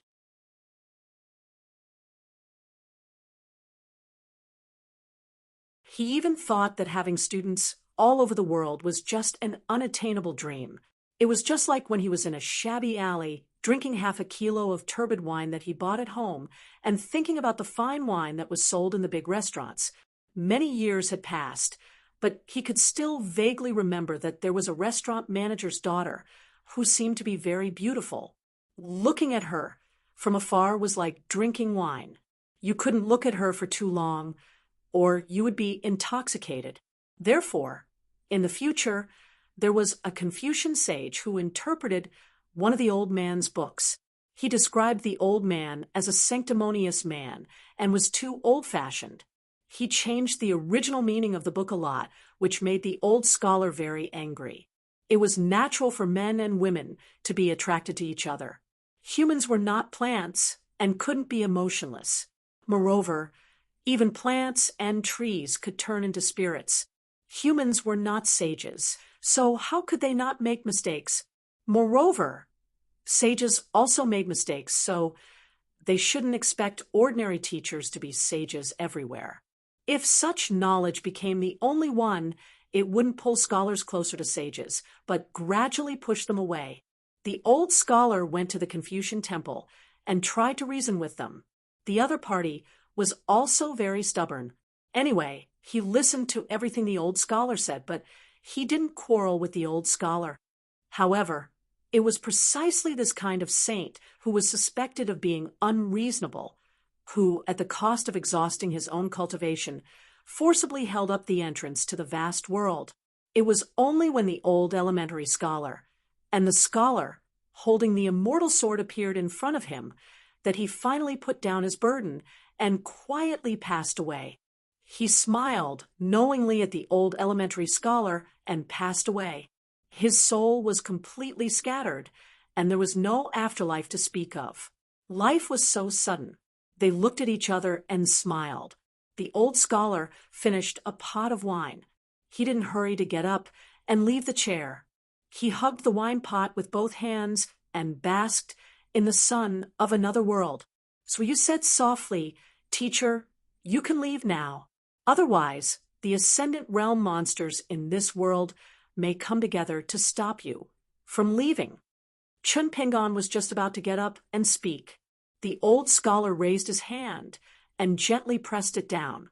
"You don't have to say anything. Teacher knows. Teacher has many things to say, so I won't say much to you for the time being." The old scholar leaned back in the chair leisurely and murmured to himself, "Let's sit for a while more." Teacher hasn't had two students sitting beside him at the same time for many years. There were two students on his left and right. Teacher sat in the middle. Teacher finally didn't only have Suyu and Suyu beside him.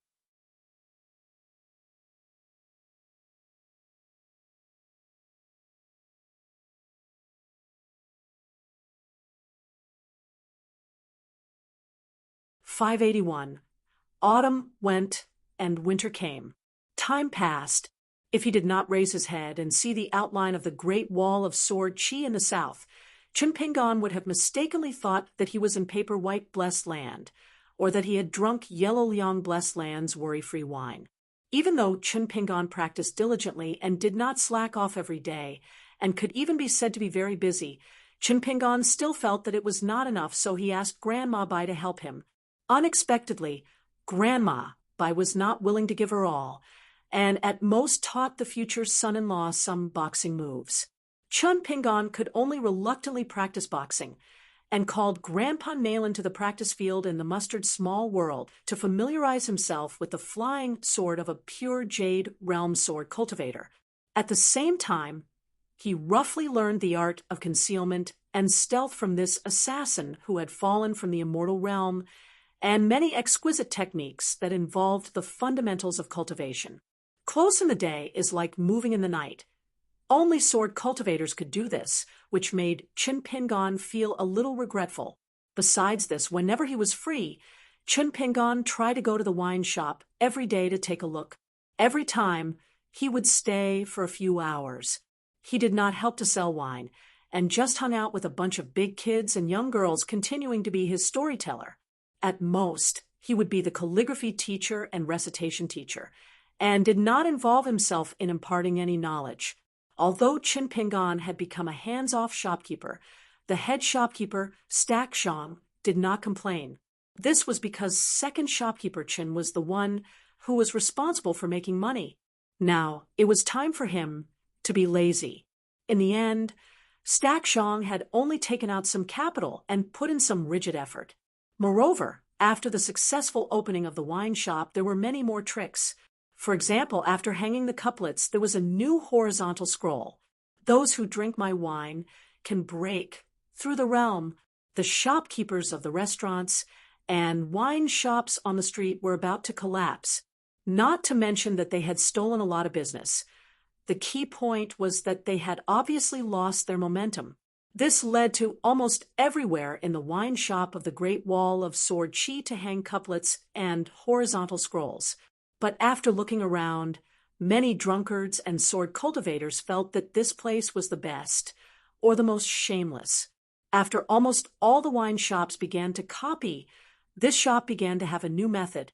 Inside the shop, there was a pile of small wooden plaques in the style of safe and sound. They were all calligraphy treasures left behind by sword cultivators who had come to drink wine. All of them were hung on the wall, saying that it was a good omen. It was not based on cultivation level. Whoever wrote first would be able to hang up their wooden plaque first.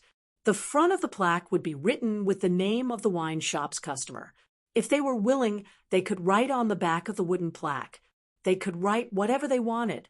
The wine shop did not care how much they wrote. Now, there were 4 customers who hung safe and sound boards on the wall of the wine shop. There was Wei Jin of the Wind Snow Temple in the Aquarius continent, Gao Kuei of the Great Wall of Sword Chi, Sword Immortal Yuan Qingshu of the South Whirlpool continent, and Tao Wan sword cultivator of the raw jade realm from the North Continent, who came to drink alone in the middle of the night. They all wrote on the back of the safe and sound board. They didn't want to write. Originally, the four sword immortals only wrote their names. Later, Chun Pingon found an opportunity to catch them and force them to write. Even if they didn't write, there was always a way to make them write. It was an eye-opener for the shy Stack Sham.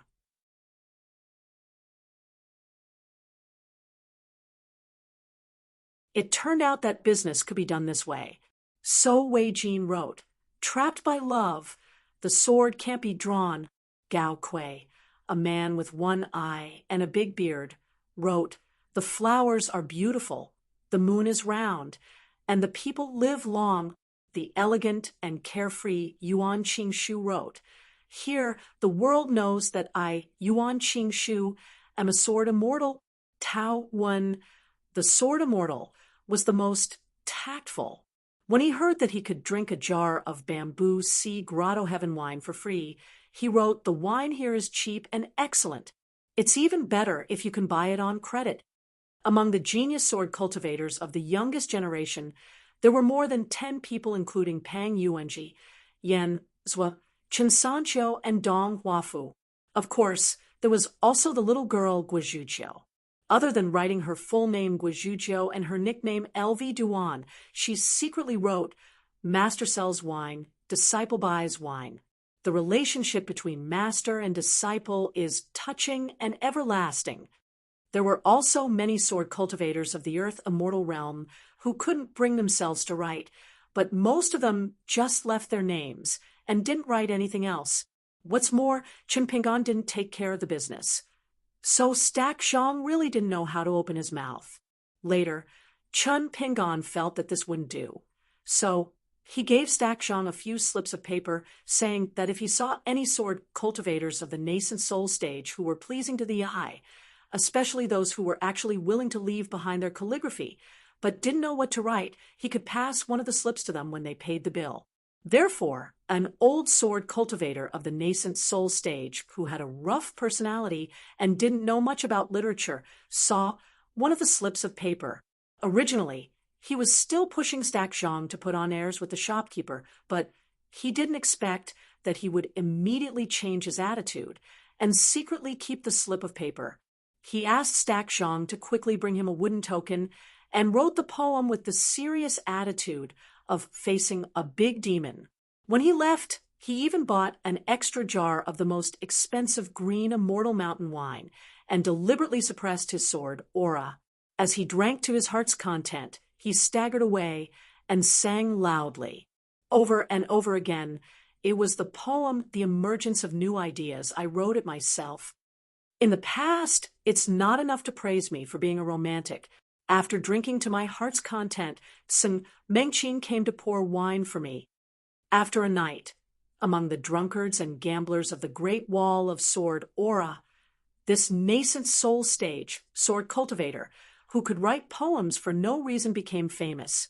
However, it was said that in the end, he was hit by a sword immortal's flying sword that came out of nowhere and was bedridden for a few days. There was also a relatively young nascent soul stage, sword cultivator of the North Continent, who claimed to be drinking under the moon.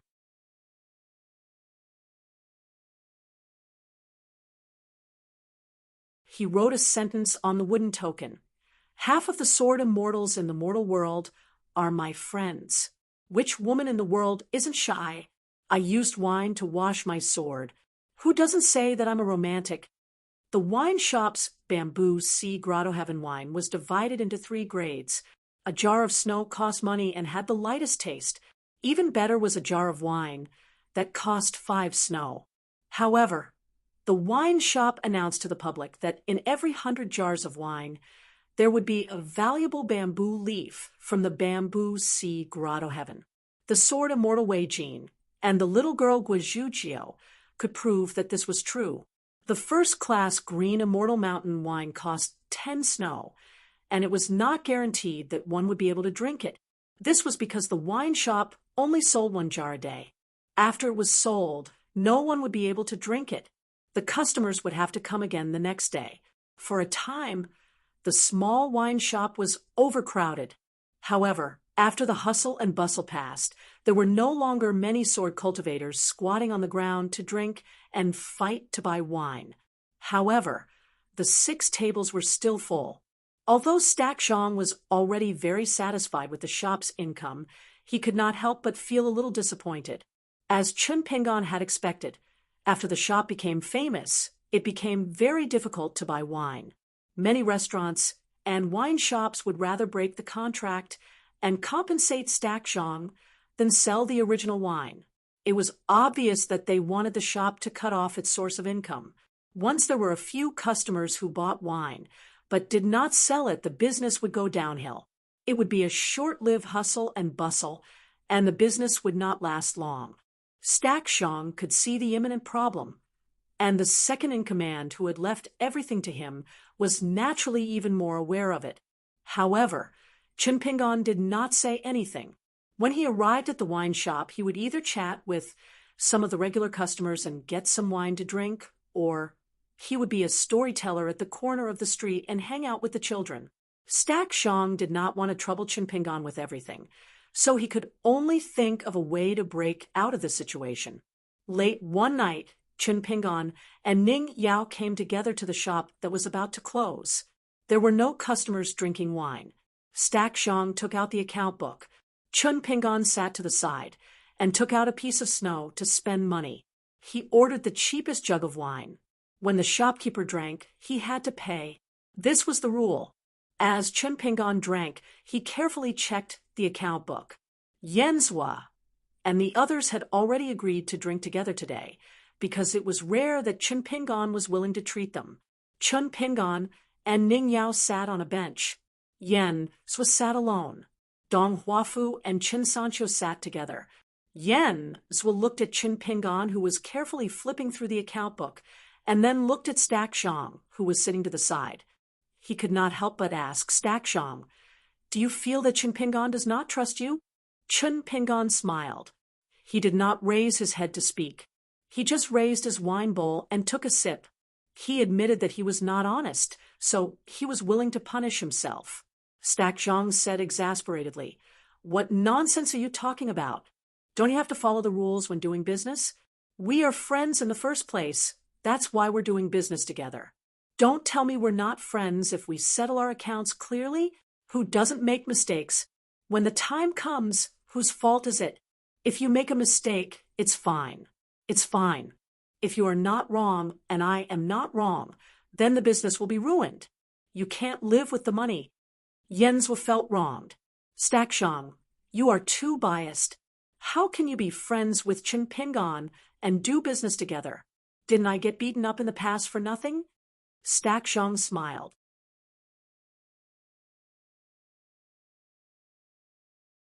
"Didn't I say sorry to you?" Yenzhua was a bit resentful. "You were right. I was quite happy. Now I feel that you are not sincere enough." Chun Pingon flipped through the account book and joked, "A friend having a new friend is always so annoying." Yenzhua waved his hand. "It's not like that at all." Chun Pingon passed over the wine bowl and clinked it with Yenzhua's. He smiled and said, "I saw that you, the young master of the Yen family, have big shoulders and big round shoulders. Everywhere you are filled with money, but every time you are stingy to buy the cheapest wine.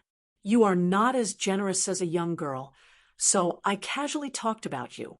Stack Zhang seemed to hesitate.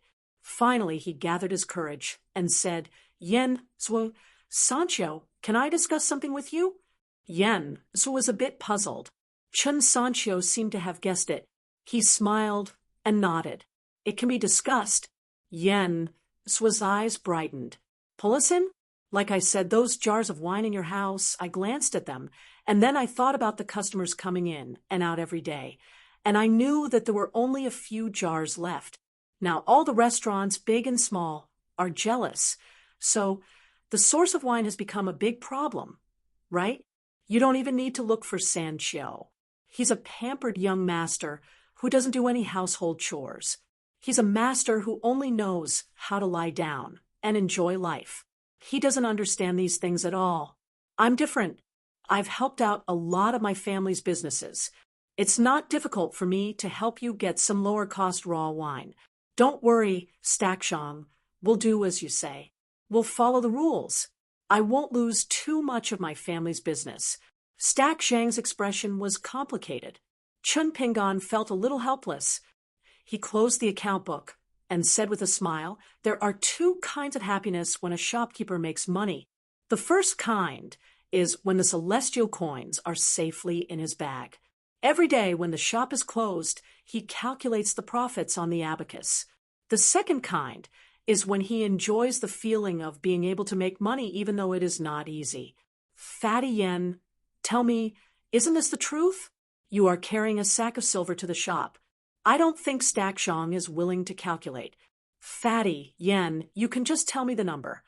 Yen was suddenly understood. "You should have said it earlier, Stakshong. If you had said it earlier, I would have understood," Stakshong angrily said. "Blame me?" Yenswood drank the wine and begged for mercy. "Blame me, blame me."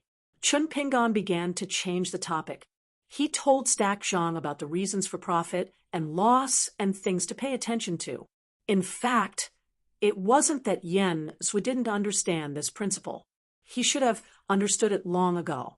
It was just that some of the estrangement between good friends could be big or small and dispensable.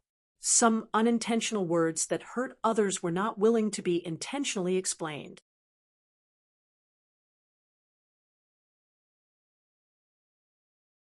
They would feel that it was too deliberate, or they might feel that they lost face. If they were lucky, it didn't matter. It was just a matter of a lifetime.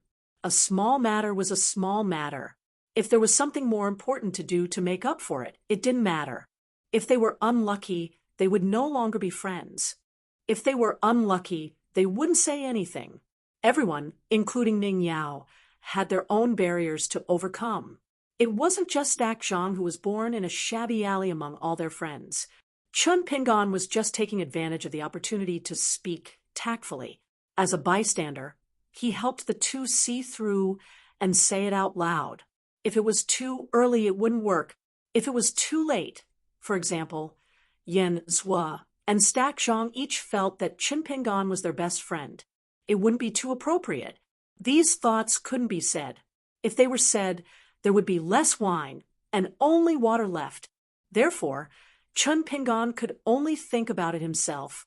It might even make Chun Pingan feel that he was too calculating. In the past, Chun Pingan would feel guilty and full of self-denial. Now he wouldn't. Every bit of kindness needed to be protected with even greater kindness. Chun Pingan believed in the phrase, "Good people will be rewarded." Moreover, it was a kind of sincere belief.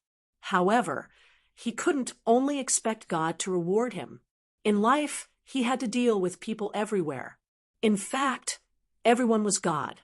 There was no need to blindly ask for external help. He only knew how to ask for higher things. No matter how much he thought about the affairs of the world, it seemed that he wasn't sincere enough. However, if he followed the rules, what he did in the end would not harm others. In fact, whether it was big or small, it would indeed benefit the world. Then he shouldn't be restrained because of this. After doing something, he should ask himself and slowly sharpen his conscience. This was the cultivation of the heart. This was what his teacher, the literary sage, meant when he said that there was no harm in thinking more. Even if he later realized that he was just going around in circles and returning to his original place, it was still the best effort. He didn't ask for anything from heaven and earth. Heaven and earth could have another person who sought to do good. Not only could he be self-sufficient, but he could also benefit others. Wasn't that wonderful? Wasn't that good? The one in heaven and earth would never change. Only the human heart could be increased or decreased. The 3 schools of knowledge and the hundreds of schools of thought, in the end, all of them put effort into this matter. After chatting, they just drank with friends. Chun Sancho told them a piece of news. Recently, there would be a sword immortal from the North Continent rushing to the Great Wall of Sword Chi. It seemed that he had already arrived at the inverted mountain. However, there were sword immortals here, who were returning home. The sword immortals of the North Continent were usually like this. Usually, they would return after a big battle. However, the two big battles in the past 10 years had caught them off guard. Most of the sword immortals of the North Continent had taken the initiative to stay here and fight another battle. However, there were still some sword immortals and earth immortals who had no choice but to leave the Great Wall of Sword Chi. After all, they still had their sex to worry about. Regarding this, the Great Wall of Sword Chi would not say anything. Not only would there be no complaints, every time a sword immortal from a foreign land prepared to leave, there would be an unwritten rule. The few local sword immortals who were familiar with him would have to treat him to a drink and send him off. It was considered a return gift from the Great Wall of Sword Chi. Chun Pingon and Ning Yao turned to look at the main street almost at the same time. 6 people walked over.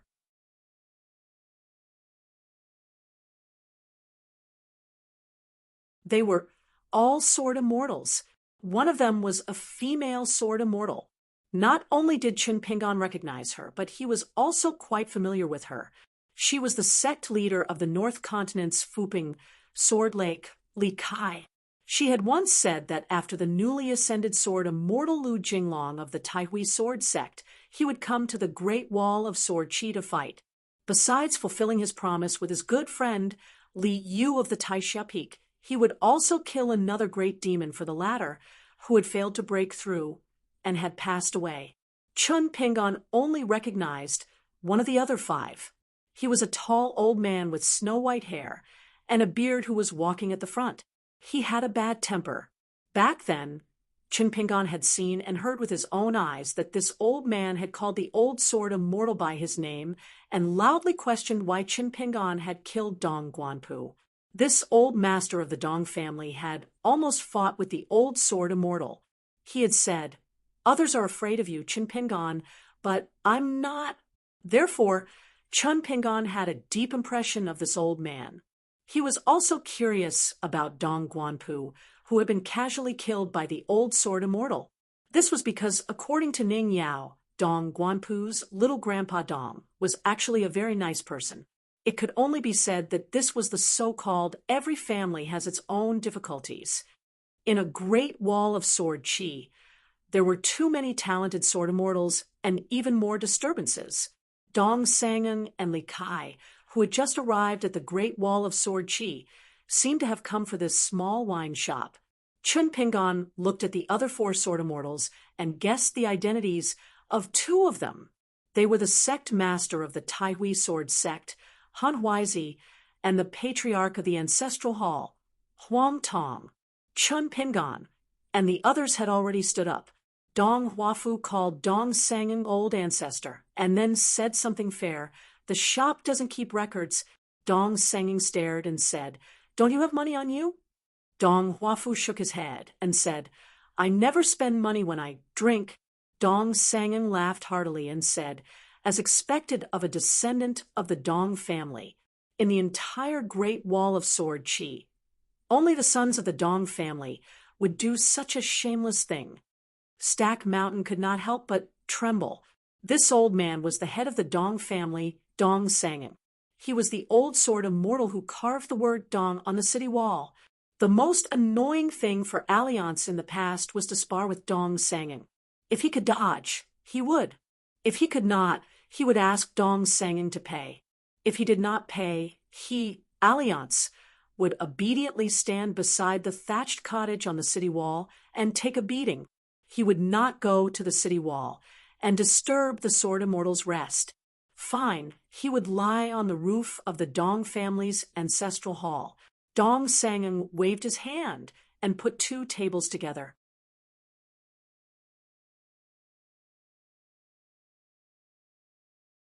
He said to the juniors, "Don't talk nonsense. Just bring the wine to the table." Chun Pingon took the initiative to nod to Li Kai. Li Kai smiled and also nodded. Unexpectedly, the Taihui sword sect's patriarch, Huang Tong, took the initiative to smile at Chun Pingon. Chun Pingon could only cup his fists and bow. He did not say anything. After Dong Sanging sat down, he glanced at the couplet at the entrance of the shop and said, "He really dares to write. Fortunately, the words are written well. Liang is much better at crawling than an earthworm." Beads of sweat had already involuntarily seeped out of his forehead. Chun Sancho and Yenzu were also a little uneasy. They had no choice. When they came to Dong Sangjing's side, they could not even get scolded. Most of their family clan's sort of mortal elders had been beaten up. The only ones who could be considered calm were probably Ning Yao and Chin Pingon. Dong Sangang drank a pot of wine and stood up to leave. The other two sword immortals from the Great Wall of Sword Qi bade farewell and left as well. Han Huizi, Huang Tong, and Li Kai, who were also from the North Continent, stayed behind. Chun Pingon got Stacked Mountain to bring another pot of good wine from the shop. He carried it and walked over. Junior Chun Pingon greets Sect Master Han, Sect Master Li, and Sword Immortal Huang. Li Kai smiled and said, "Huang Tong, listen, I'm in front of you. This is the consequence of not being a sect master." Chun Pingon was a little helpless. This was Sword Immortal Li Kai not following the rules of the pugilistic world. Unexpectedly, Huang Tong smiled and said, "I'm behind Sect Master Li. That's great. It doesn't matter if I'm above or below you." Chun Pingon, who had just sat down, nearly fell over. He could not care less about etiquette. He quickly drank a mouthful of wine to calm himself down. When he was roaming the North Continent, he had never heard of this sword immortal from the Taihui sword sect being such a sentimental person. Why did Qi Jinglong not say anything about it? Was it a taboo for supremacy? It seemed like Huang Tong's swordsmanship was not weak. Li Kai sneered and said, "I hope you drown and feed the fishes on this intercontinental ferry." Huang Tong laughed out loud. He was not angry at all. Instead, he was delighted. Han Huizi, on the other hand, was an extremely steady elder with the demeanor of a sword immortal. He smiled at Chin Pingon and said, "Ignore their nonsense." Huang Tong's smile disappeared, and he no longer looked like a disrespectful old man. Now, the flying sword messages from the inverted hanging mountain are closely monitored, and many of them have even been sealed without authorization. There's no way to reason with them. Fortunately, our Qi Jinglong's letter was cleverly written, so it wasn't blocked and sealed. Since Chun Pingon and our Lu Jinglong are close friends, and Li Kai, you're a sword cultivator from our hometown, then the four of us here can be considered as family members. First of all, I would like to thank you, Li Kai, for taking the initiative to ask for the sword and helping Qi Jinglong get off to a good start. The one who is on good terms with the academy followed closely behind and forced that old man, Bai Chang, to take care of his reputation. That is why Qi Jinglong not only gained a foothold in the North Continent as a sword immortal, but also gained benefits from the sword Dao 3 times in a row. Our Taihui sword sect owes you a huge favor for this matter. At this point, Huang Tong smiled slightly. So, if Sect Master Li wants to choose from the front and back, you can choose from the back. If I, Huang Tong, say no or frown, then I am not manly enough. Li Kai pursed her lips and said, "Let me tell you a piece of good news. Jiang Shangzhen is already in the immortal realm." Huang Tong immediately said, "I, Huang Tong, am a sword immortal. That is enough."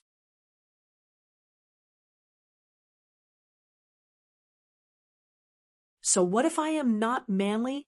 That be asterisk star Jiang Shangzhen was the common nightmare of both male and female cultivators in the North Continent. Back then, his golden core could be used as a nascent soul. In the future, he was also famous for being able to be used as an immortal in the unpolished Jade realm. What about the immortal realm now? Even if they did not talk about this guy's cultivation level, who would be willing to be involved with a guy who was running around while carrying a dung pit? If they punched Jiang Shangzhen or swung their sword, they would really be excreted. The key was that this person was vengeful and good at running away, so even Huang Tong was not willing to provoke him. In the history of the North Continent, there was once an old nascent soul cultivator who did not believe in heresy. He did not hesitate to spend 20 years to kill this scourge, who was hated by everyone, but could not be killed. In the end, he did not earn much, and his sect ended up in a terrible state. Jiang Shangzhen made up a lot of stories about the love and hate entanglement of the entire sect. He wrote a few big books about the love and hate of the entire sect, the kind with pictures. Moreover, Jiang Shangzhen liked to give free gifts to everyone he met. If you don't accept it, Jiang Shangzhen, will give you money. Are you going to accept it or not? If you accept it, can you at least flip through a few pages? Han Huizi smiled and said, Senior brother, there is still a junior here. Even if you don't care about your own identity, you should at least help Jinglong make a good impression. Huang Tong coughed and took a sip of wine. He continued, Li Kai, let's get down to business. The customs of the Great Wall of Sword Qi seem similar to those of the North Continent, but they are very different. The battle on the southern side of the city wall is very different from the catch and kill that we are familiar with. Many cultivators from other continents often die in the first few days of the battle. If they are not careful, they will die. Don't think that you can do anything just because you are a sword cultivator in the pure jade realm. On the battlefield, when you fight, you scheme against each other. There are also extremely sinister existences among the demon clan.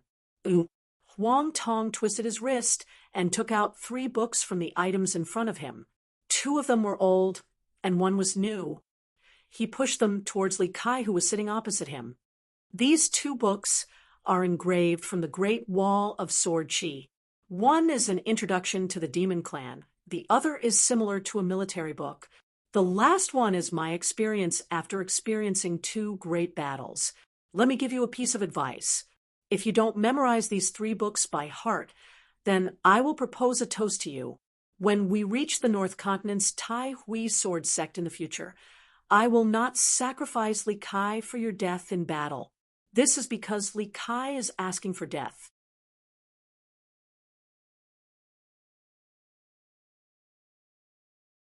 You are not worthy of me, Huang Tong, sacrificing my sword for you. Li Kai kept the 3 books and nodded. This is a matter of life and death. I don't dare to be arrogant. Huang Tong sighed and turned to look at his junior brother, who was also the sect master of the Tai Hui sword sect. Miss Li, there are no experts in the sect, so she has to do it herself. Don't we still have me, Huang Tong, to support the Tai Hui sword sect? Junior brother, you know that I am not good at handling affairs. I have no patience when it comes to teaching disciples. You also know that when you return to the North Continent, you can help Jinglong ascend and escort him. Isn't that good? The Great Wall of Sword Qi is not without Tai Hui sword sect's sword immortals. I am there. Han Huizi shook his head. You and I have already agreed on this. You don't have to persuade me to change my mind. Huang Tong said angrily, agreed my ass. I can't beat you, so I can only scram back to the North Continent. Han Huizi said indifferently, when you return to the Tai Hui sword sect, just practice your swordsmanship well. Huang Tong was very worried. He drank a big bowl of wine. But you are still the sect master. If you leave Huang Tong behind, the Tai Hui sword sect will have a clear conscience. Han Huizi said, I am guilty. Since the establishment of the Tai Hui sword sect, no sect master has died in battle at the Great Wall of Sword Qi, nor has there been any Ascendant Realm sword immortals. As for the latter, there is hope with Lu Jinglong around. So I can rest assured that I will do the former. Huang Tong left dejectedly. However, before going to the inverted hanging mountain, Huang Tong went to the wine shop and wrote his name with sword energy. He also wrote a sentence on the back. When the old man left, he was desolate and did not have the slightest aura of a sword immortal. After Li Kai heard about the wine shop's rules, She was also very excited. She only wrote her name, but did not write anything on the back of the nameplate. She only said that she would write it after she killed 2 Upper Five Realms monsters. Han Huizi also wrote his name and words. Tai Hui Sword Sect's 4th generation sect, Master, Han Huizi. I have no regrets in this life. During this period, Chun Pingon had been drinking quietly. When Li Kai and Han Huizi, the 2 sect masters of the North Continent, left side by side, they walked on the lonely street in the dead of night. Chun Pingon stood up and shouted, "Sect masters." Han Huizi laughed softly and said, "Don't look back." Unexpectedly, Li Kai had already turned her head and asked, "What's the matter?" Chun Pingon smiled and said, "Money for the drinks." Li Kai asked Han Huizi, "Puzzled, do we have to pay to drink in the Great Wall of Sword Chi?" Han Huizi said with a calm expression, "I don't know." Li Kai frowned. "Just put it on Jiang Shanzhen's tab. If a piece of snow costs money, then put it on the tab." Chun Pingon smiled and nodded. The 2 sword immortals walked slowly. Li Kai felt that it was a little strange. Logically speaking, with Chun Pingon's temper, he should not be like this. She turned her head to look. The young man had his hands in his sleeves and was looking at the 2 of them. When he saw Li Kai turn her head, he sat back down at the table. Han Huizi laughed in his mind and said, "This young man is just looking for something to talk about. He probably thinks that it's good to talk more." Li Kai said helplessly, "What's this about?" Han Huizi thought for a moment and actually gave an answer. "Sword cultivators and sword cultivators."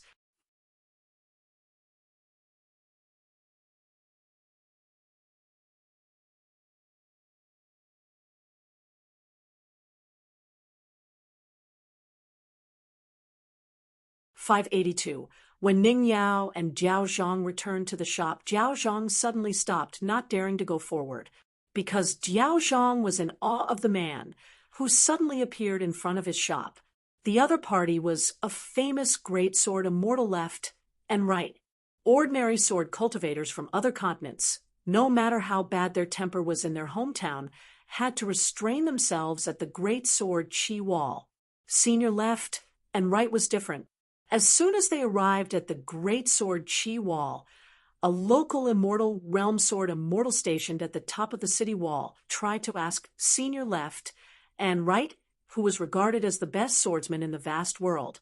In the end, senior left and right only replied, "You can't learn my swordsmanship, but there is one thing you can learn from me. If you can't win a fight, just don't fight."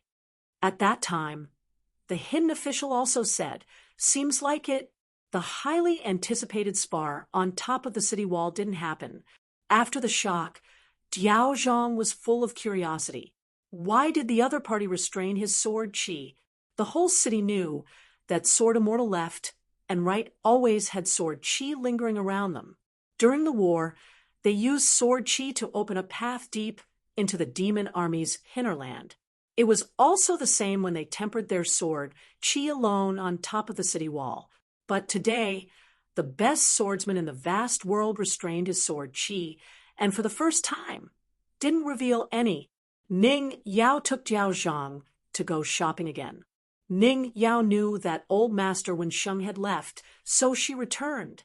She didn't expect that left and right was still there. Before the old man left, he even made a special trip to greet her and thank her.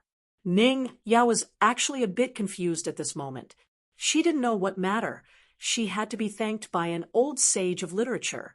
As for the subtle relationship between Chun Pingon and left and right, it wasn't hard for Ning Yao to understand what they were thinking, so she didn't say anything to Chun Pingon. What she said was not appropriate. Besides, Chun Pingon had his own opinions on important matters in life. He didn't need Ning Yao to tell him what to do. Jiao Zhang couldn't hold back his curiosity. After walking far away, he asked Ning Yao with the ripples of the Heart Lake, "Chun Pingon knows left and right sword immortal left?" Ning Yao nodded. They have known each other for a long time. They were all written in Chen Pingan's travel notes on mountains and rivers, and the length was not small. Diao Zhang smiled. Can you tell me more? Ning Yao shook her head. No. Dui Zhang pulled on Ning Yao's sleeve, gently swaying it. It was clear that she was about to act spoiled. She pitifully said, Big Sister Ning, you can talk about anything. There's always something to talk about. Ning Yao thought for a moment. You should ask Chen Pingan yourself. He plans to open a shop with you. You can use this as a condition. Don't agree yet. Di Zhang quickly figured out the meaning behind Ning Yao's words. Ning Yao had clearly dug a trap for him. Di Zhang angrily smiled and said, I never intended to do business with him. Ning Yao, you should know when to stop. Ning Yao smiled and said, It's really not that I'm siding with an outsider, but Chen Pingan is right. You're not smart enough when it comes to doing business. If it's him, I guarantee that you'll have a steady flow of money. Ning Yao frowned, wanting to say something but hesitating. Ning Yao glanced at her, immediately knowing what she was thinking. She explained, Chen Pingan has a square-inch object and 2 near objects on him, besides the common wine from his hometown and a pile of bamboo leaves. He doesn't have anything else. If he really wanted to learn from the many merchants that crossed continents on the Great Wall of Sword Qi, selling all sorts of things to earn immortal money from us sword cultivators, then Chen Pingan wouldn't waste God's gifts like this.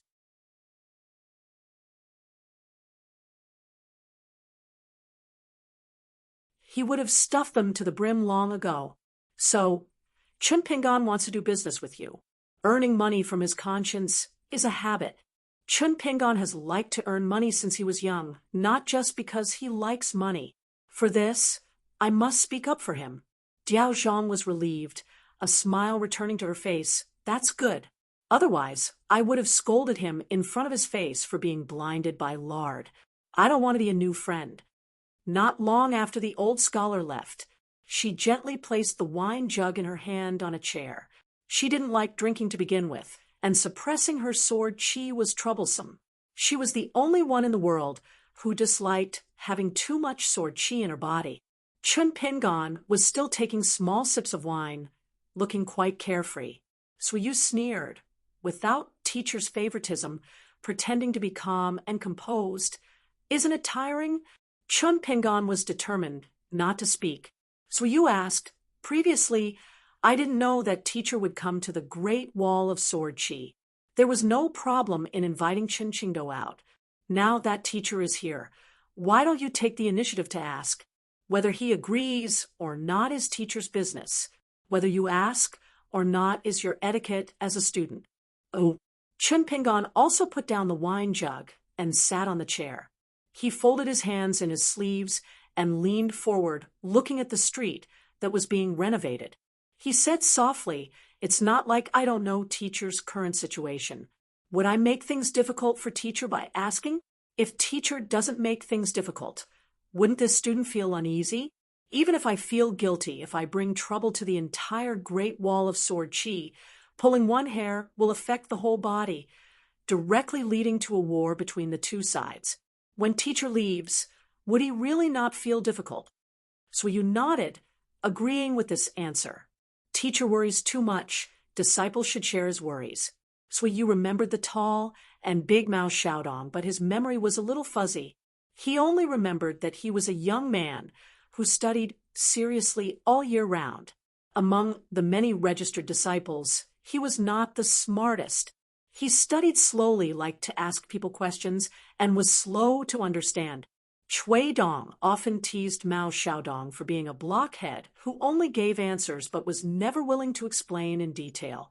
Only Xiao Qi would be patient and talk more with Mao Xiaodong. Suyu said slowly, in the early years, Mao Xiaodong was unwilling to seek refuge in Li Ji Academy and insisted on being tied to the sage of literature. He also accompanied Xiao Qi to Aquarius Continent to establish Cliff Academy. At that time, teacher actually said very serious words, saying that Mao Xiaodong should not be so selfish and only seek peace of conscience. Why not raise his ambition to a higher level and should not have such sectarian views.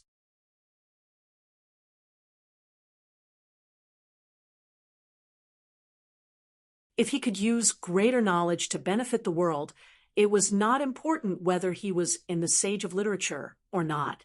Then Mao Xiaodong, who I had never looked up to in my entire life, said something that made me admire him. Mao Xiaodong opened his mouth and shouted at the teacher. He said that his disciple, Mao Xiaodong, was slow-witted and only knew to respect his teacher first. Only then would he have a clear conscience.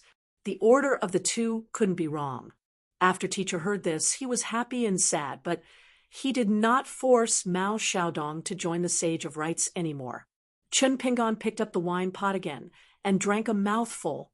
I went to the Great Sui Kingdom Academy twice, and senior brother Mao was very concerned, afraid that I would go astray. When senior brother Mao was reasonable, he had the demeanor of the Confucian sage and the headmaster. So you smiled. That's because you didn't see him being strangled by me and unable to speak. When talking to teacher, no matter how good the reason is, you can't spit on teacher's face. What do you think? Junior brother. Chun Ping'an quietly put the wine pot back on the chair and only dared to make a sound, still not saying a word. So you stood up, grabbed the wine pot on the chair with one hand, and then looked at the food box at his feet. Chun Ping'an stood up and said, "I'll pay for it myself." So you looked at Chun Ping'an again. Chun Ping'an had to continue. "It will be the same in the future." So you was ready to leave. Chun Ping'an suddenly said, "I hope I didn't let senior brother down." So you was silent for a moment, then slowly said, "It's okay." Chun Ping'an was relieved and said with a smile, "That's good." So you hesitated for a moment, then said, "From today on, if someone says something weird to you, saying that you only have today's achievements because you are born in the Sage of Literature, you don't have to talk nonsense with them. Directly send a message to the top of the city wall with your flying sword. I will teach them a lesson." Chun Ping'an was speechless. He was really not used to it. So you paused for a moment, then added, "Teach them even their parents and elders." Chun Ping'an saw that Suyu seemed to be a little impatient. It seemed that he was going to teach him swordsmanship first. He thought of the widespread saying among wild cultivators, "A dead friend is not a dead friend." He quickly nodded and said, "I'll remember it." Suyu no longer suppressed his sword chi and turned into a rainbow to go to the top of the city wall. From the city to the top of the city wall, wherever Zuyu's sword chi passed, the abundant ancient sword will between heaven and earth made a fleeting path. When he reached the top of the city wall, Zuyu's sword chi gently rolled up his sleeve. There was a bound book inside. It was given to teacher by Chun Ping'an, but teacher had secretly left it to him for some reason. He even hid it from his most beloved disciple, Chun Ping'an. So you used sword chi to isolate a small world, then drank and read. He placed the book on the top of the city wall in front of him. With a thought, the sword chi would open the book. So you unknowingly finished the wine in the pot and turned to look at the sky. Teacher had left. Ever since teacher became the most down-and-out Confucian sage in the world, he had always been smiling. So you knew that it was not true happiness. His disciples were scattered and wandering, and teacher was feeling guilty. Only after seeing the arrogant junior brother who was willing to recognize him as teacher, even if teacher did not smile much or speak much, even if they had already separated, he was destined to be smiling at this moment. That Chun Ping'an might not know that if he came to the great wall of sword chi and heard that Suyu was at the top of the city wall, he would rush to him and call him senior brother. Suyu would be disappointed.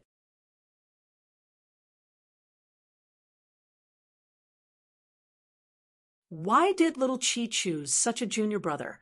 If he secretly built the ancestral hall in his hometown and hung teacher's portrait, he would take the initiative to ask for credit, and Suyu would be even more disappointed. Why did teacher choose such a disciple? If he felt that this person's swordsmanship was not low, he wanted to learn the sword. Suyu would be the most disappointed.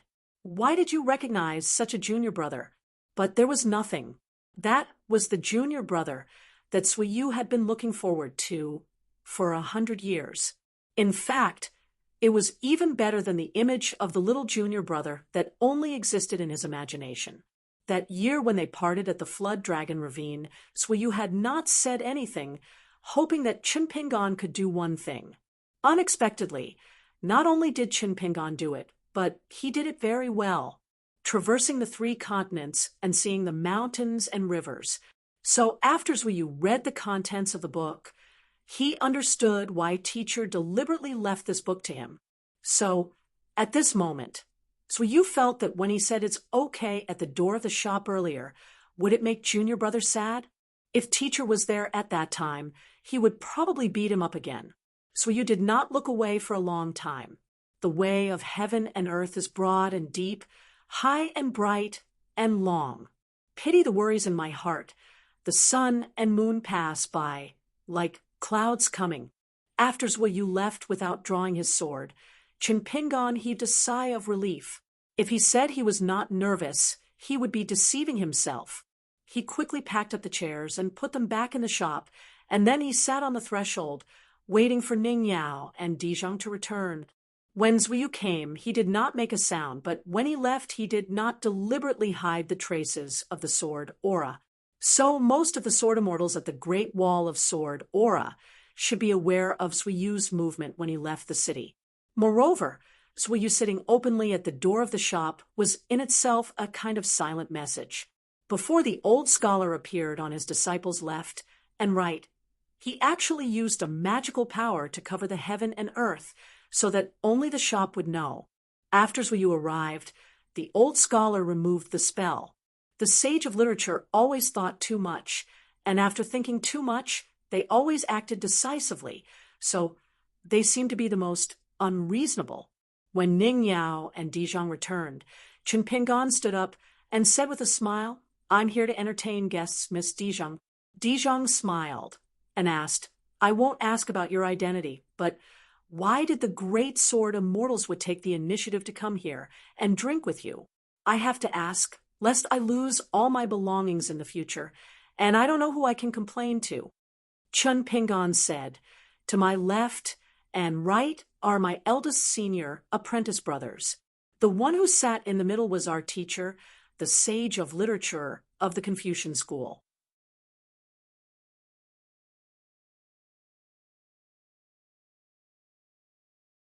In the Great Wall of Sword aura, there was no meaning in having a backer. There would be no shortage of fights that needed to be fought, and there would be battlefields that needed to be fought. Moreover, his student Cui Dongshan was right. There was no need to deliberately hide the teacher and senior apprentice brothers that he had earned with his own abilities. Dijong silently walked into the shop. There was no way to chat. Ning Yao and Chinpingan sat together on the doorsill. Ning Yao said softly, "Fortunately, the boss sword immortal is personally watching over the city, not allowing anyone to go south for any reason. Otherwise, you will be in danger in the next battle. The monster race is scheming a lot." Chinpingan smiled and said, "Teacher and senior apprentice brother, so we'll both know what to do." Ning Yao nodded. "What should we do next?" Chinpingan said, "Cultivate diligently and refine more qi. Strive to enter the abode realm as soon as possible and refine it into a natal item on the 1st and 15th day of the lunar year. At the same time, hone the golden body realm. Once you enter the remote wandering realm, it will be much easier to fight. However, these 2 things are difficult to achieve for the time being. Among them, it is said that gathering enough natal items of the 5 elements is as difficult as ascending to heaven. The 2 natal items of metal and fire can only be found by chance. If it is really impossible, don't deliberately pursue too high a grade. You must first build a growth and life bridge to deal with the next battle. Ning Yao, you don't have to persuade me on this matter. I have carefully weighed the pros and cons based on the grade of the 3 natal items. Let's not talk about other matters on the path of cultivation. Just the natal items alone are enough to support me until I reach the earth immortal or even the jade unyielding realm. I can't be too demanding on perfection. On the path of cultivation, I really can't be too slow. Otherwise, I won't be able to enter the middle 5 realms of chi refinement. It is inevitable that my spirit chi will be scattered, and my martial arts realm will reach the 7th realm. When I circulate pure vital chi, it will more or less clash with spirit chi, which will actually drag down my combat power. During this period, speaking of this, Chen Pingon frowned and sighed. I still have to learn swordsmanship from senior brother. Ning Yao said, "Isn't that good? Senior Zhua is the most suitable and the most qualified person to teach you swordsmanship. Don't forget, your senior brother is not a Khanate sword embryo." Chun Pingon said helplessly, "I can't lie down in the Ning mansion and drink medicine every few days." Ning Yao said with a smile, "It's okay. When I was at the Li Zhu Grotto Heaven, I learned how to brew medicine from you, but I never had a chance to put it to use." Chun Pingon tried to hold back, but in the end, he couldn't. "It's not like I haven't seen you brew medicine personally. Even if you dare to do it, I don't dare to drink it." Ning Yao said, "Now that you have acknowledged senior brother, your words have become tougher." Chun Pingon immediately said bitterly, "I will drink it like wine." Dijon looked at the two at the door and shook her head. She was so jealous. Chun Pingon thought of something. He turned his head and said with a smile, "Miss Dijon, as long as I can help the shop earn money, how about we split it 40, 60? Dijon smiled and said, "Isn't it a bit too little?" Chun Pingon said, "Then it's only 30, 70? Miss Dijon, your business is really a bit unconventional. No wonder your business is so good." Dijon was so angry that she couldn't speak. Ning Yao was somewhat gloating. Chun Pingon said with a smile, "Even immortals can't earn extra money from this grocery shop. I know I'm going to stay at the Great Wall of Sword Chi for a long time, so I brought some ordinary wine from my hometown."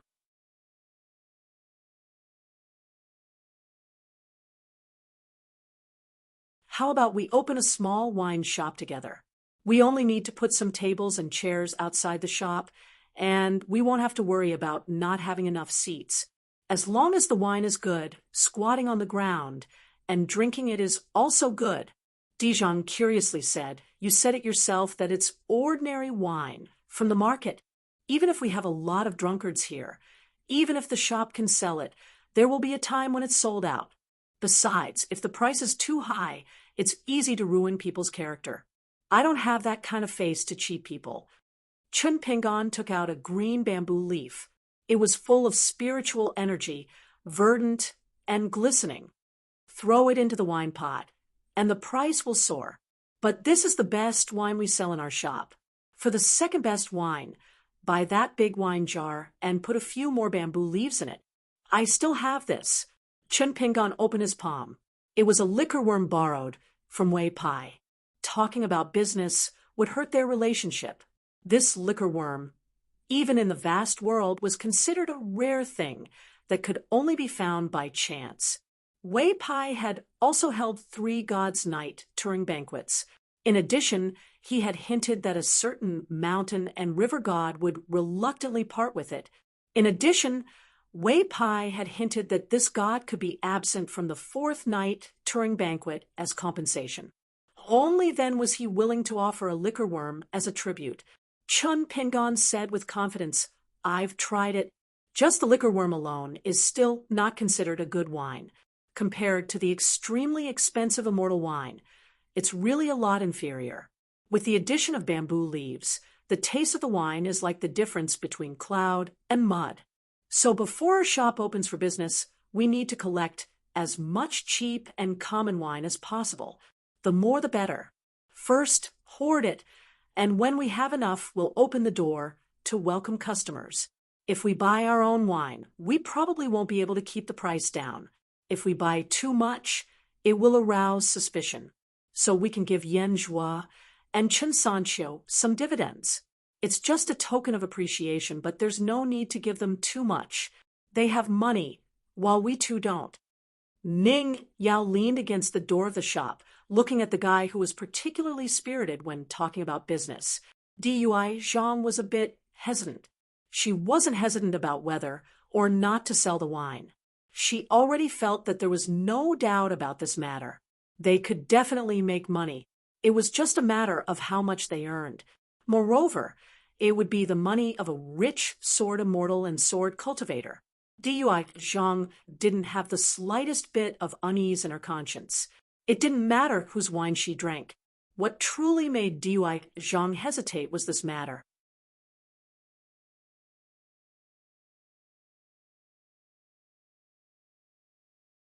If she wanted to have a relationship with Fatty Yen and Chen Sanxiu, according to her original intentions, she would rather make less money and increase the cost than let her friends help her. If it weren't for Chen Pingan mentioning that she could give them dividends, DUI Zhang would definitely have directly rejected this proposal. Chen Pingan wasn't in a hurry.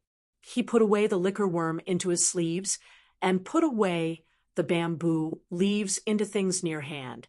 There was a large pile of bamboo leaves and bamboo branches, all of which had been brought to the Great Wall of Sword Qi.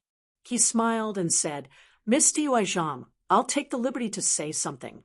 Your business temperament really needs to be changed. Business is business.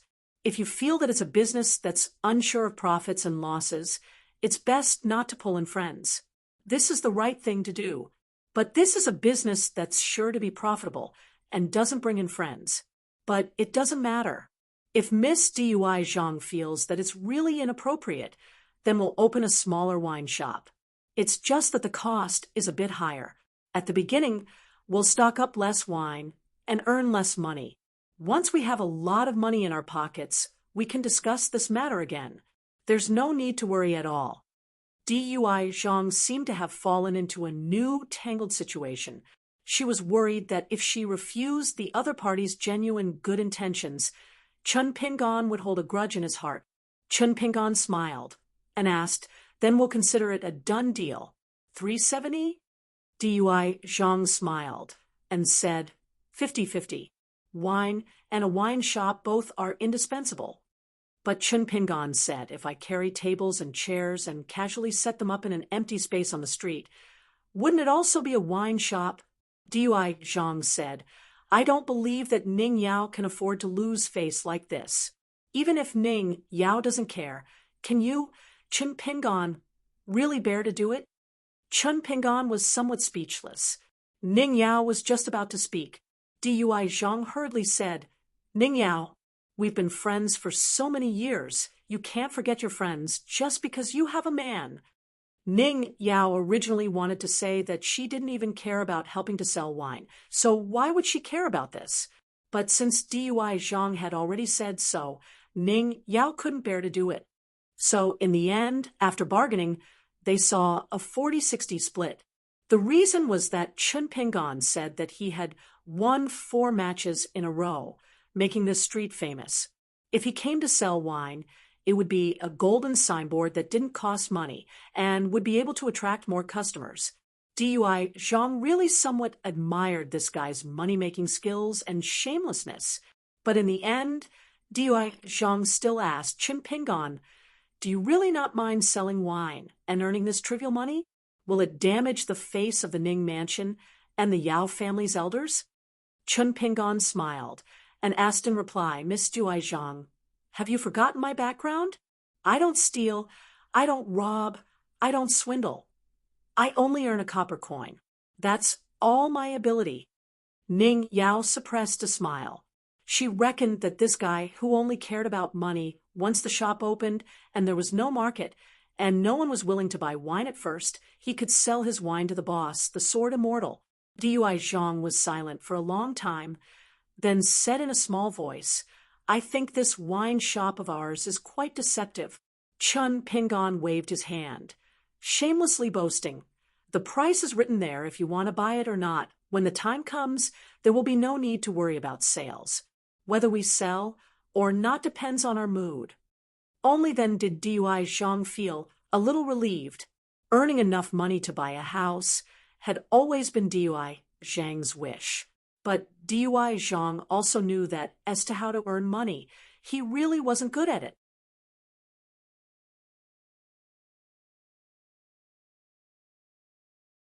Dui Zhang thought that after the negotiation, Chen Pingan and Ning Yao would return to the Ning mansion, but he didn't think that Chen Pingan would already be standing at the counter, taking the abacus. Dui Zhang doubtfully said, "Isn't it just buying wine and hoarding it? It's a very simple matter. I can still do it." Chen Pingan's face was full of shock. This time he really wasn't pretending. He angrily laughed. "Is there such an easy business in this world? Miss Dui Zhang, I regret partnering up with you. Think about it. Who do you want to buy wine with? You have to choose some deserted restaurant or wine shop, right? When the time comes, how do we bargain? How do we reduce the price if we buy too much? How do we talk to people? How do we talk to ghosts? How do we talk to people first? How do we fix the contract first so that when our shop's business is good, the other party doesn't want to sell wine? Even if they don't sell, how do they compensate our shop according to the contract? If there are too many people, I don't think you can do it alone. There's no other way. I'll go back and cover the face. You just watch from the side. I'll show you first. What's more, these are just the rough details of buying wine from others. Moreover, when the shop opens, we'll first invite some passers-by to boost our reputation. What realm of sword cultivator are they? We'll have to secretly promise to give them a few pots of rare bamboo leaf wine for free. It'll be more appropriate to let a sword immortal be responsible for shouting that he wants to book the entire shop's wine. That way, we won't be able to leave any traces behind. Unlike that shill who can't be calculative. After we earn money, how are we going to settle accounts with our drunkards like Fatty Yen and Chen Sancho? We're just a small business, so we definitely can't keep accounts. We'll have to have a plan early on. Dui Zhang's imposing manner was completely gone, and she became more and more guilty. Listening to Chen Pingan's endless chatter across the counter, Dui Zhang began to wonder if she was really not suitable for doing business. Why did she suddenly feel that it was much more difficult than practicing swordsmanship? Ning Yao stood next to the counter with a smile on her face, eating melon seeds. So, in the end, Dui Zhang timidly said, "Chen Pingan, let's split it 30-70. You take 70, and I take 30. Chen Pingan was just about to nod in agreement, but he was immediately elbowed by Ning Yao. Chen Pingan immediately smiled and said, "No need, no need. We'll split it 50-50. We've already agreed. Doing business still needs to be honest." Chen Pingan turned sideways, throwing a meaningful glance at Dui Zhang. "I talk about honesty. Miss Dui Zhang, you have to talk about sincerity. Why don't we both take a step back and split it 40-60? Dui Zhang nodded, then said to Ning Yao with an innocent expression, "Ning Yao, Chen Pingan is secretly winking at me. I don't know what he means." Chen Pingan suffered another elbow.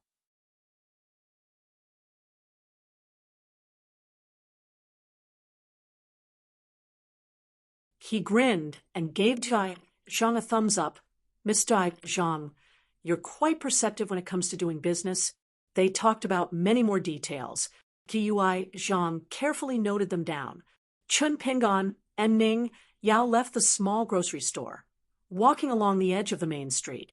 As they passed by the restaurants and taverns, Chen Pingan smiled and said, "In the future, we'll all be enemies in the same line of business." Ning Yao softly said, "Thanks." Chen Pingan smiled and said, "It's what I should do." Ning Yao hesitated for a moment, then said, "Zhang likes a gentleman of the Central Plains Academy. Can you talk some sense into her?" Chen Pingan bitterly smiled and said, "There are some things I can help with, but this kind of thing, I really can't do it." Ning Yao clasped her hands behind her back, leisurely praising, "Don't you know a lot about love?" Chen Pingan resolutely said, "In all honesty, what the hell do I know?" Dui Zhang's small house hidden in a shabby alley was filled with large jars of wine. She didn't have enough capital.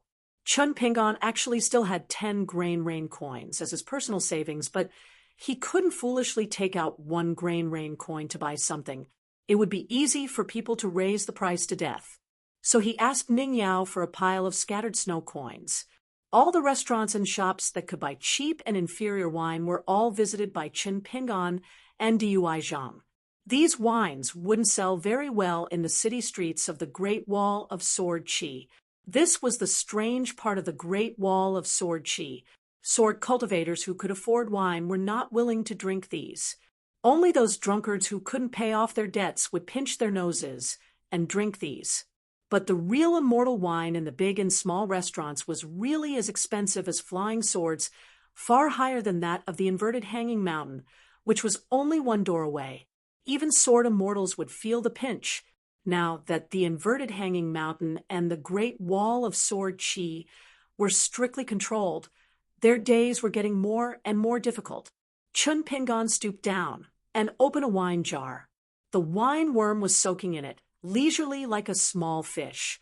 It was drunk and knew how to enjoy itself. Each jar of wine had to be soaked in the wine worm for 3 days before it could be considered a good wine. There were a few bamboo leaves and a bamboo branch inside. It was not named bamboo leaf green, which was first suggested by Dui Zhang, or bamboo branch wine, which was suggested by Ning Yao. Instead, it was named bamboo sea wonderland wine by Chen Pingan, which was also called green immortal mountain wine. Dui Zhang, who was used to making money from his conscience, was so shocked that he was stunned. At that time, Chen Pingan spoke earnestly, saying that his bamboo leaves and branches were really produced by the bamboo sea grotto. As for whether they were from the azure immortal mountain, he would ask later when he had the chance. If they weren't, then he wouldn't mention the alias when selling the wine. Except for preparing to open a wine shop and sell wine to make money. Every day at the Ning Mansion, Chun Pingan still practiced Qi for 12 hours, sometimes as long as 14 or 16 hours. Ning Yao gave up the pavilion on Dragon Beheading Cliff and spent most of his time practicing swordsmanship on the martial arts practice field in the small mustard seed world. When Chun Pingan was resting, he squatted at the foot of the hill with the sword immortal, concentrating on sharpening the edge of the sword. Occasionally, Fatty Yen, Dong Haiten, and the others would come over to sit for a while. Fatty Yen would seize the opportunity to make Chun Pingan observe his crazy demon fist technique and ask him if he was a martial arts prodigy that had been delayed by practicing swordsmanship. Of course, Chun Pingan would nod and say yes.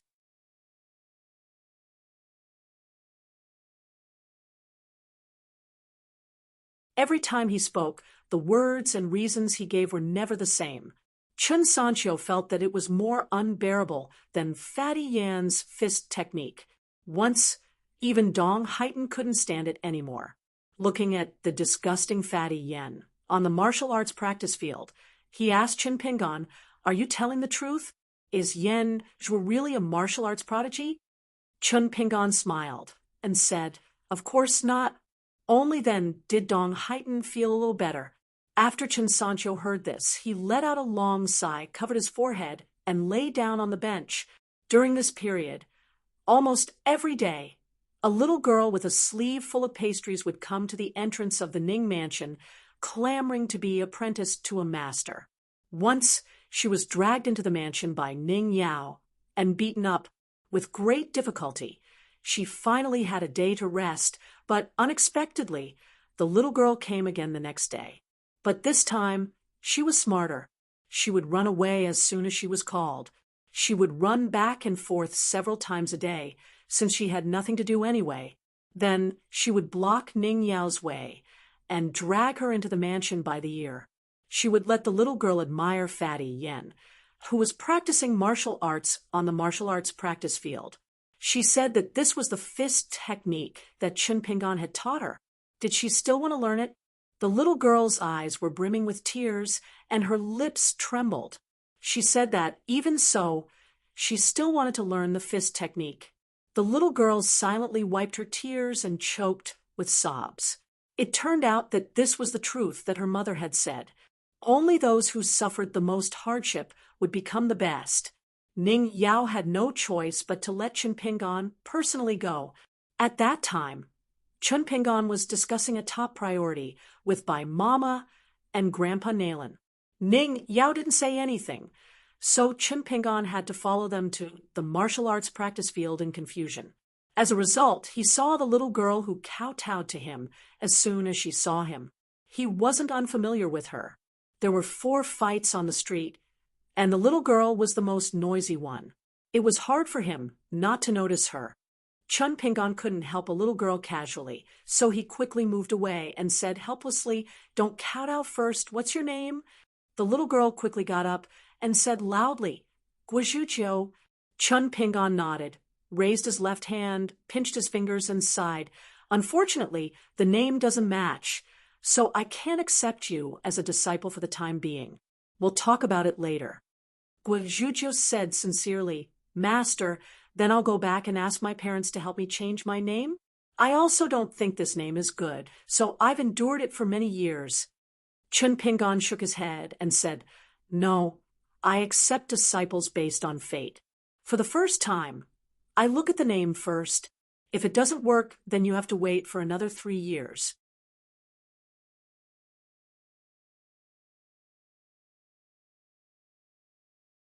For the second time, I don't look at the name, but the time. You still have a chance at that time. Guizhujiu was very annoyed. She stomped her feet heavily and ran away. She shouted that she wanted to look through the lunar calendar and choose an auspicious day for herself 3 years later. Yan Zhujiu and Chen Sancho stood aside, and their eyes almost popped out. Guizhujiu was a little weirdo. Her mind wasn't clear since she was a child. She was definitely not stupid. She was an excellent innate sword embryo and was praised as the future pillar of the Guo family. She couldn't be said to be smart. The little girl made a lot of jokes. She was simply the happy fruit of Chen Sancho Street. When she was a child, she liked to run around blindly with a blanket draped over her. She never went through the main door and would just wander around on the roofs and walls. If it wasn't for the fact that she had been beaten by Dong Budu so many times and had a good memory, she would probably still be like this now. There were also rumors that the hidden official had actually chosen 2 candidates. Besides Pang Yuanji, it was Guizhujiu. Chun Pingon obviously also didn't dare to believe it. That's possible. Chen Sancho smiled bitterly. Whether it's possible or not, it probably depends on whether Guizhujiu comes tomorrow or not. Chun Pingon looked at Ning Yao. Ning Yao said, "It's hard to say." Chun Pingon didn't think much about it and continued to discuss with the 2 seniors. Regarding the matter of the Sword Immortal boss going to the Yao family to propose marriage as a matchmaker, Chun Pingon naturally wouldn't urge him. In Chun Pingon's room, Bai Mama asked with a smile, "What's the matter?" Chun Pingon smiled. "It's still that little girl Guizhujiu. She wants to be apprenticed to a master and was fooled by me." Nalen Yeshing joked, "It's actually not bad to have another registered disciple for nothing." Chun Pingon shook his head with a wry smile. "Such a big matter can't be taken lightly." Bai Mama said, "The Guo family and our Ning mansion have been friends for generations and have never broken off." Chun Pingon froze for a moment and looked at Bai Mama's eyes with some questioning meaning. Bai Mama nodded. "It's the only one." After Master passed away, the entire Guo family came to the Ning mansion to pay their respects. Later on, the Guo families had directly confronted the Sword Immortal Qi about the dragon beheading cliff incident. Otherwise, if it was another little girl who fooled around like this, our miss wouldn't have dragged her home twice. But the matter of accepting a disciple really doesn't need to be too serious. Chun Pingon said in a deep voice. Then about Guizhujiu, "I will think about it seriously." Nalen Yeshing smiled. "These things are not urgent. Let's talk about young Master Chen's 4th natal item. Once the longevity bridge is built, young Master Chen will truly understand what cultivation is. After that, even if you are not an innate sword embryo, you can still barely become a sword cultivator. Don't underestimate the word barely. As a qi cultivator, the biggest difference between being a sword cultivator and not being a sword cultivator is the difference between heaven and earth. As for the reason, young Master Chen can privately ask Sword Immortal Boss. One morning, a shabby wine shop opened on the Great Wall of Sword Energy. The shopkeeper was the young, one-armed female sword cultivator, Dui Zhang. Beside her stood the young man in blue. After personally setting off a string of noisy firecrackers, he smiled brightly and cupped his fists in all directions. If Dui Zhang wasn't the nominal shopkeeper of the wine shop, there would be no turning back. She had spent all her capital. In fact, she also wanted to stay in the shop and pretend that this wine shop had nothing to do with her. Tables and stools were placed in front of the two of them.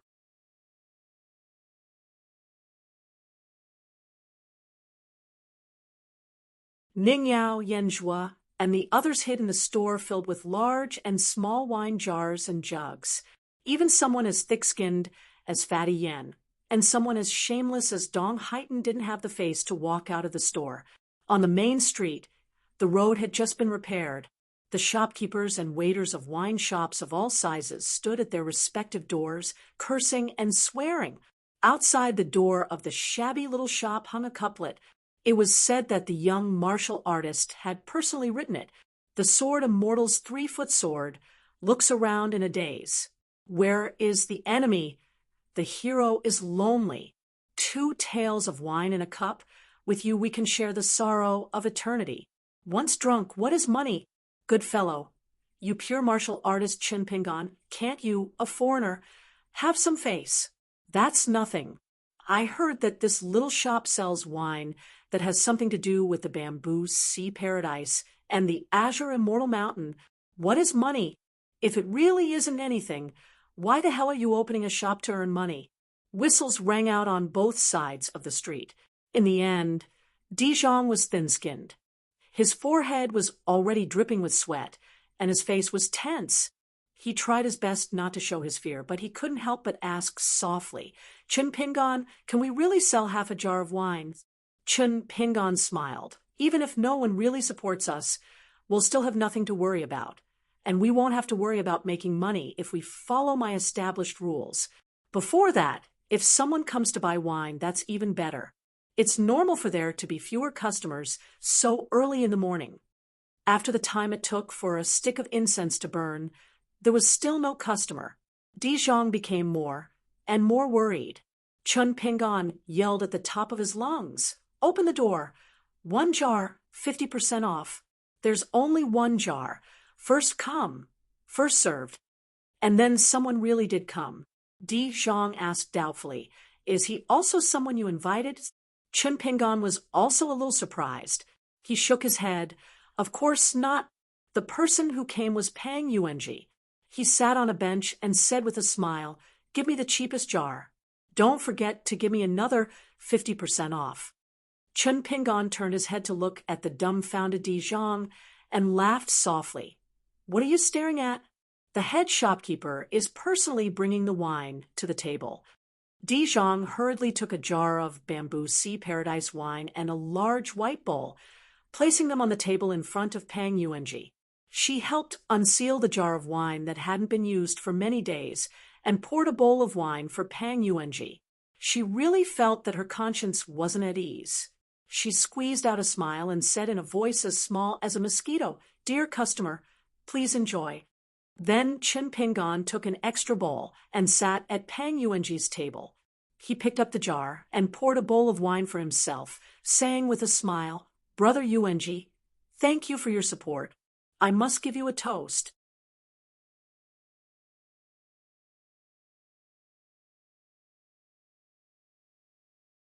With Brother Yuanji's magnanimity as a prime minister, there's no escaping the title of Sword Immortal.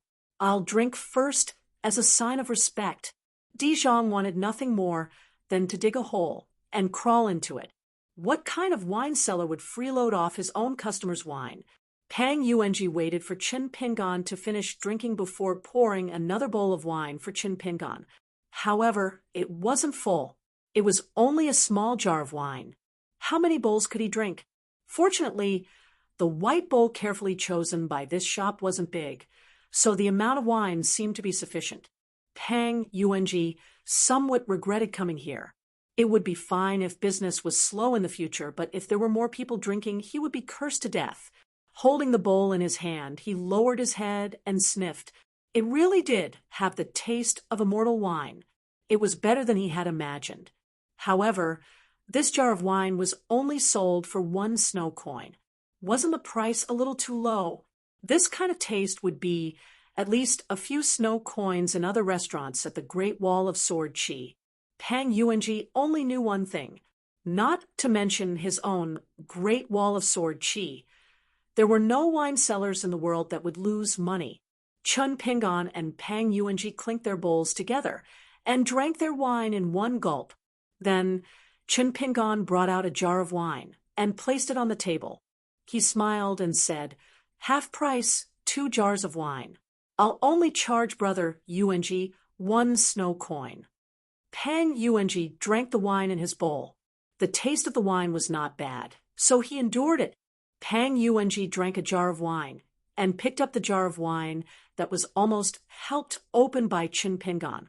He slapped down a snow coin and got up to leave, saying that he would come back next time. Di Zhang wiped her forehead and took the snow coin from Chun Pingon's hand. She smiled brightly. Then, about an hour later, when Di Zhang began to worry about the shop's money again, she saw another customer who landed on the wind. She couldn't help but turn to look at Chun Pingon. She realized that after Chun Pingon said it was an accident, he was actually a little nervous. The visitor was the sword immortal of Snow Wind Temple, Wei Jin, who came from the Aquarius continent like Chun Pingon. Wei Jin ordered the most expensive jar of wine, 5 snow coins for a small jar, and there was a bamboo leaf in the jar. Wei Jin didn't rush to drink the wine. He asked with a smile, "How is she?" Chun Pingon felt like he was sitting on pins and needles, but he couldn't pretend to be stupid. After all, the other party was Wei Jin. He could only smile bitterly and say, "She should be very good. Now she has become the master of a sect, but I was almost killed by her in the Ghost Valley." "Wei Jin, are you here to make a scene?" Chun Pingon didn't hide anything from Ning Yao about He Xiaoliang, the first female Taoist nun of the Divine Warning sect, and later the sect master of the Qingliang sect. He told her everything. Fortunately, Ning Yao didn't show any anger. She only said that He Xiaoliang had gone too far, and that he should meet her in the future. But today, Wei Jin touched the sore spot. Chun Pingon still felt a chill down his spine. He always felt that the shop was full of sword chi. Wei Jin drank a bowl of wine and asked again, "Does she really like you?" Chun Pingon shook his head and said, "I'm not sure." Wei Jin nodded and poured another bowl of wine. After drinking it in one gulp, he said with a smile, "Shopkeeper, you can go on with your business. You don't have to entertain the guests." In the end, Wei Jin sat there alone. He drank a little slower, but he didn't stop.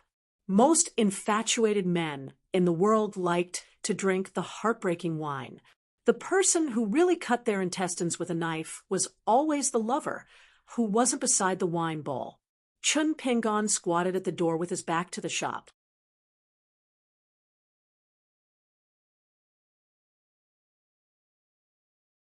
It was rare for him to earn money, but he couldn't smile. Instead, he was very worried, because when Wei Jin drank the 3rd bowl of wine, he bid for a small summer coin. He said that if he came to drink in the future, he would deduct the money from this small summer coin. Fatty Yen and Chen Sancho were very tactful and didn't say a word, but that dumbfounded Dong Hei Tan stupidly said, "I think there's a story behind this." Chun Pingon finally understood why Fatty Yen and Chen Sancho were sometimes so afraid of Dong Hetan opening his mouth to speak. Every word was like a flying sword. It could really stab someone to death. Before Wei Jin could get up and scram, Chun Pingon hurriedly got up as if he had been granted amnesty.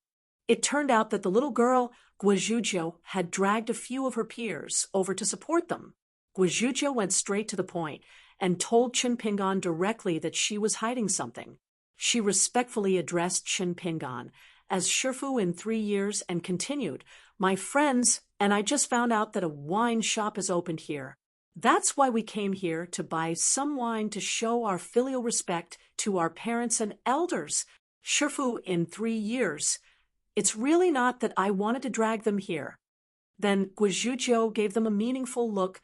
The little girls, who had been specially knocked on their doors by Guizhuzhou last night to remind them not to forget about this matter, were all listless and listless. They paid for the wine and obediently held the wine, then waited for Guizhuzhou to give orders. They really didn't care about earning those 3 snowflakes from Guizhuzhou. This had annoyed Guizhuzhou for many days. Some people wanted to directly give Guizhuzhou 6 snowflakes, but she didn't accept them and insisted on making up the numbers. In the end, Guizhuzhou also took out 3 snowflakes and bought a pot of wine. She explained, "Shifu in 3 years, they're all paying out of their own pockets." Chun Pingan said, "Seriously, I've calculated on my fingers. 3 years is halved. After 1.5 years, we can see if it's suitable to accept disciples." Guizhuzhou held the pot in one hand and clenched her fist with the other. She waved it vigorously and said in high spirits, "Today is indeed a good day to buy wine. I really didn't memorize that old almanac for nothing." With Pang Yuanji and Wei Jin, as well as these little girls supporting them one after another, the wine shop had business. From the looks of it, it wouldn't be difficult to break even. This was already enough to make Dizhong overjoyed. Dizhong gradually became busy. As for the matter of selling wine, it was agreed in advance that Dizhong had to put in more effort. Chun Pingan couldn't keep an eye on this place every day. The inexplicable Dong Haiten had already been led away by Chun Sanqiu and Fatty Yen. Ning Yao leaned against the counter inside the shop, eating melon seeds and looking at Chun Pingan. Chun Pingan asked tentatively, "You're not angry, are you?"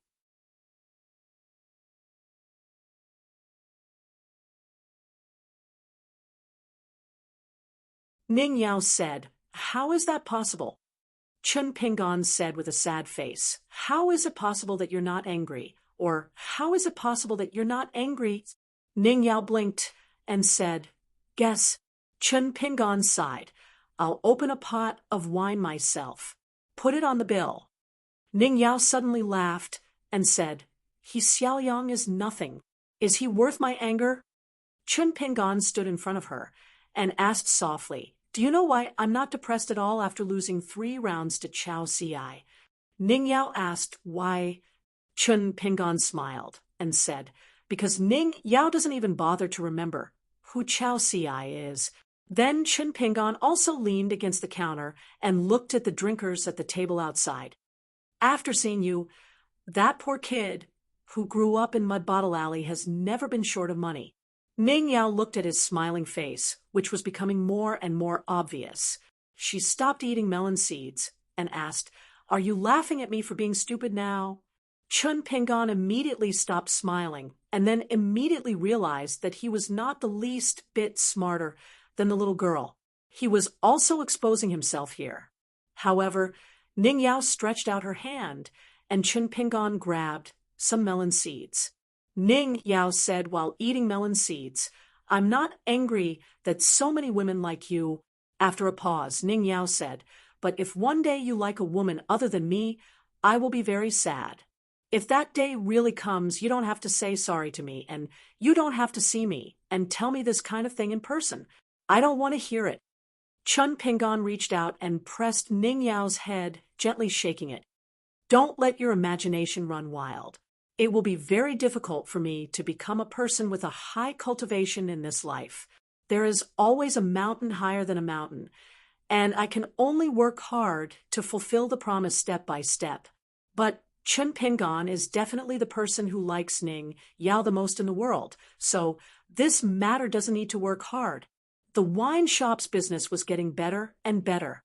That Chun Pingan, on the other hand, became a shopkeeper who did nothing. Every time he came to the shop, he actually chatted with the group of little kids, holding a small stool and borrowing the children's comic books to read. Occasionally, Chun Pingan would also teach them how to read. Later, that young man in green robes didn't want to earn money. He put aside the dragon beheading platform of the Ning mansion and didn't seize the opportunity to refine his spiritual energy. He ran to the streets and alleys to make stone tablets and collected a large pile of paper. Then he often sat under the sun and told stories of mountains, rivers, and ghosts with a group of children. He became a storyteller. Later, when some children asked him about a language he didn't know, the young man took out a bamboo stick and wrote on the ground. He only explained the words and didn't say anything else. Even when the children asked more, the young man just smiled and shook his head. After teaching them the words, he talked about the strange things in his hometown and the mountains and rivers he saw. One day, the young man in green robes with a jade hairpin in his hair basked in the warm sunshine of a foreign land. After teaching some words and telling some stories, he put the bamboo stick on his knees and softly recited, "The sun shines brightly, the lamb's coat is wet." Seeing that the man stopped, a child asked curiously, "And then? Is there anything else?" The man put his hands on his knees and looked forward, slowly saying, "At the time of the awakening of insects, the world is born and all things begin to flourish." Sleeping at night and getting up early, walking widely in the courtyard. A gentleman walks slowly so that he can develop his will. The children around the bench and the man didn't understand what he was saying, but they were willing to quietly listen to the man reciting softly.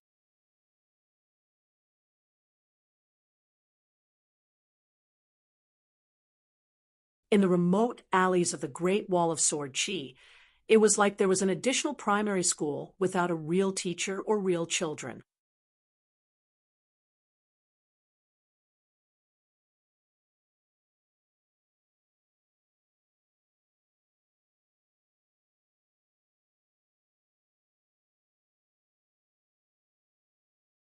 (583) Compared to the past, the Ning mansion was not as lively as it used to be, except for the addition of Chun Pingan. The reason for the silence in the Ning mansion was too heavy.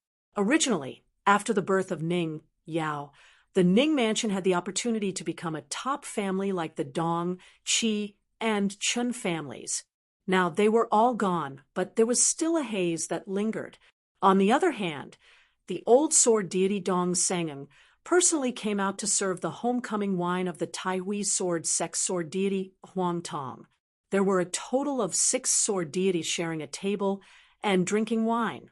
With the arrival of 3 sword deities carving words on the no matter plate, the small wine shop's business, which was about to go downhill, suddenly flourished after one night.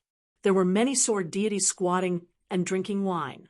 At the same time, the wine shop introduced the Yan's restaurant's unique pickles. Every time someone bought a bottle of wine, they would get a free plate, together with the slightly bland bamboo Grotto Heaven wine. One could slurp the wine and crunch the pickles. The taste was excellent. Chun Pingan's daily life in the Ning mansion was very regular. Apart from the 12 hours of refining qi in the pavilion on the dragon-slaying cliff, he usually spent an hour sweeping the courtyard with Grandma in the early morning. During this time, he asked about the details of the practice in detail, and Li'er on the Lion Peak helped to feed him. However, different peak grandmasters explained the theory of the fist. Often, they were fundamentally similar, and their paths were different.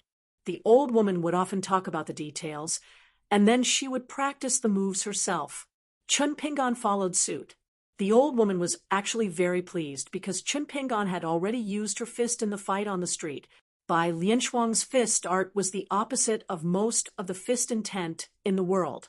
It focused on withdrawing the fist and restraining the spirit. When it reached a perfect state, only then would it talk about punching the enemy.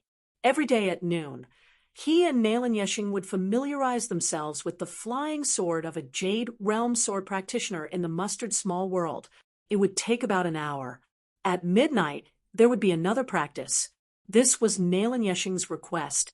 If he wanted to learn the essence of his 2 different sword intents, these 4 hours were the best time.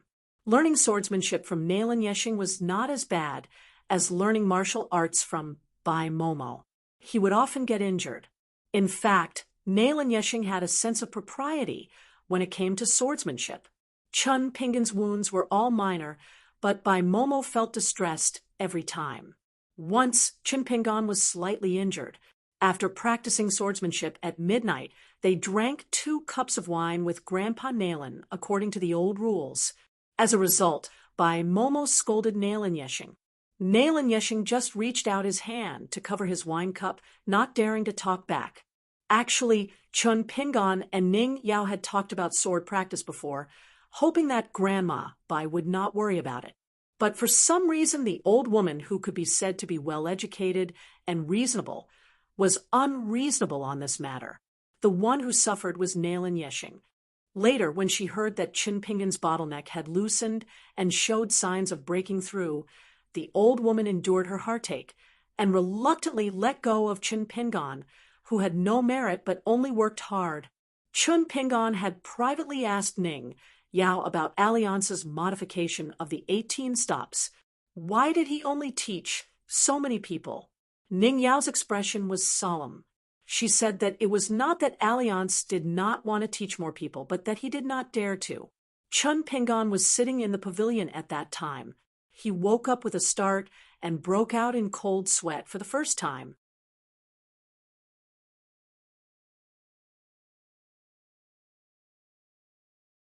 If he taught enough, all the young demon sword practitioners in the desolate world would be able to reach a higher level in the way of the sword. Ning Yao looked at Chun Pingan. Chun Pingan said, "Up until now, the only person I have taught is Pei Qian." Ning Yao nodded. "Then it's fine." After that, Chun Pingan asked the city if there were any other sword immortals' writings in the city other than the 2 engraved books. Regardless of whether they were written by local or foreign sword immortals, whether they were written about the battles at the Great Wall of Sword Chi or travel notes about the mountains and rivers of the wilderness, they were all available. Ning Yao said that the Ning Mansion did not have many of these miscellaneous books.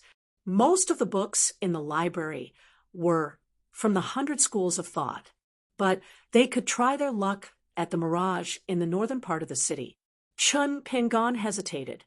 That market was very strange. Its foundation was a mirage in name only, but it did not dissipate after a long time. It was magnificent, like the residence of an immortal. There were more than 40 buildings of various colors, and it could accommodate thousands of people.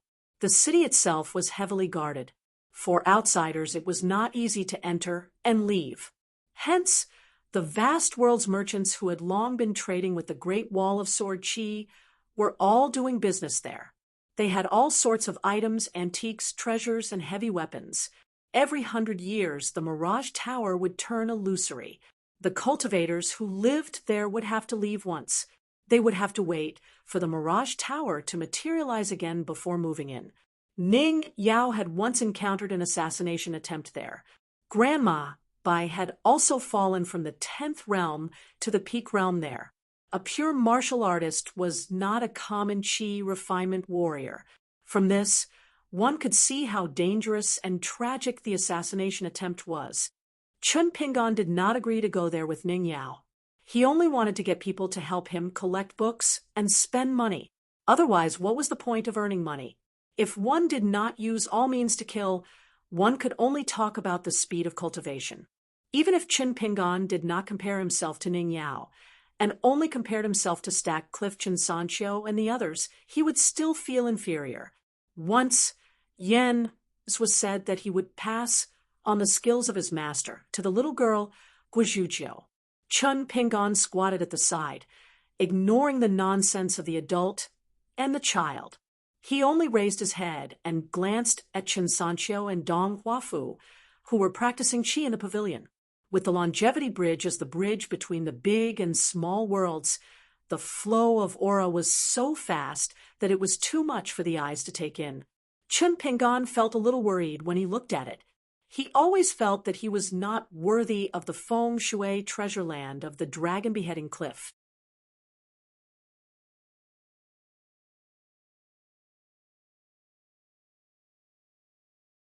Ning Yao stood at the side and comforted him. Your longevity bridge has not been completed yet. They are both golden core cultivators, so you will feel the difference. When you gather 5 natal items, the 5 elements will complement each other. Now, you have 3 natal items: the water word seal, the soil of the Aquarius continent, and the wood embryo statue. These 3 items are of good quality and already have the embryonic form of a small world, even in the Great Wall of Sword Chi. Most of the Earth immortal sword cultivators do not have such a complicated elixir room. Chun Pingon said with a smile, a sword cultivator just needs a good intrinsic sword. There's no need for so many intrinsic items to support it. Ning Yao said, aren't I just saying some words of comfort to you? Chun Pingon smiled. I appreciate it. Chun Pingon remembered something. Stack Cliff is busy with the shop business every day. Will it really not affect her cultivation? Ning Yao shook her head. It won't. Other than entering the cave-dwelling realm in the lower 5 realms and entering the Golden Core realm, both of which were in the Ning residence, Stack Cliff has relied on herself for the rest of her breakthroughs. Every time she experiences a battle, Stack Cliff will be able to break through very quickly. She is a genius born for large-scale battles. Last time when she sparred with Dong Huafu, you did not see everything. When you are on the battlefield and fight side by side with Stack Cliff, you will understand why Stack Cliff is Chun Sancho's best friend. Other than me, every time Chun Sancho finishes a battle, he will ask Fatty Yen and Dong Haitan if they saw the back of Stack Cliff's head clearly, and if she is beautiful. Ning Yao said, therefore the elders of the Dong and Chun clans have always looked at Stack Cliff in a different light. Especially the Chun clan. They even wanted to let a young talent marry Stack Cliff.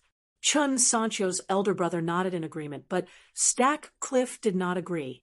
Grandpa Dong is willing to send off the Taiwi sword sex sword immortal Huang Tong at Stack Cliff's shop. This has nothing to do with you. It is only because Stack Cliff saved Dong Haitan's life. Stack Cliff once said, if I must die, there is no need to save me. Grandpa Dong especially admires this saying. Ning Yao smiled and said, I did not tell Stack Cliff too much about these things. She is meticulous and will always overthink things. I am afraid that she will be distracted. She admires those sword immortals too much. Going too far is as bad as falling short. You should have noticed at the shop that whether it is Wuzwa, Grandpa Dong, or Han Huizi and Hukai, when Stack Cliff sees them, they will all be very nervous. Chun Pingon nodded. I did notice. If you agree, I can talk to her later. I have more experience in this matter. Ning Yao stared at Chun Pingon and asked, why not? Or do you think I am unreasonable?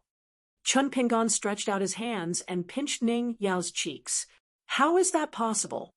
Fatty Yen, who had been watching and listening to all directions, was careless and was kicked in the face by the little girl who had learned his martial arts. Yenzwa didn't notice and winked at Guizhuqiu. The little girl turned her head and took a look. She gasped. Her master was so bold. It was true that the skilled were bold. She was also very smart and lucky. This time, she was learning from her master. It was a sure win. Ning Yao stood still and let that guy pinch her cheeks. Since you are so skilled, why don't we go to the mustard seed world to practice with you? Chun Pingon quickly stopped, but with one hand behind his back, he opened his palm and extended it to the martial arts arena. He smiled and said, please. Ning Yao raised her eyebrows and swept into the mustard seed world near the south of the martial arts arena. She stood still and gently twisted her wrist. Chun Pingon ran away and disappeared.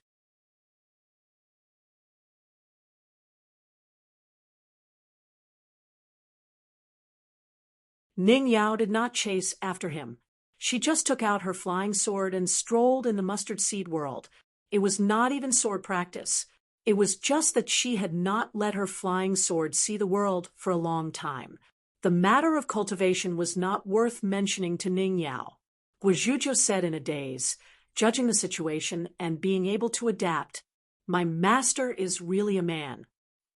Yenzwa asked, Lu Duan, I will teach you the fist technique, and you will teach me the art of flattery. How about that? The little girl imitated the green-robed swordsman master. Before the battle on the street, she posed with one hand clenched in front of her and the other hand behind her back. She shook her head and said, "Your heart is not sincere, and your aptitude is even worse." Yen was a little confused. Ning Yao waved her hand and said, "Lu Duan, come here and take a beating," Guizhuzhou shouted, and then began to run. She was a sword cultivator of the middle 5 states. It was not difficult for her to escape by riding the wind.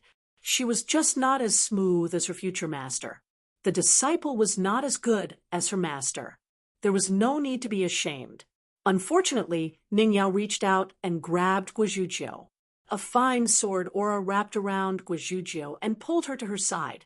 Guizhuzhou staggered and stood still. She shouted softly and put her palms together. Then she intertwined her fingers and made a gesture. "Spirit of the sky and spirit of the earth, Sister Ning can't see, and it won't hurt even if I hit her." Yenzhou covered his face with both hands and rubbed it hard.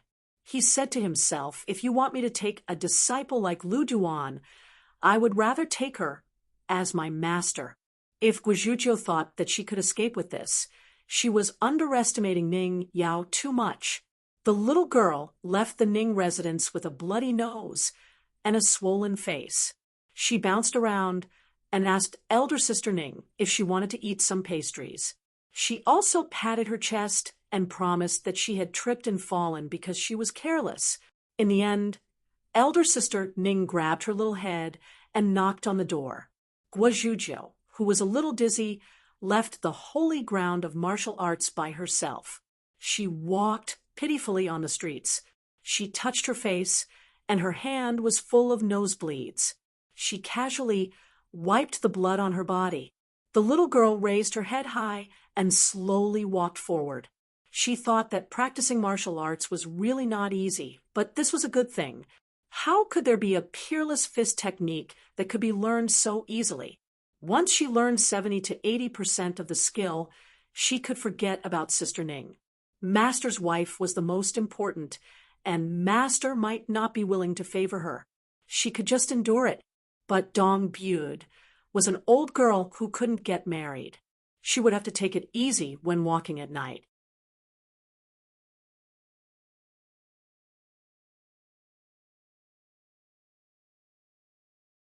The little girl, who had a jade green ink stone hanging from her waist, had been looking up at the cloudless blue sky.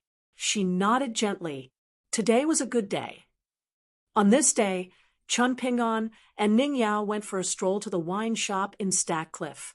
In the past, when the two of them were refining energy, they each had their own time to rest. They didn't always go together. Often, Chun Pingon would go to Stack Cliff alone. Today, Ning Yao had clearly interrupted her cultivation and wanted to walk with Chun Pingon. Chun Pingon didn't think too much about it.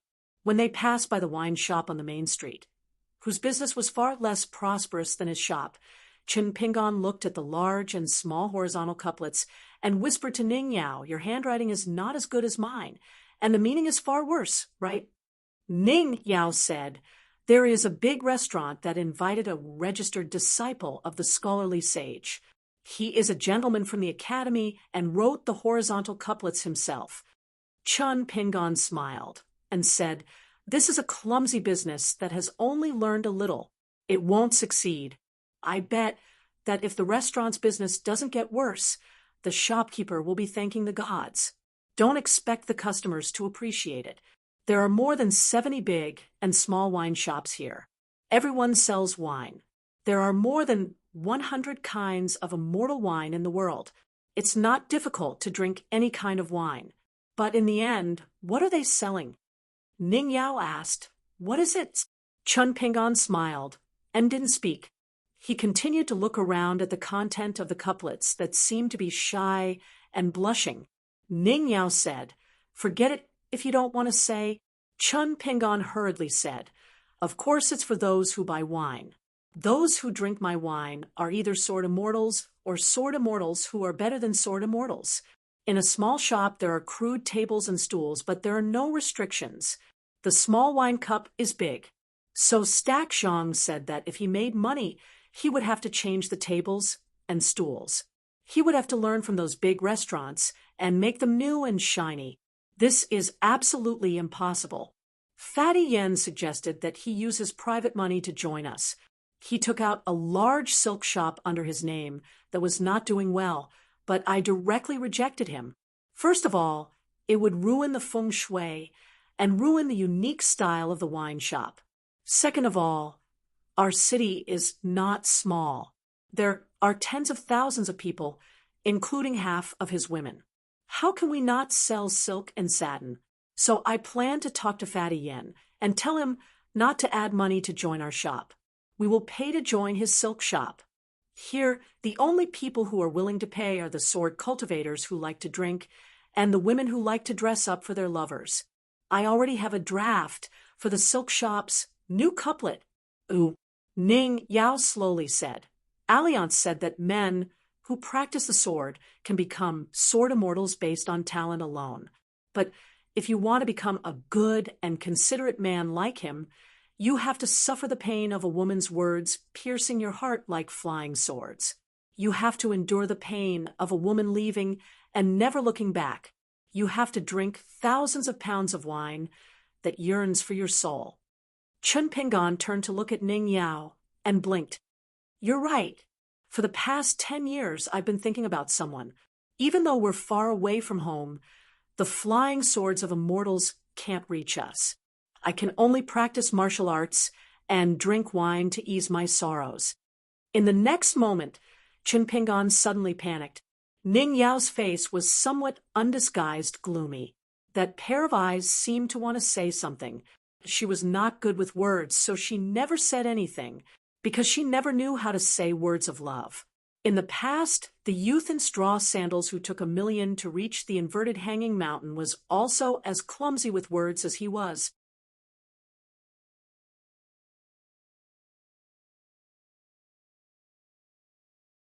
Therefore, she did not think much of it. It was as if it was how it should be.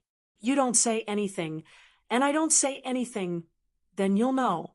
Chun Pingan extended a thumb and gently stroked Ning Yao's eyebrows. He said softly, "Don't be unhappy. You have to relax your frown." Ning Yao said, "I'm just unhappy." Chun Pingan bent down, picked up Ning Yao, and began running. Ning Yao was at a loss. Chun Pingan carried her and ran all the way to Stacked Cliff Wine Shop. There were dozens of sword cultivators at the table and squatting at the side. All of them were dumbfounded. Among them, there were many young women. Most of them were daughters of influential families who came because of its reputation. Seeing this scene, they did not think much of it. Instead, their eyes shone brightly. There were even some bold women who took a big gulp of wine and whistled skillfully. Chun Pingan put Ning Yao down and waved his hand. 10% off for all the drinks that have not been paid. Then Chun Pingan added, "The words of the second shopkeeper may not be effective." Head shopkeeper Stacked Cliff's words are final. The drinkers looked at Stacked Cliff in unison. Stacked Cliff smiled and nodded. 10% off then. Immediately, there were cheers. Damn it, it was not easy to save money on drinks from this second shopkeeper. Chun Pingan picked up a small stool and was about to go to the corner of the street to be a storyteller again. He looked at Ning Yao. Ning Yao nodded. Stacked Cliff came to Ning Yao's side and asked softly, "What's wrong today?" Chun Pingan was not like this in the past. Looking at his posture, in a few days, he'll be playing gongs and drums on the streets. Ning Yao glanced at the chattering girls at a table in the distance. She smiled but did not say anything. Stacked Cliff held back his laughter. Ning Yao had secretly mentioned that there were women who came to the shop to drink. Their ulterior motives were not in the wine. Naturally, they came for the famous second shopkeeper. There were two shameless people. Not only did they buy the wine, but they also carved their names and words on the back of the nameplate on the wall of the wine shop. If it wasn't for the shopkeeper of the wine shop, he would have taken down the nameplate. Previously, Ning Yao had flipped open the nameplate and glanced at it. Then, she quietly flipped it back. Chun Pingon sat on a small stool. Soon, he was surrounded by a large group of children. Like before, he told the story of the mountain and river gods that he had not finished last time. He stopped at the crucial point and smiled as he said, "Let's wait for the next round." There were complaints all around him. The child who wanted to learn martial arts from Chun Pingon even earlier than Guizhuzhou squatted by Chun Pingon's feet and took out a copper coin from a clay jar. Chun Pingon, continue. There's a reward. If it's not enough, I can add more money. Chun Pingon pushed the child's head away.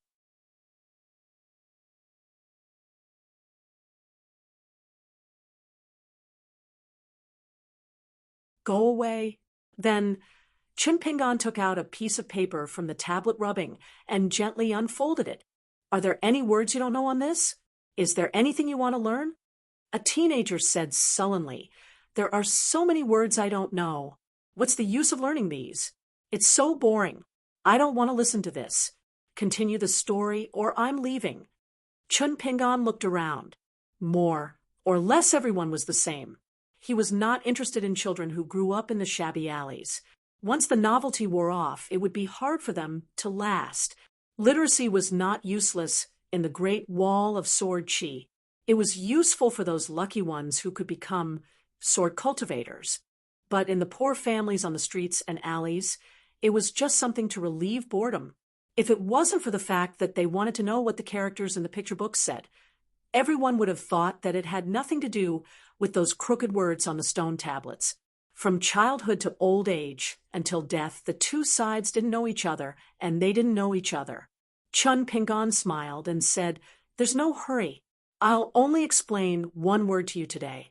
After that, I'll continue the story." Chun Pingon picked up the bamboo branch on his knee and wrote a word on the ground. "Steady." Chun Pingon smiled and asked, "Does anyone know it?" Someone said.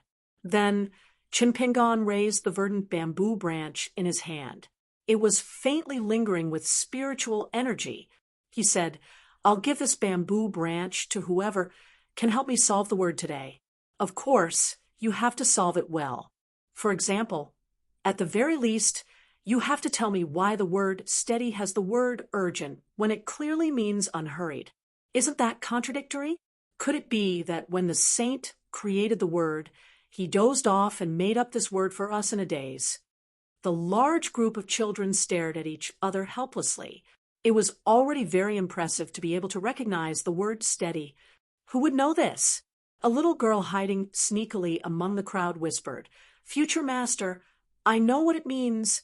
Chun Pingon shook his head and smiled. "No, you've been studying since you were young. It's unfair to others if you solve the word." Guizhuzhou was a little envious of the bamboo branch in her master's hand. If she got it and returned to her home street, wouldn't she be able to show off? The little girl was a little annoyed. "If I knew this would happen, I wouldn't have studied." When the crowd noticed Guizhuzhou, they intentionally moved away and distanced themselves from her. It wasn't just fear and envy.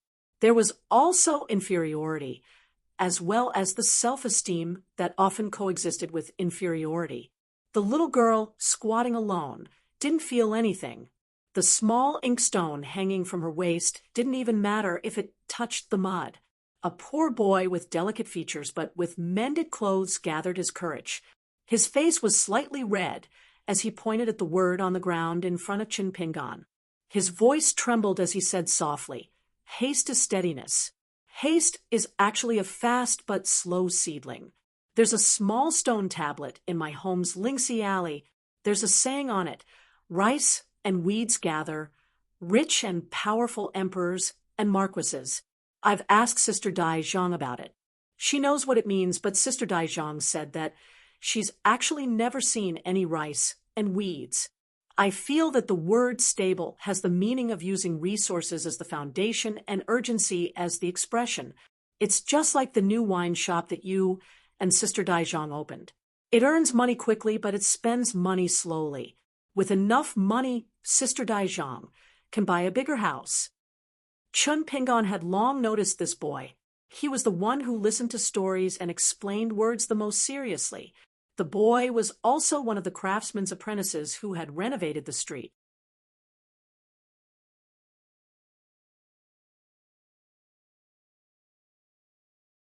However, Chun Pingon discovered that the boy's physique was weak.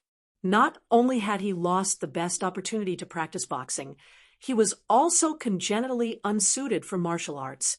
This was different from Zhao Shuxia. It wasn't that he couldn't learn boxing, but it was very difficult to achieve anything.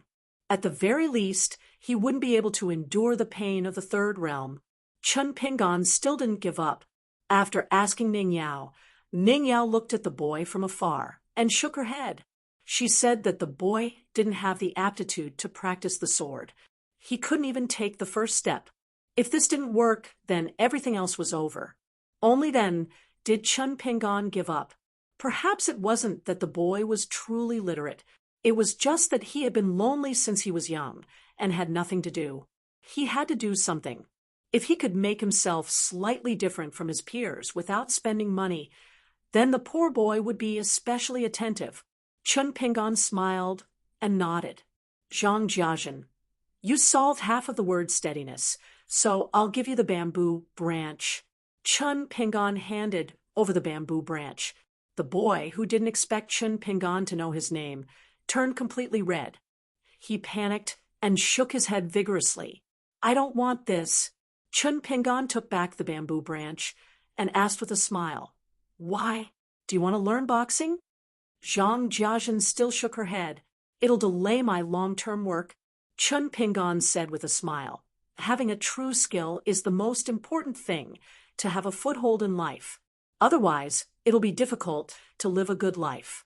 When the time comes, you'll blame the heavens and accuse others. You'll be right in everything. You'll feel bad, even if you're good. The boy seemed to understand, but didn't. Even if he was the most literate among his peers in the nearby streets, how could he know about true knowledge? But Chun Pingon's words weren't the truth of a sage. They were just superficial family matters. Zhang Jiazhen could still understand some of it. For example, Chun Pingon would approve of his long-term work to earn money and support himself. This made the boy feel much more at ease. To be recognized, even if it was small. For a boy like Zhang Jiazhen, it might not be a small matter. The little brat, holding the clay pot, shouted, I don't want to be a bricklayer. Useless. Even if I get a wife, I won't look good. Chun Pingon reached out and pressed the child's head beside him. He shook it gently. You're ambitious, okay? When you get home, ask your father if your mother is pretty or not. If you dare to ask, with this heroic spirit, I'll tell you a supernatural story alone. This deal, do you want to do it? Am I itching for a beating? You often tell stories and I can't run away. But when my mother gets angry, my father will only let me take the beating. The child raised the clay pot and said angrily, Chun Pingon, are you going to teach me fist techniques or not? If you don't earn money, are you a fool?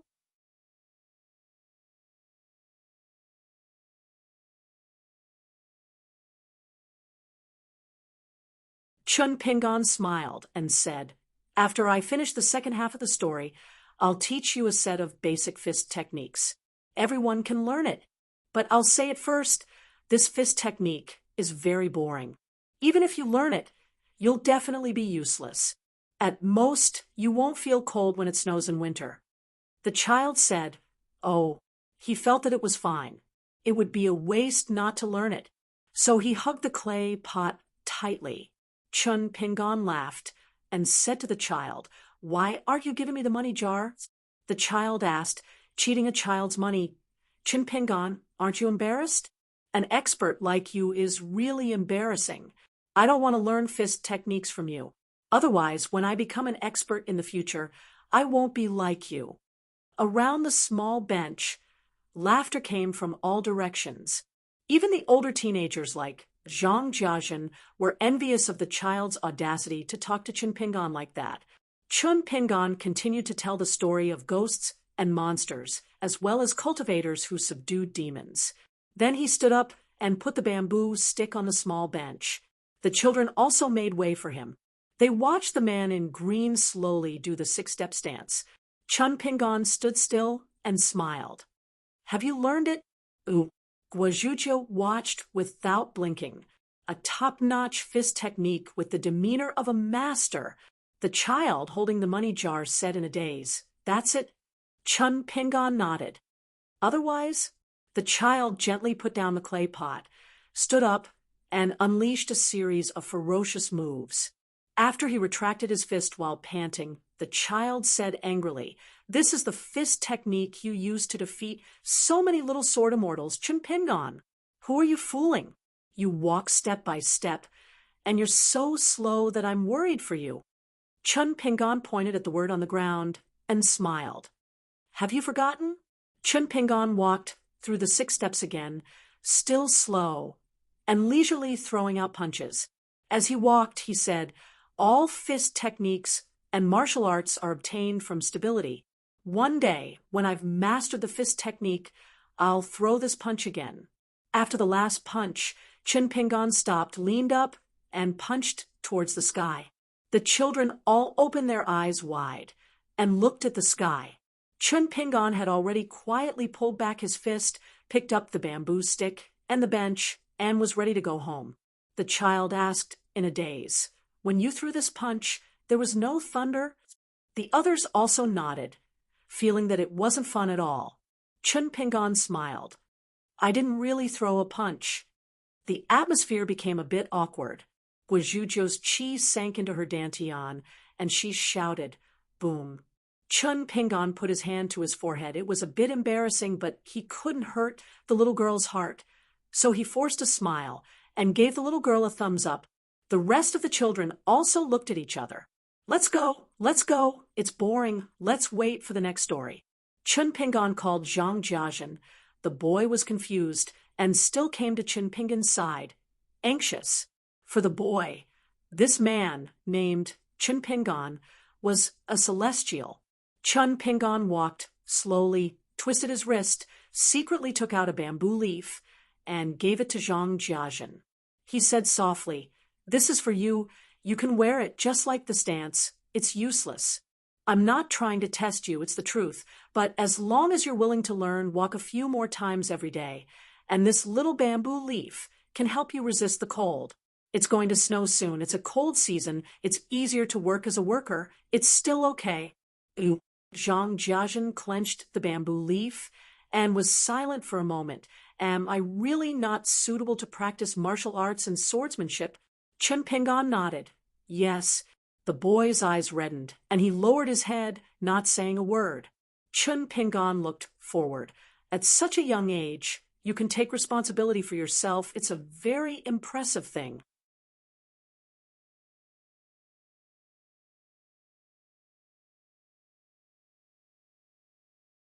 Zhang Jiajin, don't underestimate yourself. The boy raised his head. Chun Pingon smiled. The name Jiajin. Is it a name you came up with after reading so many inscriptions? The boy nodded. My parents left early and my grandfather can't read, so for the past few years, he only has a nickname. Chun Pingon turned his head and said, Jiajin is for beauty. Chastity is for firmness. It's a very good name. Life in the Great Wall of Sword Chi isn't good. This is something you can't do anything about. You can only accept your fate, but how you want to live is up to you. Whether it will be better in the future, it's hard to say. It might be more difficult. Maybe in the future, when you become skilled in your craft, you will earn more money and become a craftsman respected by the neighbors. At this point, Chun Pingon turned his head and smiled. But at the very least, when I tell stories to others in the future, I might mention that in the Great Wall of Sword Chi, there was a craftsman named Zhang Jiajin in the Consonance Alley. Other than craftsmanship, he might not be good at anything else, but since he was young, he liked to read inscriptions. After Zhang Jiajin left, from the beginning to the end, Guajuju didn't say anything. She just raised her head and looked at the man who would be her master in 1.5 years. In an instant, Guozhuzhou's eyes widened, filled with anticipation. Chun Pingan counted with his fingers, and then said, "The matter of accepting a disciple, it will still take 1.5 years." Guozhuzhou let out a heavy sigh. Chun Pingan continued to walk forward. The wine shop was bustling with activity, and money flowed like water into my pockets. From afar, it looked very festive.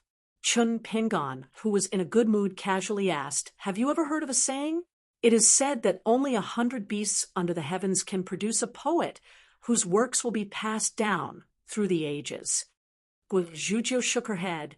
"The future master is knowledgeable, but the future disciple is not. I have never heard of it." Chun Pingan was curious. The feng shui of Luopa Mountain had already spread to the Great Wall of Sword Chi. That didn't make sense. The main culprit, the first disciple of the mountain, Julien, and the others were very far away. Guozhuzhou curiously asked, "Is there more to it?" Chun Pingan nodded. "A popular essay for thousands of years is nothing. All of you from generation to generation have been here for tens of thousands of years. This is enough to shame all the poems in the world." Guozhuzhou asked, "Master, do you need me to help you shout these words in the streets and alleys?" "Disciple will shout while practicing stances. It won't be tiring." Chun Pingan helplessly said, "Don't." Guozhuzhou was secretly happy. Her words just now were hiding something. Calling herself a disciple and calling him master, she had profited greatly today. They arrived at the wine shop.